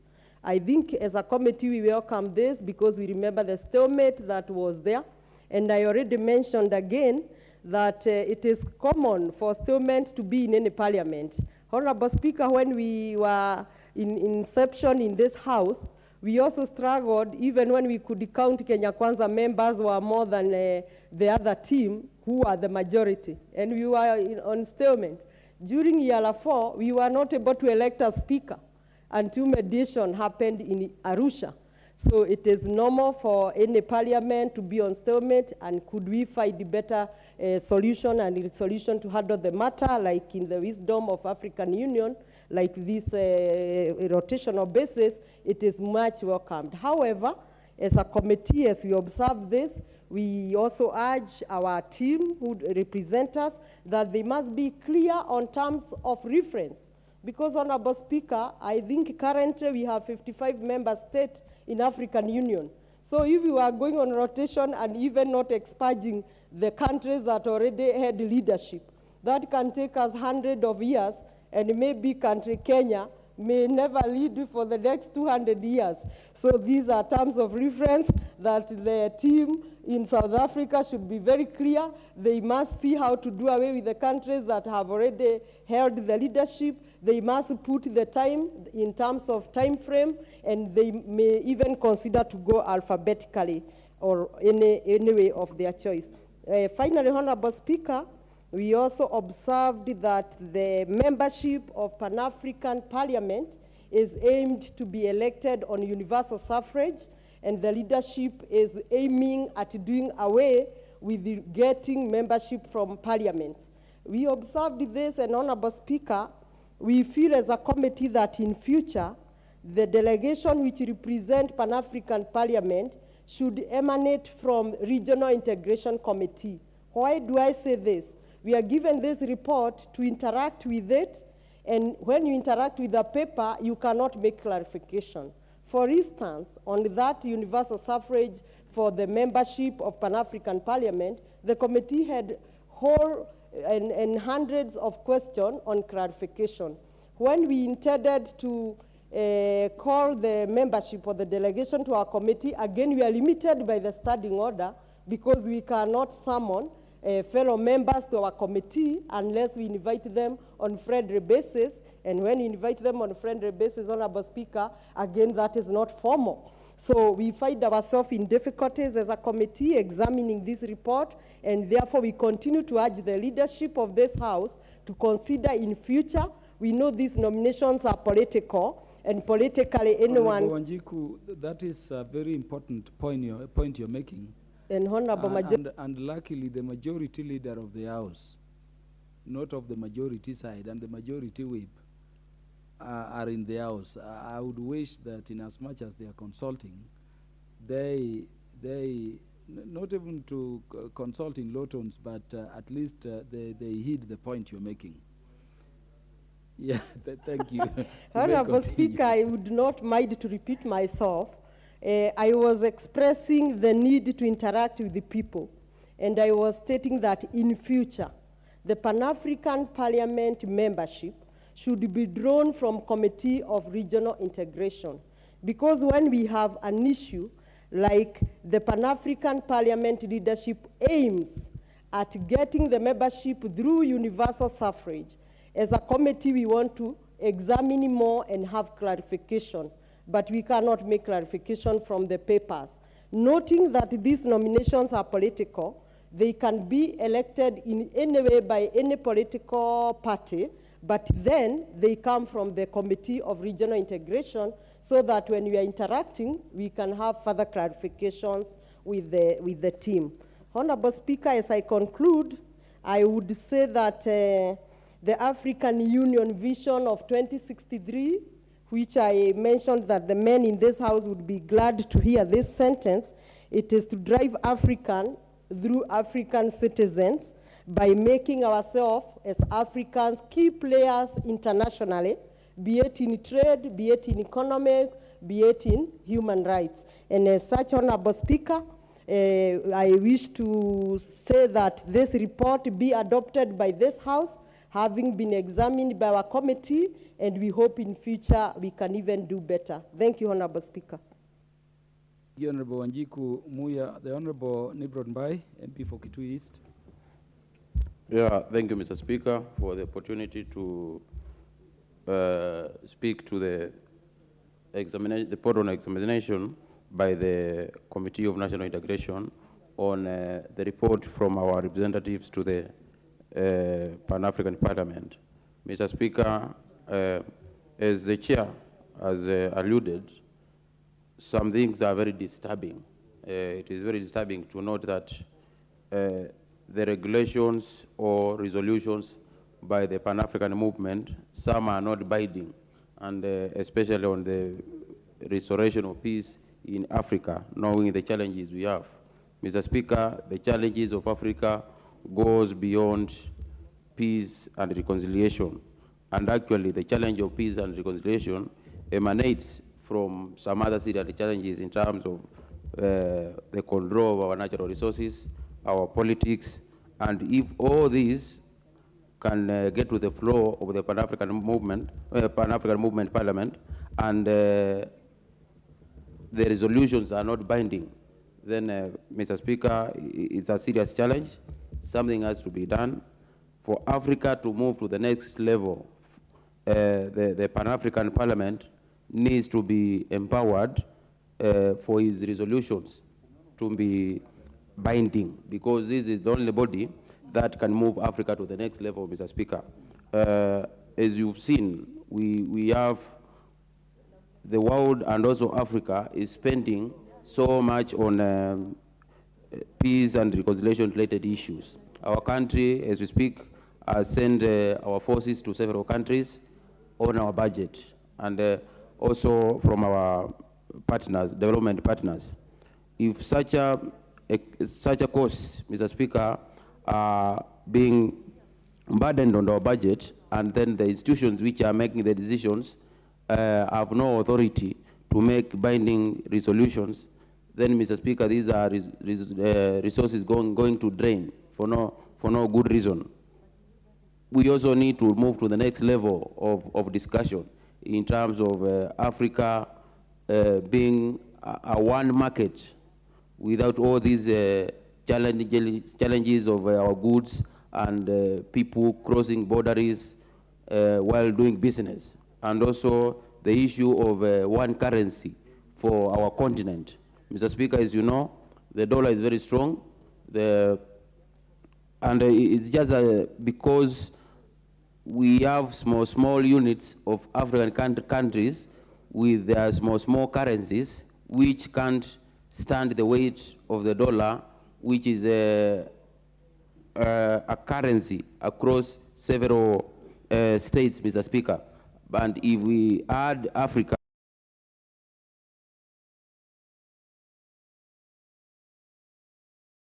by the Pan-African Parliament, then it will get us for African countries and our economy to be stronger.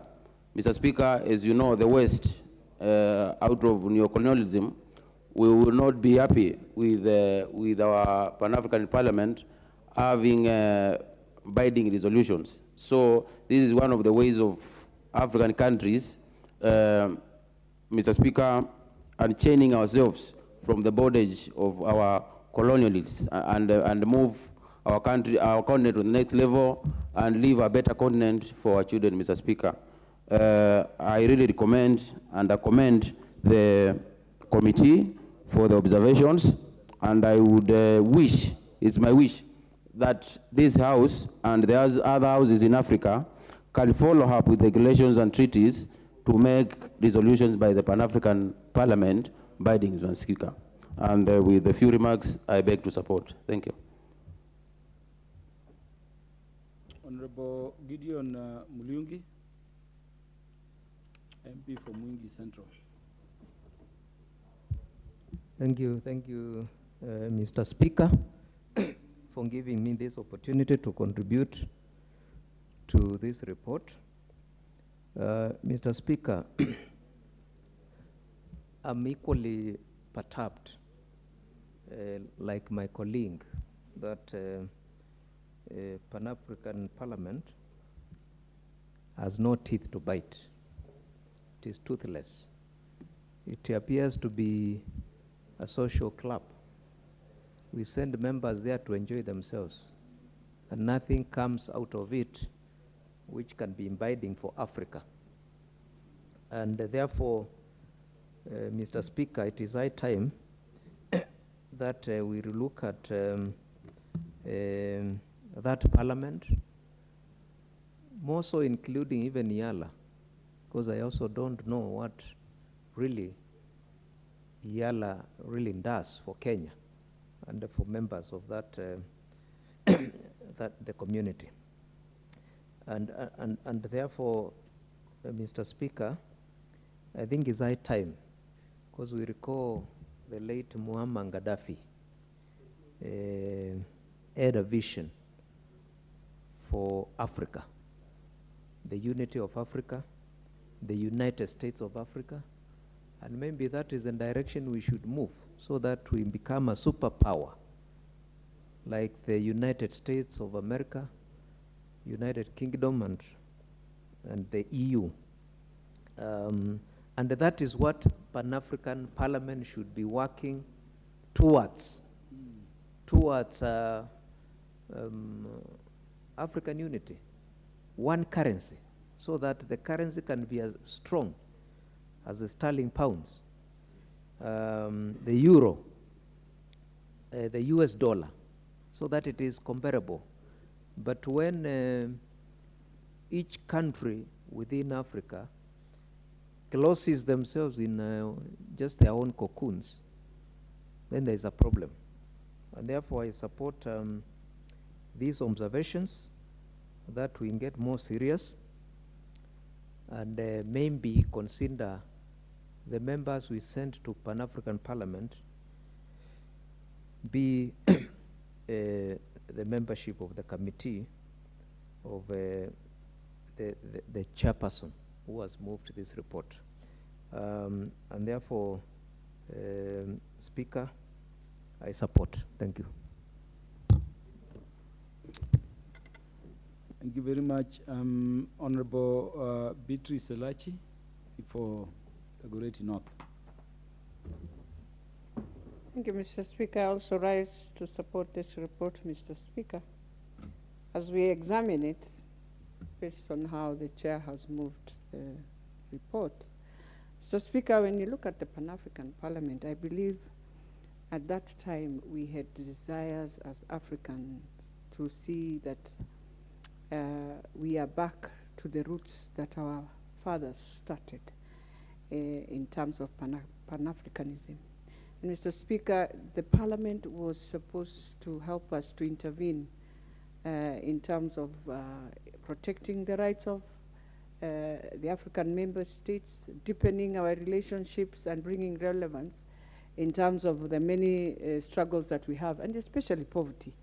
And now when you look at the Parliament and look at the AU and the things that are happening, first of all, we just need to ask ourselves, looking at the richness of the African continent, and I'm hoping members who go to PAP are able now to really critique and be able to now look at what are the key issues that are affecting Africa and their different member states, where we believed that we shall have an economic growth. And if indeed this is a parliament that came in maybe when we looked at the European Parliament, and we felt that that is what will happen, that inter-regional relations will be there. And even as we talk of the robust 2063, where we are talking about the African economies and growth and development and lead of transformation, but surely I believe it should start now, and it is this parliament that is supposed now to look at the heads of member states and question some of the issues that are happening. If you want to see Africa's GDP go up, then indeed we have to really work onto our agriculture, tourism, the blue economy, Mr. Speaker. And so, and even the brands that we are now facing on issues of climate change. So, Mr. Speaker, even as we support the report, I will say, like my fellow colleagues, that it is important also now, as we go, even those who are elected, appointed through our own parliament, that when you table to us a report, there's something that we need to read about now, the different member states.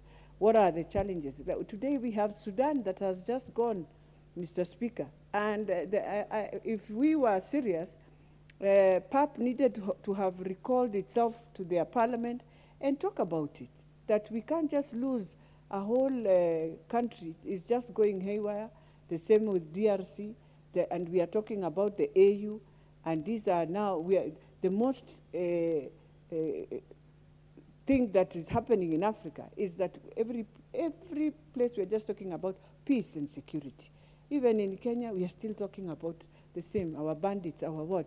I think it is something in terms of regional integration and understanding these parliaments, we can have different resolutions coming from different, and even sanctions from the parliament, sending it to the AU and saying, we don't want to hear this from this country of Sudan. We don't want to hear. It's only the thing we hear, Mr. Speaker, oh, the foreigners have now decided to take the plane. What about the Africans? Yet we have a Pan-African Parliament that should be sanctioning and asking this country to stop some of these things. So the members who go there must also, as much as Mheshimiwa says they don't have teeth, you create teeth. These are politicians. Create that teeth and start questioning these heads of state, that if indeed the AU will just want to see a country go down to the dogs just because of internal and we cannot interfere, yet in the European Parliament, they are there interfering with Ukraine and Russia. Then why can't we as the African continent safeguard our own? We've seen how Libya has gone down. We saw how the Arab Spring just took many countries down. We cannot allow Sudan to just go like that. And in the end of the day, anyway, it affects all the regional countries that are there, Mr. Speaker. So, Mr. Speaker, even as we look at this, we have to now start pushing PAP to come up with clear recommendations, not recommendations on how they have gone through their resolutions, which are normal there anyway, Mr. Speaker, but what is this that you can sanction a country? I was expecting in the report, Mr. Speaker, to look at the devastation of Malawi, if indeed we are talking of, because they were just taken with climate change, yet within some of the resolutions that the African Union gave PAP was to now go and look at how we can mitigate climate change. But I haven't heard them say they visited Malawi and see what happened. A country that was not on an island, it's inland, but due to climate change, they lost 200 plus. It was important. It is important, therefore, even as we send our members, let us see also results, not just for us Kenyans, but also for our other countries that are there. And Mr. Speaker, it is always important. Even right now we are talking about hunger, we are talking about many other issues. But Mr. Speaker, when we talk of poverty, when you look at all the faces that we see on TV, on Al Jazeera, on CNN, you're looking at an African continent that is so rich but looks, it's so miserable, Mr. Speaker. And it is the members who go there instead of us accusing them so much. But they must create, we normally say, when you go into any space, we as politicians, Mr. Speaker, you can never go home and find a vacuum and not fill it. And so if there is a vacuum in terms of issues, this parliament is able to fill. There are many issues in Africa you cannot lack what to debate, what to resolve, what to bring. And so when you are bringing a resolution, you are bringing a resolution that is binding, that will go to the African Union states. When we are going to the AU, you are able to stand firm and say, this was our report from the Pan-African Parliament. And therefore, we would wish to see a few changes. And the young people, they are there, they are committed, inspired that while we talk of Resolution 2063, that they will see these changes we are talking about. So, Mr. Speaker, and even the diaspora, with all that they are trying to, not just in Kenya, you see how they remit back home. What about other countries? So, Mr. Speaker, as I finalize, I think we want to see a vibrant Pan-African Parliament. When they say the 6th Parliament, it should be vibrant. It should have better resolutions that they will bring. We need a report that they need to go and hand over to our president and say, when you go to the AU, these are the things we felt you need to go and speak about. And the other members from the other states do the same, so that we can see why we have this parliament. And then going forward, even as we do different resolutions that we want to see them go through an election, we want to see them being supported fully. The same way with the EALA. Mr. Speaker, it is time now this House ratifies and bring the members of EALA to be part of the Parliamentary Service Commission. I have no idea why we should go through all that process and then in the end it goes, and now they come now through the ministry and all that. You've realized many of your members are the ones who come from this House, Mr. Speaker.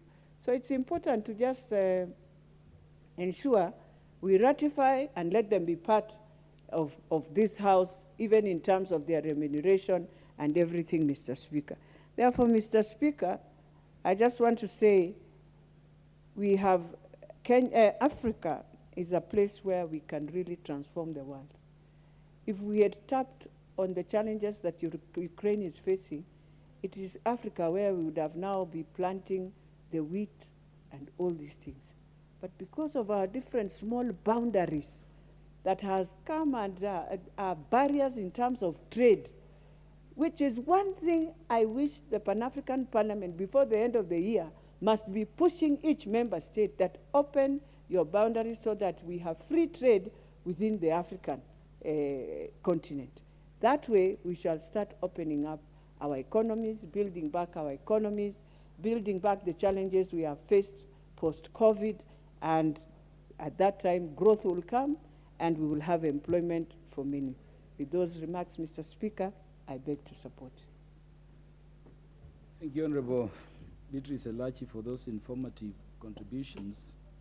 The Majority Whip and Member of Parliament for South Mugirango, the Honorable Silvanus Osoro. Thank you very much, Honorable Speaker. Honorable Speaker, it is very ironical that Africa as a continent is a rich continent, and it's actually a continent that all the other parts of the world envy and wish to be. But our way of organization, Honorable Speaker, sometimes really confuses even ourselves, because we really do not know how to organize ourselves and plan our own continent. And that is why, you know, some people take advantage of us as a people. Honorable Speaker, when you look at the report of the Pan-African Parliament, it's really a good report that from the onset I support, Honorable Speaker. But it's sad that everything that is proposed by the parliamentary, the Pan-African Parliamentary group is, or parliament, is, or for lack of a better word, can only be termed as hot air. It is sad that it can only recommend. It is a body that is well constituted, paid by taxpayers, you know, of different state members, but whatever they propose remains as such a mere proposal and cannot be effected. And it's very sad sometimes when you see even our neighbors across the continent, across, our very immediate neighbors fighting, but there is nothing the Pan-African Parliament can do other than making proposals. When you look at the history of the Pan-African Parliament, Honorable Speaker, they first had their meeting in 2005 in South Africa. And over the years, they've been meeting, because they meet about 2 times or 3 times a year. They've been holding meetings over the years from 2005, all through. We are now in 2023. You can imagine we are talking about over 15 years of people meeting. Ideally, practically 18 years of people holding meetings and making recommendations of what ought to be done, but it's not effected. It is not effected because those are mere proposals. Honorable Speaker, the committee's report is very good and very juicy to read, and we really support it entirely. But if there is need to go through the constitutive act of the African Union that proposed that the election of the PAP members be done through universal suffrage, and that it also proposed that at that point, that the respective countries be barred from having the sitting members, you know, of the national legislatures be part of this PAP. If it will require that we go through that proposal, that it's universal suffrage, then so be it, so that we can be able to have at least a legislative body that can be able to bite, making recommendations about the DRC, making recommendations about the peace, you know, in that area, in the DRC, but then really not being effected is really immaterial. Making proposals about, in fact, the only thing that at times this legislative body focuses on is the rotational leadership, which is something that this committee, of course, proposed, that they do rotational leadership, the matrix in terms of how they can be able to rotate. They set up the alphabetical structure or otherwise, that how do we choose the rotational structure? Maybe today Kenya, then tomorrow Uganda. Then when you look at the proposal in terms of rotational leadership, you realize Kenya, Honorable Speaker, falls under K. So if you go through rotational leadership and you go in alphabetical order, maybe Kenya will achieve the leadership position or under that angle of rotational after 200 years, when you and I, Honorable Speaker, will not be there. It is actually very sad. Such proposal should actually not be admitted, because I think we should maybe go through competing economies. Which country holds the better economy, so that people work for it, that those that control the economy those that are able to go, to within the level that can be equated, or rather can be can amount to quality economy, then get that opportunity to lead. But talking about alphabetical order and such like that will really mess. And there are other countries, of course, that have also served previously in such leadership. They should also not get such opportunities to lead the other state members. Honorable Speaker, there is also the issue of the concern. It is sad that PAP only gets concerned of the leadership, of the challenge in DRC. But what happens after the concern? They make proposal that there is need to have peace in DRC, but they again cannot bite. That concern just ends within that house. It ends within the meetings. And it's really, really sad that people are dying. Innocent children are dying, and mothers and fathers in DRC, but there is nothing that the member states can do.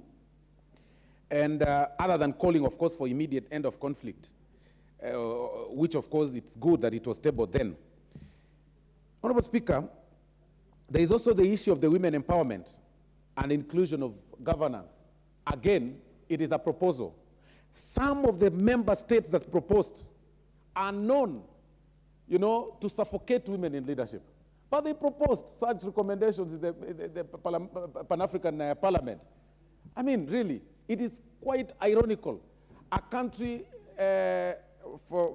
because I really need to respect our neighborhood, but there are countries that are known to suffocate women in leadership. They also proposed the matters to do with the women's rights, which again, in my opinion, cannot really be practical when they are proposed by quotas that are known not to respect women in leadership.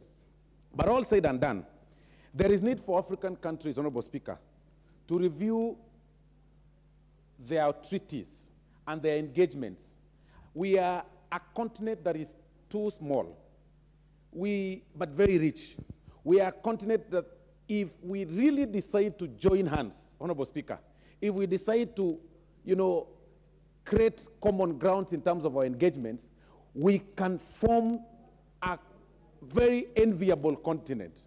It is sad, in the United States of America, Honorable Speaker, it's really a country. But moving from here, let's say, when one takes a flight from, let's say, Texas to Seattle, Washington, it takes a person about 8 hours flight to get to that place. But it's still regarded as a single country. And people are able to engage from those member states. They've been able to turn such a huge and populous country into one very small global village. There is need for African countries to review that and stop this fear, unnecessary fear, amongst the member states, the fear of unknown, people trying to fight to remain in leadership all through in their life, because the member states have also leaders that do not want to change. They do not want to have review of their own laws. Somebody wants to be in power forever. Somebody wants to remain in power they believe that they enjoy the monopoly of leadership. And that is why they don't believe that somebody can be able to take over the leadership. So it is actually sad at times as Africans that we really cannot reason together and even come up with a common currency. Those are the things that this Pan-African Parliament should be thinking of. And if it needs us to suffrage the membership, as far as the nominees are concerned, maybe not even be able to sit in the National Assembly so that they can have quality time to legislate and come up with laws that can be able to put this continent together, then so be it. But unfortunately, Honorable Speaker, we do not want to agree that as a continent, we are too few and we can come together. The member states can come together, form a common ground so that we actually become a continent that can be able to reason together. It is sad that a student leaves Uganda. A student leaves Uganda and comes to Kenya, leaves Uganda and comes to Kenya and pays school fees as an international student. It is very sad. Yet, Uganda is just here. But a student leaves Texas and goes to Seattle, Washington, 8 hours apart, and is able to study there comfortably. So, Honorable Speaker, with those very many remarks, I support the report. Thank you. Honorable Soro, were you rushing against time or you're done? I was actually... Because of status, I could add you a few minutes. Please add me 3 minutes. Add Honorable Soro 3 minutes. Please, thank you very much. And it will be followed by Honorable Irene Mayaka and the others who have requested to speak in that order. Proceed. Yeah, like Honorable Mdhoni. She's really been waiting. Thank you very much, Honorable Speaker, for adding me that time. So I was saying, it is sad that a student on a 2-hour flight from, actually 1.5 hours flight from Uganda, takes a flight from Uganda, Kampala, and comes to Kenya or Rwanda. And when he gets to Kenya, he pays school fees at Kenyatta University or Nairobi University or the University of Nairobi as a student from United States would pay, as a student from the other places like Asia would pay. They are regarded as international students. A person with the same skin color as we do have, a person that is about 1.5 hours distance. It is very sad. It is not something that we should be talking about at this time and era. And that is why I'm saying, Honorable Speaker, that from 2005, since the Pan-African Parliament had the inaugural Legislative Assembly, by now they would have made inroads. They would have made recommendations that are workable. And I think it's important for the member states to support the Pan-African Parliament, to empower them to come up with possible treaties that can make the recommendations of the Pan-African Parliament binding and legislative in nature. Because as they are merely recommendations. And even if they make recommendations for the students, it would really help, because as it is right now, Honorable Speaker, it is, the entire body is a toothless dog, per se. It is a body that just meets to share ideas and propose and then go home and possibly network. That is not how Africans should be thinking as we speak. Because we've come of age, we are a rich continent, we are a continent that can reason together. It pains me that we all leave Africa to go and do research. Our students leave Africa to do research in the United States, to do research in Asia, to do research in far, far, far, far countries and continents. Why can't we get to a level where students from the United States of America, students from Asia, come to the University of Nairobi and do research, so that we can also become a research center? Because we do not want to reason together, and that is why we are here, Honorable Speaker. So, Honorable Speaker, I conclude by saying that Pan-African Parliament should be empowered. Pan-African Parliament should think outside the box, or even throw the box away and start thinking. There should be treaties that make recommendations by the Pan-African Parliament more binding, other than mere recommendations and suggestions. With those very many remarks, Honorable Speaker, I thank you for the additional time, and I beg to support the report. Thank you very much.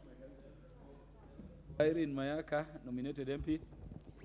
Thank you, Honorable Speaker, for giving me this opportunity. And I also stand to support this report. And I'd like to make additional remarks just to enrich and also ensure that we are together from here, ensuring that our Pan-African parliamentarians representatives are working well. Honorable Speaker, I'm speaking from the background of being the Vice President of East Africa region for African Liberal Network on behalf of my political party. And this is one of the forums where we are able to also have discussions with other political parties, not only from East Africa, but Northern Africa, Southern Africa, Central Africa, and Eastern Africa. And one of the things that this has actually helped us, and it would really enrich the Pan-African Parliament, is that we've been able to bring to table and discuss issues that are directly affecting our countries. Case in point, Honorable Speaker, like right now in Sudan, we are having a crisis that is going on, and I agree with my colleagues who are saying that right now the Pan-African Parliament should have been recalled to go back and actually put give its comments on this particular issue that is really affecting people. As of today, it's even been said that in southern Sudan, we are having citizens from other countries being beaten up. And this is an issue that is really, really making Africa look bad. And we need to have our voice heard in it. Honorable Speaker. Did you say the Republic of Sudan or South Sudan? South Sudan, my apologies. Honorable Speaker, some of the issues that I would have loved to see from this report is, for example, the ongoing crisis in Ukraine and some of the effects that it has had in Africa. Because African countries have been some of the biggest beneficiaries of imports from Ukraine like wheat and oil. And as a result of that, we are having foodstuffs in this country, and not only this country, but most African countries being extremely expensive. And this, for us, should be an actual wake-up call. As African countries, as our representatives in Pan-Africa, can they have discussions of how we can come up with solutions that can actually help us within Africa? For example, why do we have to import so much wheat all the way from Ukraine, and yet we have African countries that have good soils, that have good weather, that can actually do this right here at home? These are some of the wake-up calls that we need to start thinking as Africans. Can we find African solutions to African problems so that we don't have to go to the West or the East, and we can actually find solutions within ourselves? Mr. Speaker, the other day, our president and the president of South Africa did sign an agreement pact that allows Kenyans and South Africans to travel to each other's countries without visa for 90 days. What that has done, Honorable Speaker, is that it has enabled a lot of Kenyans and South Africans to travel from each other's country for tourism and trade. Instead of people going all the way to Dubai for holiday, people are now actually considering Cape Town or Mombasa or Diani for holidays. And these are some of the things that we should encourage. Kenya Airways right now has 4 flights on a daily basis going to Johannesburg and Cape Town. And the reason for this is because that we have enabled people to travel without too many stringent needs.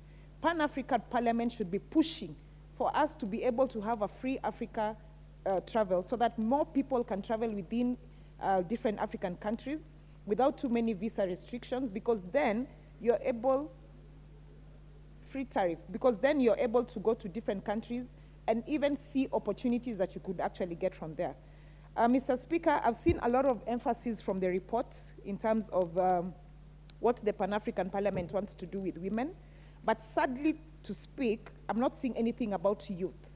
And we keep forgetting, Honorable Speaker, that the youth of this country and all other African countries are the leaders of tomorrow, if not today.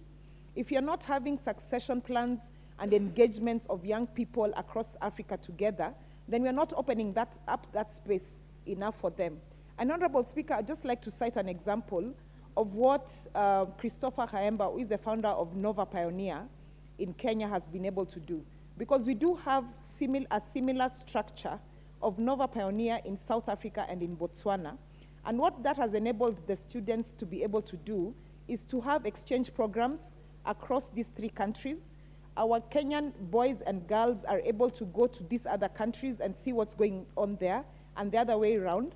And they're able to then see that there are things beyond just Kenya that they're able to learn, even though they're still doing the 844 system. So, Honorable Speaker, I just want to say that for our PAP, that they do, if they could, they should widen the scope of the things that they are looking at, and they also should be able to be very visible. We want to hear the voice of our Pan-African parliamentarians every time there's a crisis happening in Africa, in whatever country. We want to hear the voice of our Pan-African parliamentarians being on top of things in terms of trade, giving advice, and driving policy issues that actually can enable us to help Africa. And I just want to conclude by saying, Honorable Speaker, that as Africans we should be proud of who we are. And we should always engage, as the chair of budget is always saying, that Africa is our business. It should be our business not only in terms of exchange, in terms of cultural differences and trade, but also that we must also speak on behalf of Africa and encourage even the people from outside the other continents to be able to come and see Africa, to be able to trade with Africa, and not only consider us as a tourism attraction, but that as people who are extremely well educated, people who know the things that they're doing. But the only way that that can work for us is that if we can actually have a wake-up call and realize that we have so much potential within our continent that we need to just leverage on this and encourage each other. I thank you, Honorable Speaker. Irene Mayaka,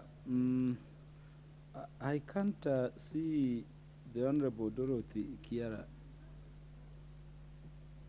Where are you seated? Could you give Honorable Dorothy Kiara the mic? If you can track a card. Thank you, Mr. Speaker, for giving me an opportunity to contribute on this very, very important report. Mr. Speaker, it is worth noting that Africa belongs to us Africans. And the problems of Africa will be resolved by none other than ourselves. As I state that, Mr. Speaker, I want to strongly support this report that has been tabled this evening by Honorable Wanjiko Muya, Chair, Committee Regional Integration. Mr. Speaker, it is worth noting and appreciating that our country, Kenya, we have members who represent us in the Pan-African Parliament. Out of the 52 countries, close to 52 countries that sit in that parliament, our voices are there. Mr. Speaker, it's very, very key that we Africans appreciate ourselves first, and the only way we can be able to move forward is, one, to be accountable and transparent in whatever we do. Accountability is very key, and transparency is equally very key. I'm saying this, Mr. Speaker, because in most cases when people sit together, some people have hidden cans under the table. And this is the reason why when they sit in the Pan-African Parliament and they pass laws, they pass treaties, some of the people differ the same, simply because they don't want unity in Africa. Mr. Speaker, it is very, very key for us to know and note that the European countries, somehow they are united because they use one currency.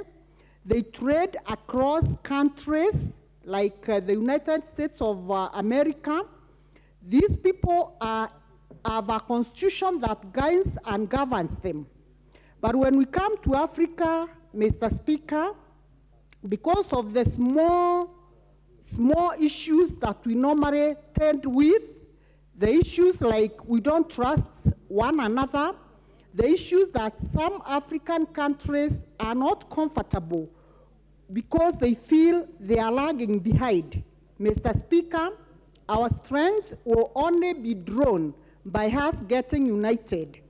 Mr. Speaker, I want to underscore the fact that this African country is right now threatened because we don't have peace.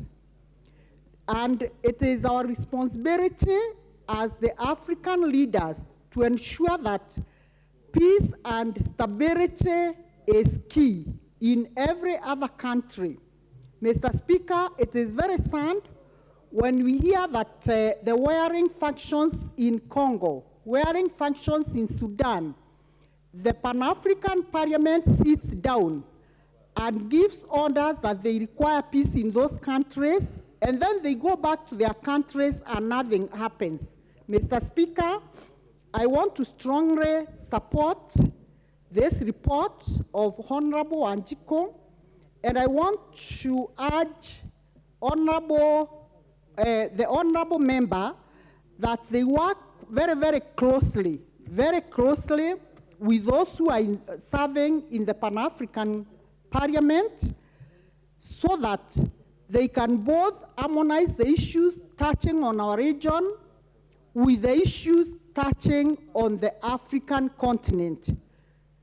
Mr. Speaker, it is also worth noting that the issues of women, whether in Kenya, whether in Uganda, women matters touch across board.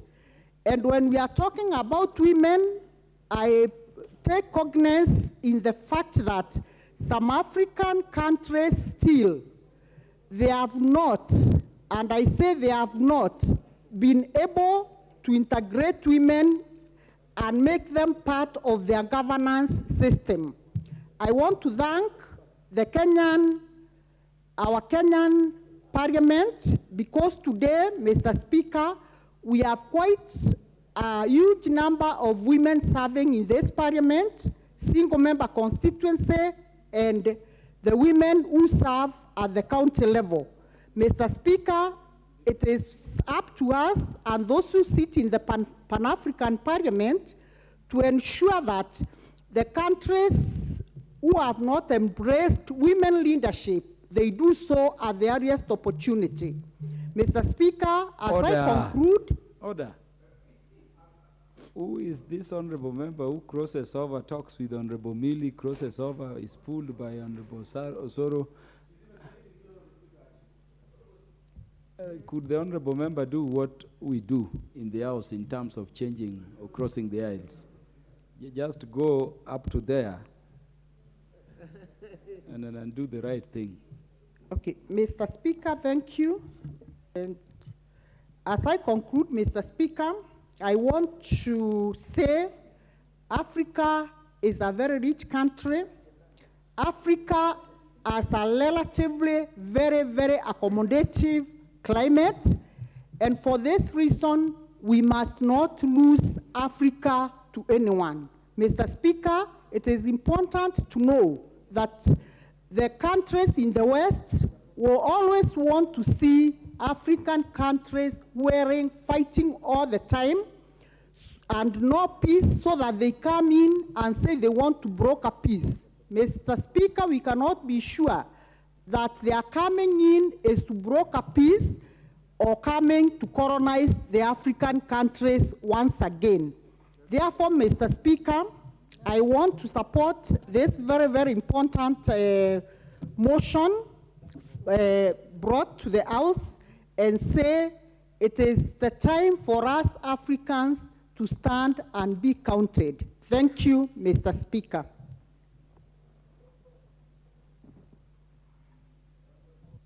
The Honorable Mboko Milemba, MP for Mwaya. Thank you, Honorable Speaker. Pan-African Parliament, as I congratulate the Honorable Member for bringing this particular report to the House, Pan-African Parliament was a great mind and great thinking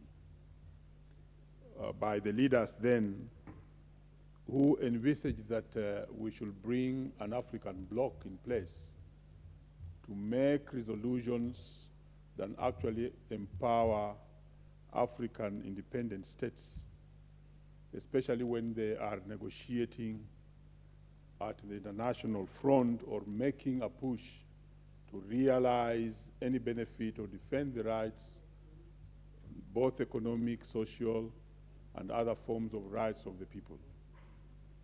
Pan-African Parliament must be closely related to the history of Pan-Africanism itself, which had the traditional original leaders who fought for African independence, like Kwame Nkrumah, maybe Jomo Kenyatta and others as founder members. But this is a movement that had a very long history emanating from the black Americans who were in America, like W.W. Du Bois, and many others who fronted the idea that Africa must be a proud nation with proud countries and with independent mind, pushing their policy independently without influence of the Europeans. That particular time, Honorable Speaker, they were also inspired by the Eurocentric scholars who had defined Africa as a dark continent. The other day, I saw one member of parliament speak about that. There was a historian by the name William Travaropa, who, when asked whether there was anything in Africa, he said, there's nothing in Africa, but for Travaropa, it was just darkness. So when the first Pan-Africanists came up within the continent, their first business was to establish the independence of African states, which they indeed did. Now, they later on created the Organization of African Union, which unfortunately did not pick up very strongly. And for how long during those days when we had the A-level history, you would get this question with 50 marks, that OAU is as a dog that is sleeping without teeth to bite. Later on, the creation of the Pan-African Parliament was actually supposed to bring the African member states to a level of having a stronger negotiating voice with other continents and other powers, not only limited to rights, which I've seen here as recommendations, but also economic decisions like trading rights, economic blocks, currency, and other things that would make the continent very, very strong. I think the advent and trials by the late Libyan leader to form the African Union was a very serious step to try and strengthen Pan-Africanism. I therefore welcome the Pan-African Parliament, but it has a lot to do in terms of making Africa to be a strong bloc. In this report somewhere, I realized that the mover had this feeling that to strengthen even this parliament, we possibly need to have the representatives who sit in the regional bloc like the East African Parliament, the one that is based in Dar es Salaam, Arusha, in Tanzania, whichever way, as the members who will be the ones who should go to the Pan-African government. That would completely lose the spirit of Pan-African Parliament as intended from the history of Pan-Africanism. This Pan-African Parliament is supposed to have representation from the member states. And if there are regional issues that need to be negotiated, then networking among the member states, like if the Eastern region, those member states in the East African community, or for economic matters, the economic body that we used to call ECOWAS, and West Africa could do the same through their own regional bodies. East Africa is actually PTA, I'm very sorry. Let me correct myself, but ECOWAS is for West Africa. So they would then network within their regional bodies so that they have their point and their drive firmly put in place. But let the representation come from each member state, because that is where now the Pan-African Parliament sits and is respected as a parliament sitting for African nations, not with regional representation, but member states representing the interests of Kenya, Tanzania, and other African states as they are. So there I would wish to really reiterate that it's very important that the representation is directly from the member states. Order, Honorable Mboko Mule. Honorable Muliungi, where did you come from to this side? You know, we can't give our new members, you know, habits other than those prescribed in the standing order. It is up to the other end. And you don't cross as you go. Proceed, Honorable Mboko. Thank you, Honorable Speaker, for maintaining very, very good order within the House. You know, if we don't do that, then we shall lose the House in terms of its respect. So, Honorable Speaker, I was saying that the Pan-African Parliament has a lot of work to do. Number one, on the issue of labor, They have to legislate quickly to make sure that there is a cross-border movement and agreements that will allow free movement of labor from one state to another. And even go further to legislate within their different regions to allow free movement of labor without a lot of tariffs, including the work permits, which are making it difficult for labor to move, for instance, between Kenya, Uganda, Tanzania, and the neighboring states. And that is urgent because one big resource that the African nation still enjoys is human resource and labor. And that's why you will find that the multinational companies will always come to Africa because there's cheap labor. So the cheap labor is available for foreigners, but the cheap labor is not available for the African states themselves because there are too many barriers that limit on transfer of labor from one country to another. We cannot say to mention the issue of currency. In fact, this is where finally the rubber will hit the road. If it can legislate so that we start having a common currency between or among the African states, even if we were to begin with a few, then that is how we shall solve the problem of the dollar being as a good of serious scarcity like it is now.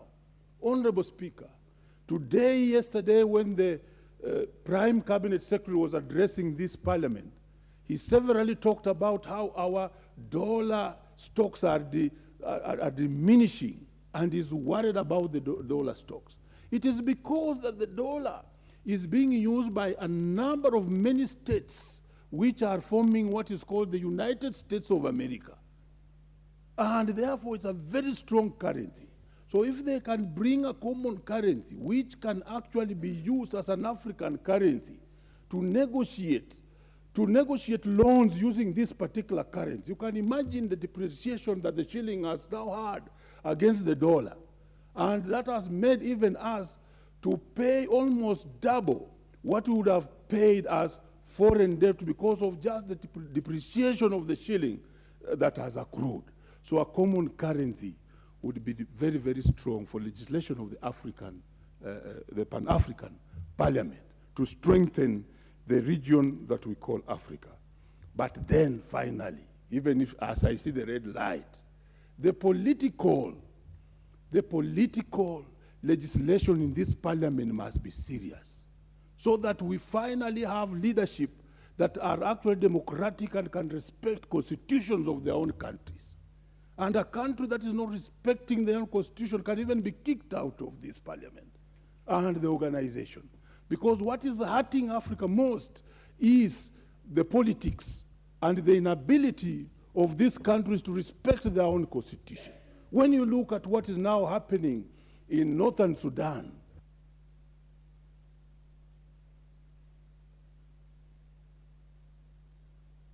is that the manner you wanted to conclude, Honorable Omboko?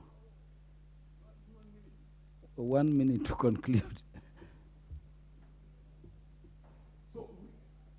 So, Honorable Speaker, in my 1 minute, I must say that they must legislate on the politics of Africa so that democracy is upheld, the rights are upheld, and presidents and leaders respect their own constitution of their own countries.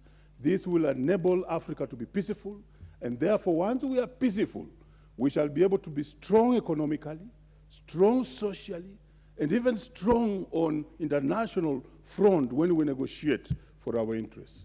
With those few remarks, I thank you, Honorable Speaker, for adding me that 1 minute. Thank you so much. I want to interrupt debate for a short while to allow the majority leader lay a paper. Then Honorable Millie, prepare as a former member of the Pan-African Parliament to make your contributions. The Honorable Majority Leader. Thank you, Honorable Speaker, for your indulgence to lay the following paper on the table of the House today, Thursday, April 27, 2023. This is a national tax policy from the National Treasury and economic planning.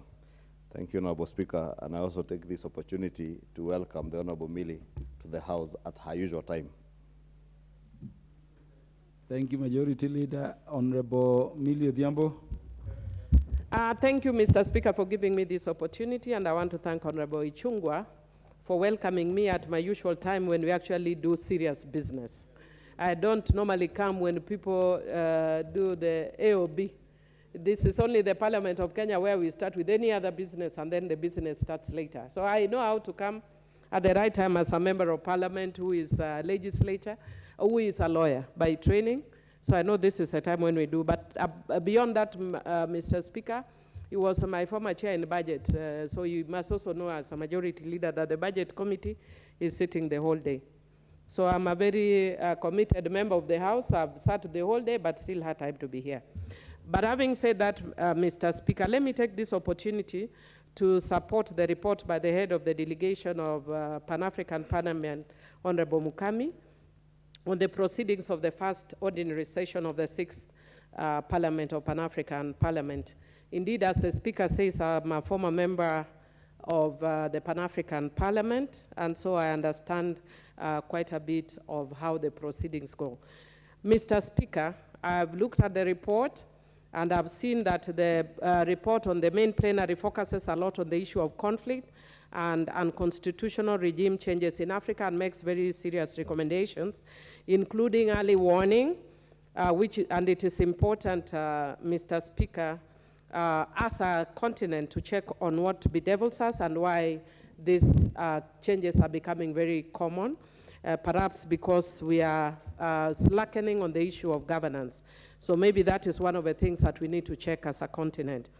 Mr. Speaker, one of the other things that I've actually seen them talking about is the issue of the need for continued election monitoring in countries where there's election monitoring.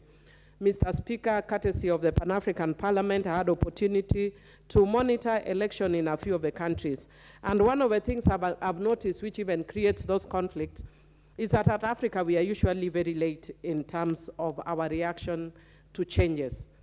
When, for instance, I'll give you an example, like the last time I was in Zambia, and when we did the election monitoring, everything looks okay, because the kind of questionnaire that you are given for monitoring will assess things like, what time did people start the election? Was there violence? Did people have a chance to vote uninterrupted? But, Mr. Speaker, that is not how elections are rigged anymore in Africa. Elections are rigged digitally, and there is no system for monitoring digital stealing of elections. And until we reach a point in Africa where we are able to monitor digital rigging of elections, then we'll still have challenges as a continent. And therefore, I would want to urge the Pan-African Parliament that the next time that they're talking about this, let them look at how we can confront the issue of digitalization of elections, because that's where the problem is. The problem is no longer about whether people, I was also in Ghana, people vote very well. There's never any issue. But usually there's an issue post the election in transmission, especially in transmission of elections. So that is where we should be looking at. How do you monitor a digitized system of election? And I'm very disappointed even in development partners who are still living 40 years, 60 years ago when we didn't have digitized systems. And they look at the way people walked in, the way people got voted, but how do you monitor how people, or rather how those results are transmitted? Mr. Speaker, I can actually tell you as a matter of fact that I won, and I won by a very huge margin. But still part of my election was rigged. I only left because I beat my opponent by a very big margin. So I didn't want to go on and on about it. I have written in my book, Rig or Be Rigged, that one of the things that is bedeviling us as a country and as a continent is that. And until we deal with it, then we can attend every conference and attend every meeting, and it will not solve our problems in Africa. Mr. Speaker, the other issue that I want to thank the Pan-African Parliament for dealing with is the issue of women's rights, and especially focusing on the Maputo Protocol. I know that Kenya is a party to the Maputo Protocol, but our challenge, because the Maputo Protocol talks very strongly on the issue of reproductive rights of women. Unfortunately, in this country, when especially our religious sector hear the word reproductive, you would actually think that reproductive is worse than the case that happened in Kilifi. that it's more sin to talk of reproductive, yet people are reproducing, including pastors. So I don't know why reproduction is a sin. I would want to encourage the religious leaders to know that reproduction is not a sin. When you hear us talking, so I'm actually bringing a bill called Family Reproductive Healthcare Bill. When you see it, don't be on the defensive. Honorable Millie Odhiambo, did you forget that the speaker is your uncle? Yeah. Thank you, my uncle, Mr. Speaker, but it is true. Everybody reproduces, including pastors. The only people who don't reproduce, I know, is in the Catholic Church, where people who have committed themselves to serve God, but some also sometimes sin is all over the world. So you even find people who have committed to serving the Lord sometimes are swayed to reproduce. And because of that, I would want to encourage that as a country, when we do finally bring that reproductive healthcare, family reproductive healthcare bill, let us look at it soberly, because we are having so many difficulties and challenges as women, and even as men. I've said it here before, that we have men suffering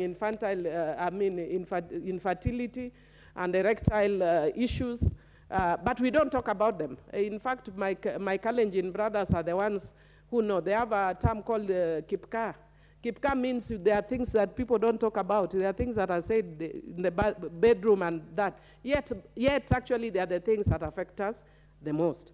So I'd want to say that I want to thank the Pan-African Parliament for raising this. Mr. Speaker, the only challenge that I'd want to say, which I saw in Pan-African Parliament, and one of the reasons I was not very persuaded to even go back, is me, I'm a person who is very output or results oriented. And Pan-African Parliament does not have a legislative authority. So what we do is we can say, let us have a model law, or the reports of Pan-African Parliament, even if you look at the one that is presented here, it comes more as a report of a conference or a workshop. But if it had legislative authority, like yesterday we were passing the 3 conventions relating to children. And Mr. Speaker, once we pass that here, it becomes binding on the country. But this report of Pan-African Parliament is more persuasive. It is not binding. So one of the things that I even raised when I was in Pan-African Parliament was that we need to give that parliament legislative authority. Let us see what European Parliament does, what other regional parliaments do. And as Africa, we will be saying we have problems when you have the African Union is still holding on to some residues of power. They don't want to let go of the legislative power to Pan-African Parliament. Let them let go that power to Pan-African Parliament so that we have an executive arm sitting at the AU, you have a legislative arm sitting in Midrand, and then you have now, because there are also, the suggestion here was also we have a criminal court in Africa that can deal with issues in Africa. But let us have that once we also have given the legislative arm teeth to bite. And finally, Mr. Speaker, I want to encourage Honorable Mukami as the head of delegation, I'm presuming you are. I would want to encourage, because of some of the challenges, I'm not going to say which I've seen here, that we can consult outside here, but you need to do an amendment to the standing orders so that as a delegation, you are recognized specifically and you can give your reports without the back and forth that I've seen here before. Otherwise, I do support and I thank you for even doing a better job than we did when we were there. Thank you.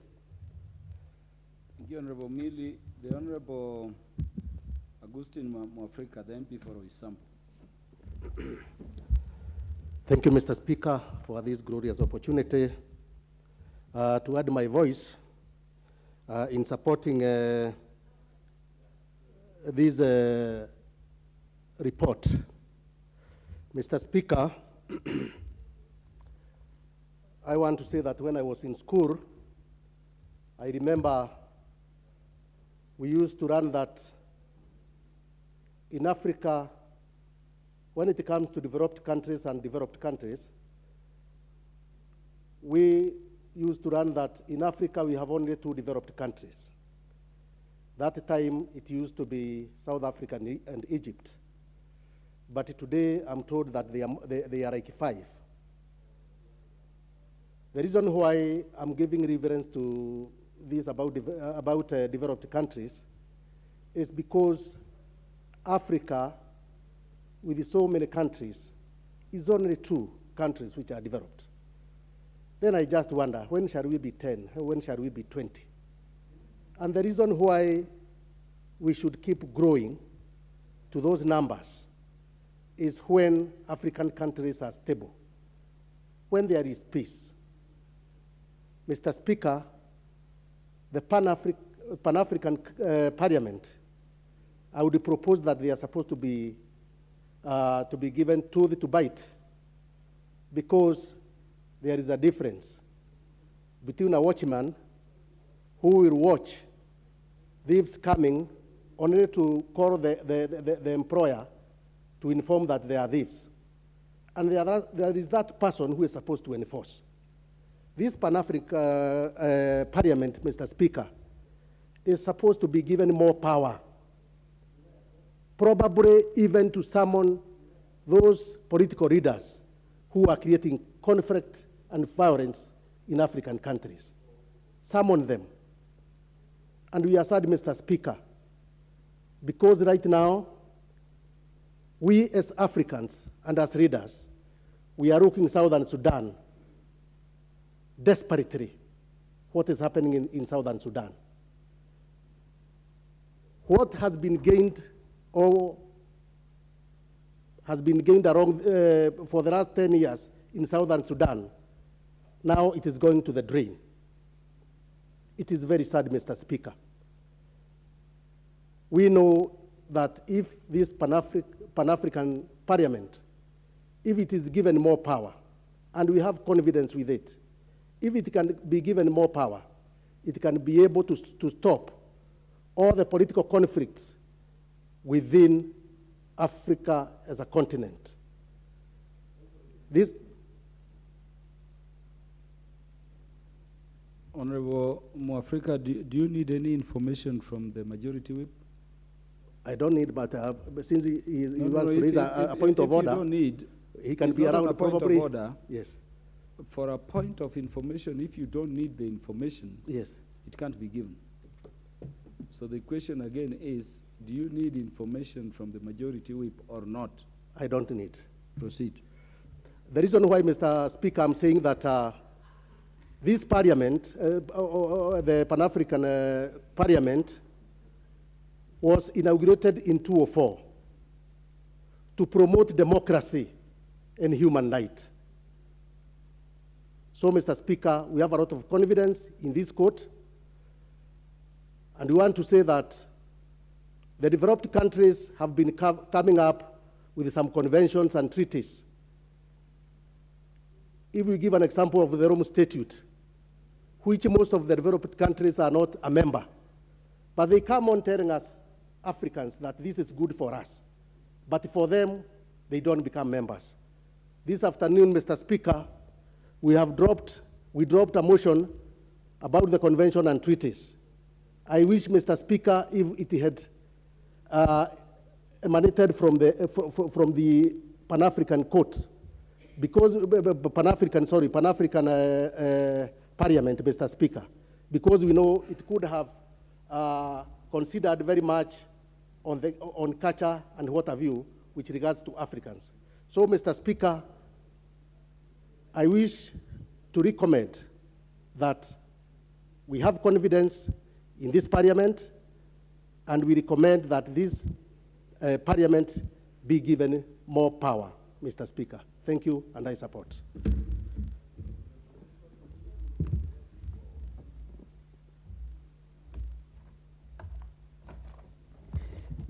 Thank you, Mr. Speaker, for giving me this opportunity to contribute on this important report, Mr. Speaker.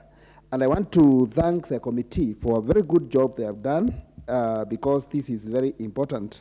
Mr. Speaker, Pan-African Parliament needs a lot of support, because this is a very good platform whereby, as Africans, we need to be proud of our continent, Mr. Speaker. And this is whereby we need to discuss the issue affecting our continent, Mr. Speaker. And Mr. Speaker, I want to say that if you look what is happening in Africa, it needs a lot of coming together and discussing the issues affecting our continent, Mr. Speaker.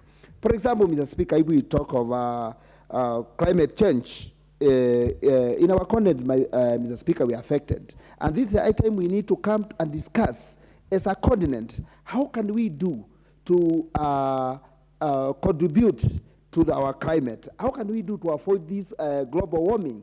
And as this Pan-Africa Parliament, I think these are the issues which will be discussed in there, and we need to support them, Mr. Speaker.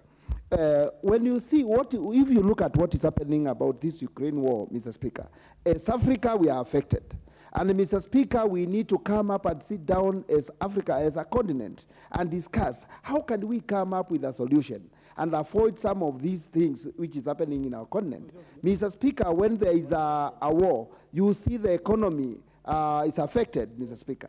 But if we can see, because Africa, we are feeding the West, we are feeding other continents, but because we don't have that kind of unity, Mr. Speaker, that's why sometimes we are misused by the West, Mr. Speaker. So I want to say that, Mr. Speaker, it is a high time we need to support this parliament, Mr. Speaker. When we come together and discuss and agree on the issue of travel, we open our borders, and our children, our youth, we allow them to travel without a visa, to travel to other countries, to gain knowledge, some to do to further their studies without disturbance. Mr. Speaker, I remember 3 years ago, I was approached by one of my constituents, who the daughter was wanted to go and further studies in South Africa. But they wanted to get a visa, and it was a challenge to them, Mr. Speaker. But if we come together and say, as a continent, let's work together, let's open our borders, that will help our youth, and it's also help to promote education in our continent, Mr. Speaker. Technology has make the world to be to bring world to be a village, Mr. Speaker. And due to the technology, we have brains in Africa. Good doctors come from Africa, Mr. Speaker.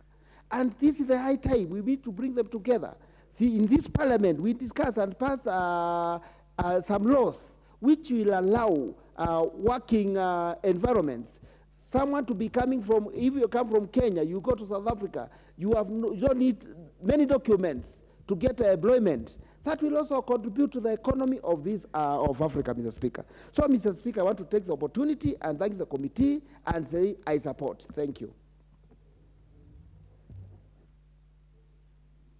The Honorable Joshua Mwalio, the MP for Maseka. Thank you very much, Mr. Speaker. Mr. Speaker, I want to support the report of the committee and for the well done, for the work well done.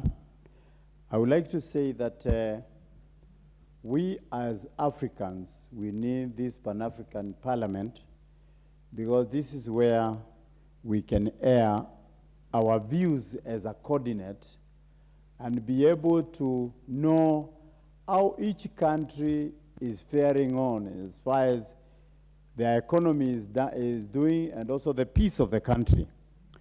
Africans' countries are very rich in knowledge and even in resources. And we need to pass laws that can be able to protect these resources from being shipped from this country by foreigners.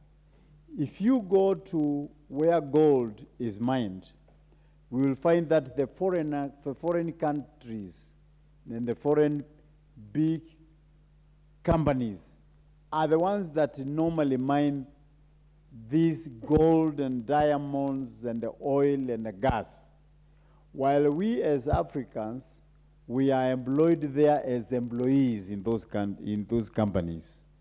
We need to be able to come together, even if it is to form big companies as a block, bring our resources together, form a mining company that can be able to mine gas as a country. Maybe 2 to 3 countries comes together, form a big block, which will be able to do a big business, rather than leaving everything to be shipped other countries. For example, if you go to Kwale, you will find that the titanium which is being mined there is not being mined by Kenyans, is being mined by foreigners from Italy who are shipping everything to Italy, and they pay us whatever they want, the premium they want to pay.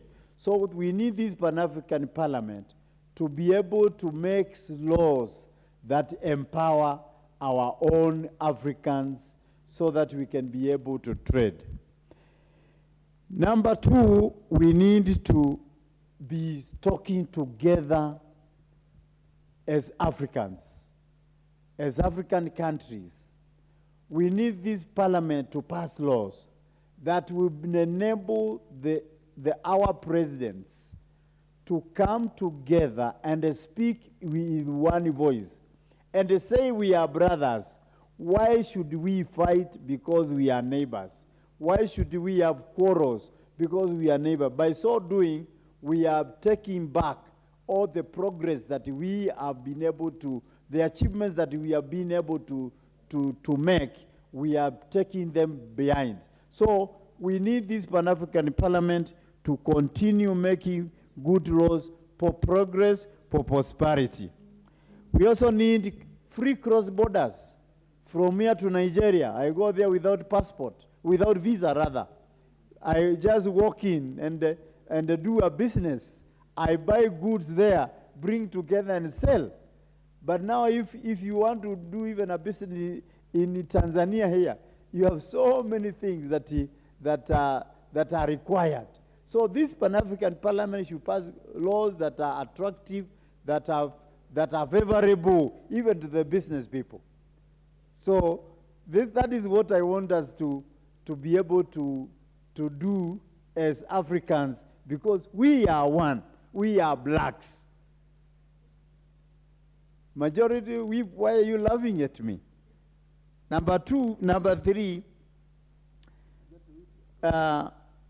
what we need as a parliament is that the laws that they pass in that parliament should be respected, should be rejected by the states that form the Pan-African Parliament, so that they can be able to be fulfilled in their own in the way they are passed. You see, you can pass a law and then it will never come to be implemented. So we need some implementations of the good laws, and the bad laws, we leave them out. With those few remarks, I want to stop there so that the other members can be able to contribute. Thank you very much, Mr. Speaker. The MP for Kisumu is the Honorable Shakil Shabir. Thank you, Mr. Speaker, sir. I acknowledge and note the report on the Pan-African Parliament that has been tabled, and it has raised a lot of concerns and a lot of good points. One of the things that, as an African, and I'm not a black African, but I'm a brown African, as my friend says, is that Africa has vision since the early 20th century to be combined as the Pan-African states of Africa. Gaddafi tried, the Egyptian Abdel Nasser tried, Lumumba tried, Nkrumah tried. The vision is excellent. The implementation and to take it across to be effective is not. Vision without implementation is hallucination. So we're wondering, there is the one in Addis Ababa. We have the Pan-African Parliament. We have the African Union. We have the Pan-African Parliament. We have ECOWAS. We have so many others.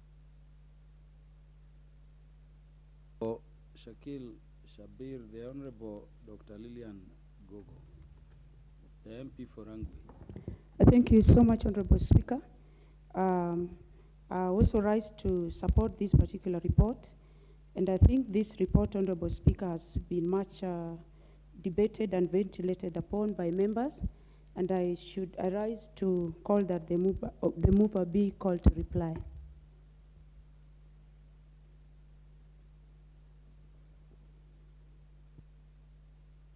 Is it the mood of the House that the mover should be called upon to reply? Mover.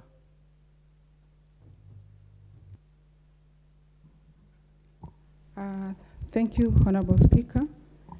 Honorable Speaker, I want to thank all the members who have contributed on this motion, and I want to assure them that I have heard their sentiments, and I want to assure them that they are well represented in Pan-African Parliament. I wanted to confirm to the members from Machakos that in South Africa now the visas are free. You can go to South Africa without any visa. Honorable Speaker, I urge the House to adopt the report of Pan-African Parliament, and I beg to reply. Thank you, Honorable Speaker. Thank you very much. For good reasons, the question on the motion will be put when the House next sits, and when the matter will be so scheduled by the House Business Committee for Business. But I'm very pleased with the debates made. I wish we could pick this, particularly the relevant committees and the mover, for some firm resolutions in terms of how we can improve the operations of the Pan-African Parliament. Order, honorable members. Honorable members, on the time being 7:00 p.m., this House stands adjourned until Tuesday, the 2nd day of May 2023 at 2:30 p.m.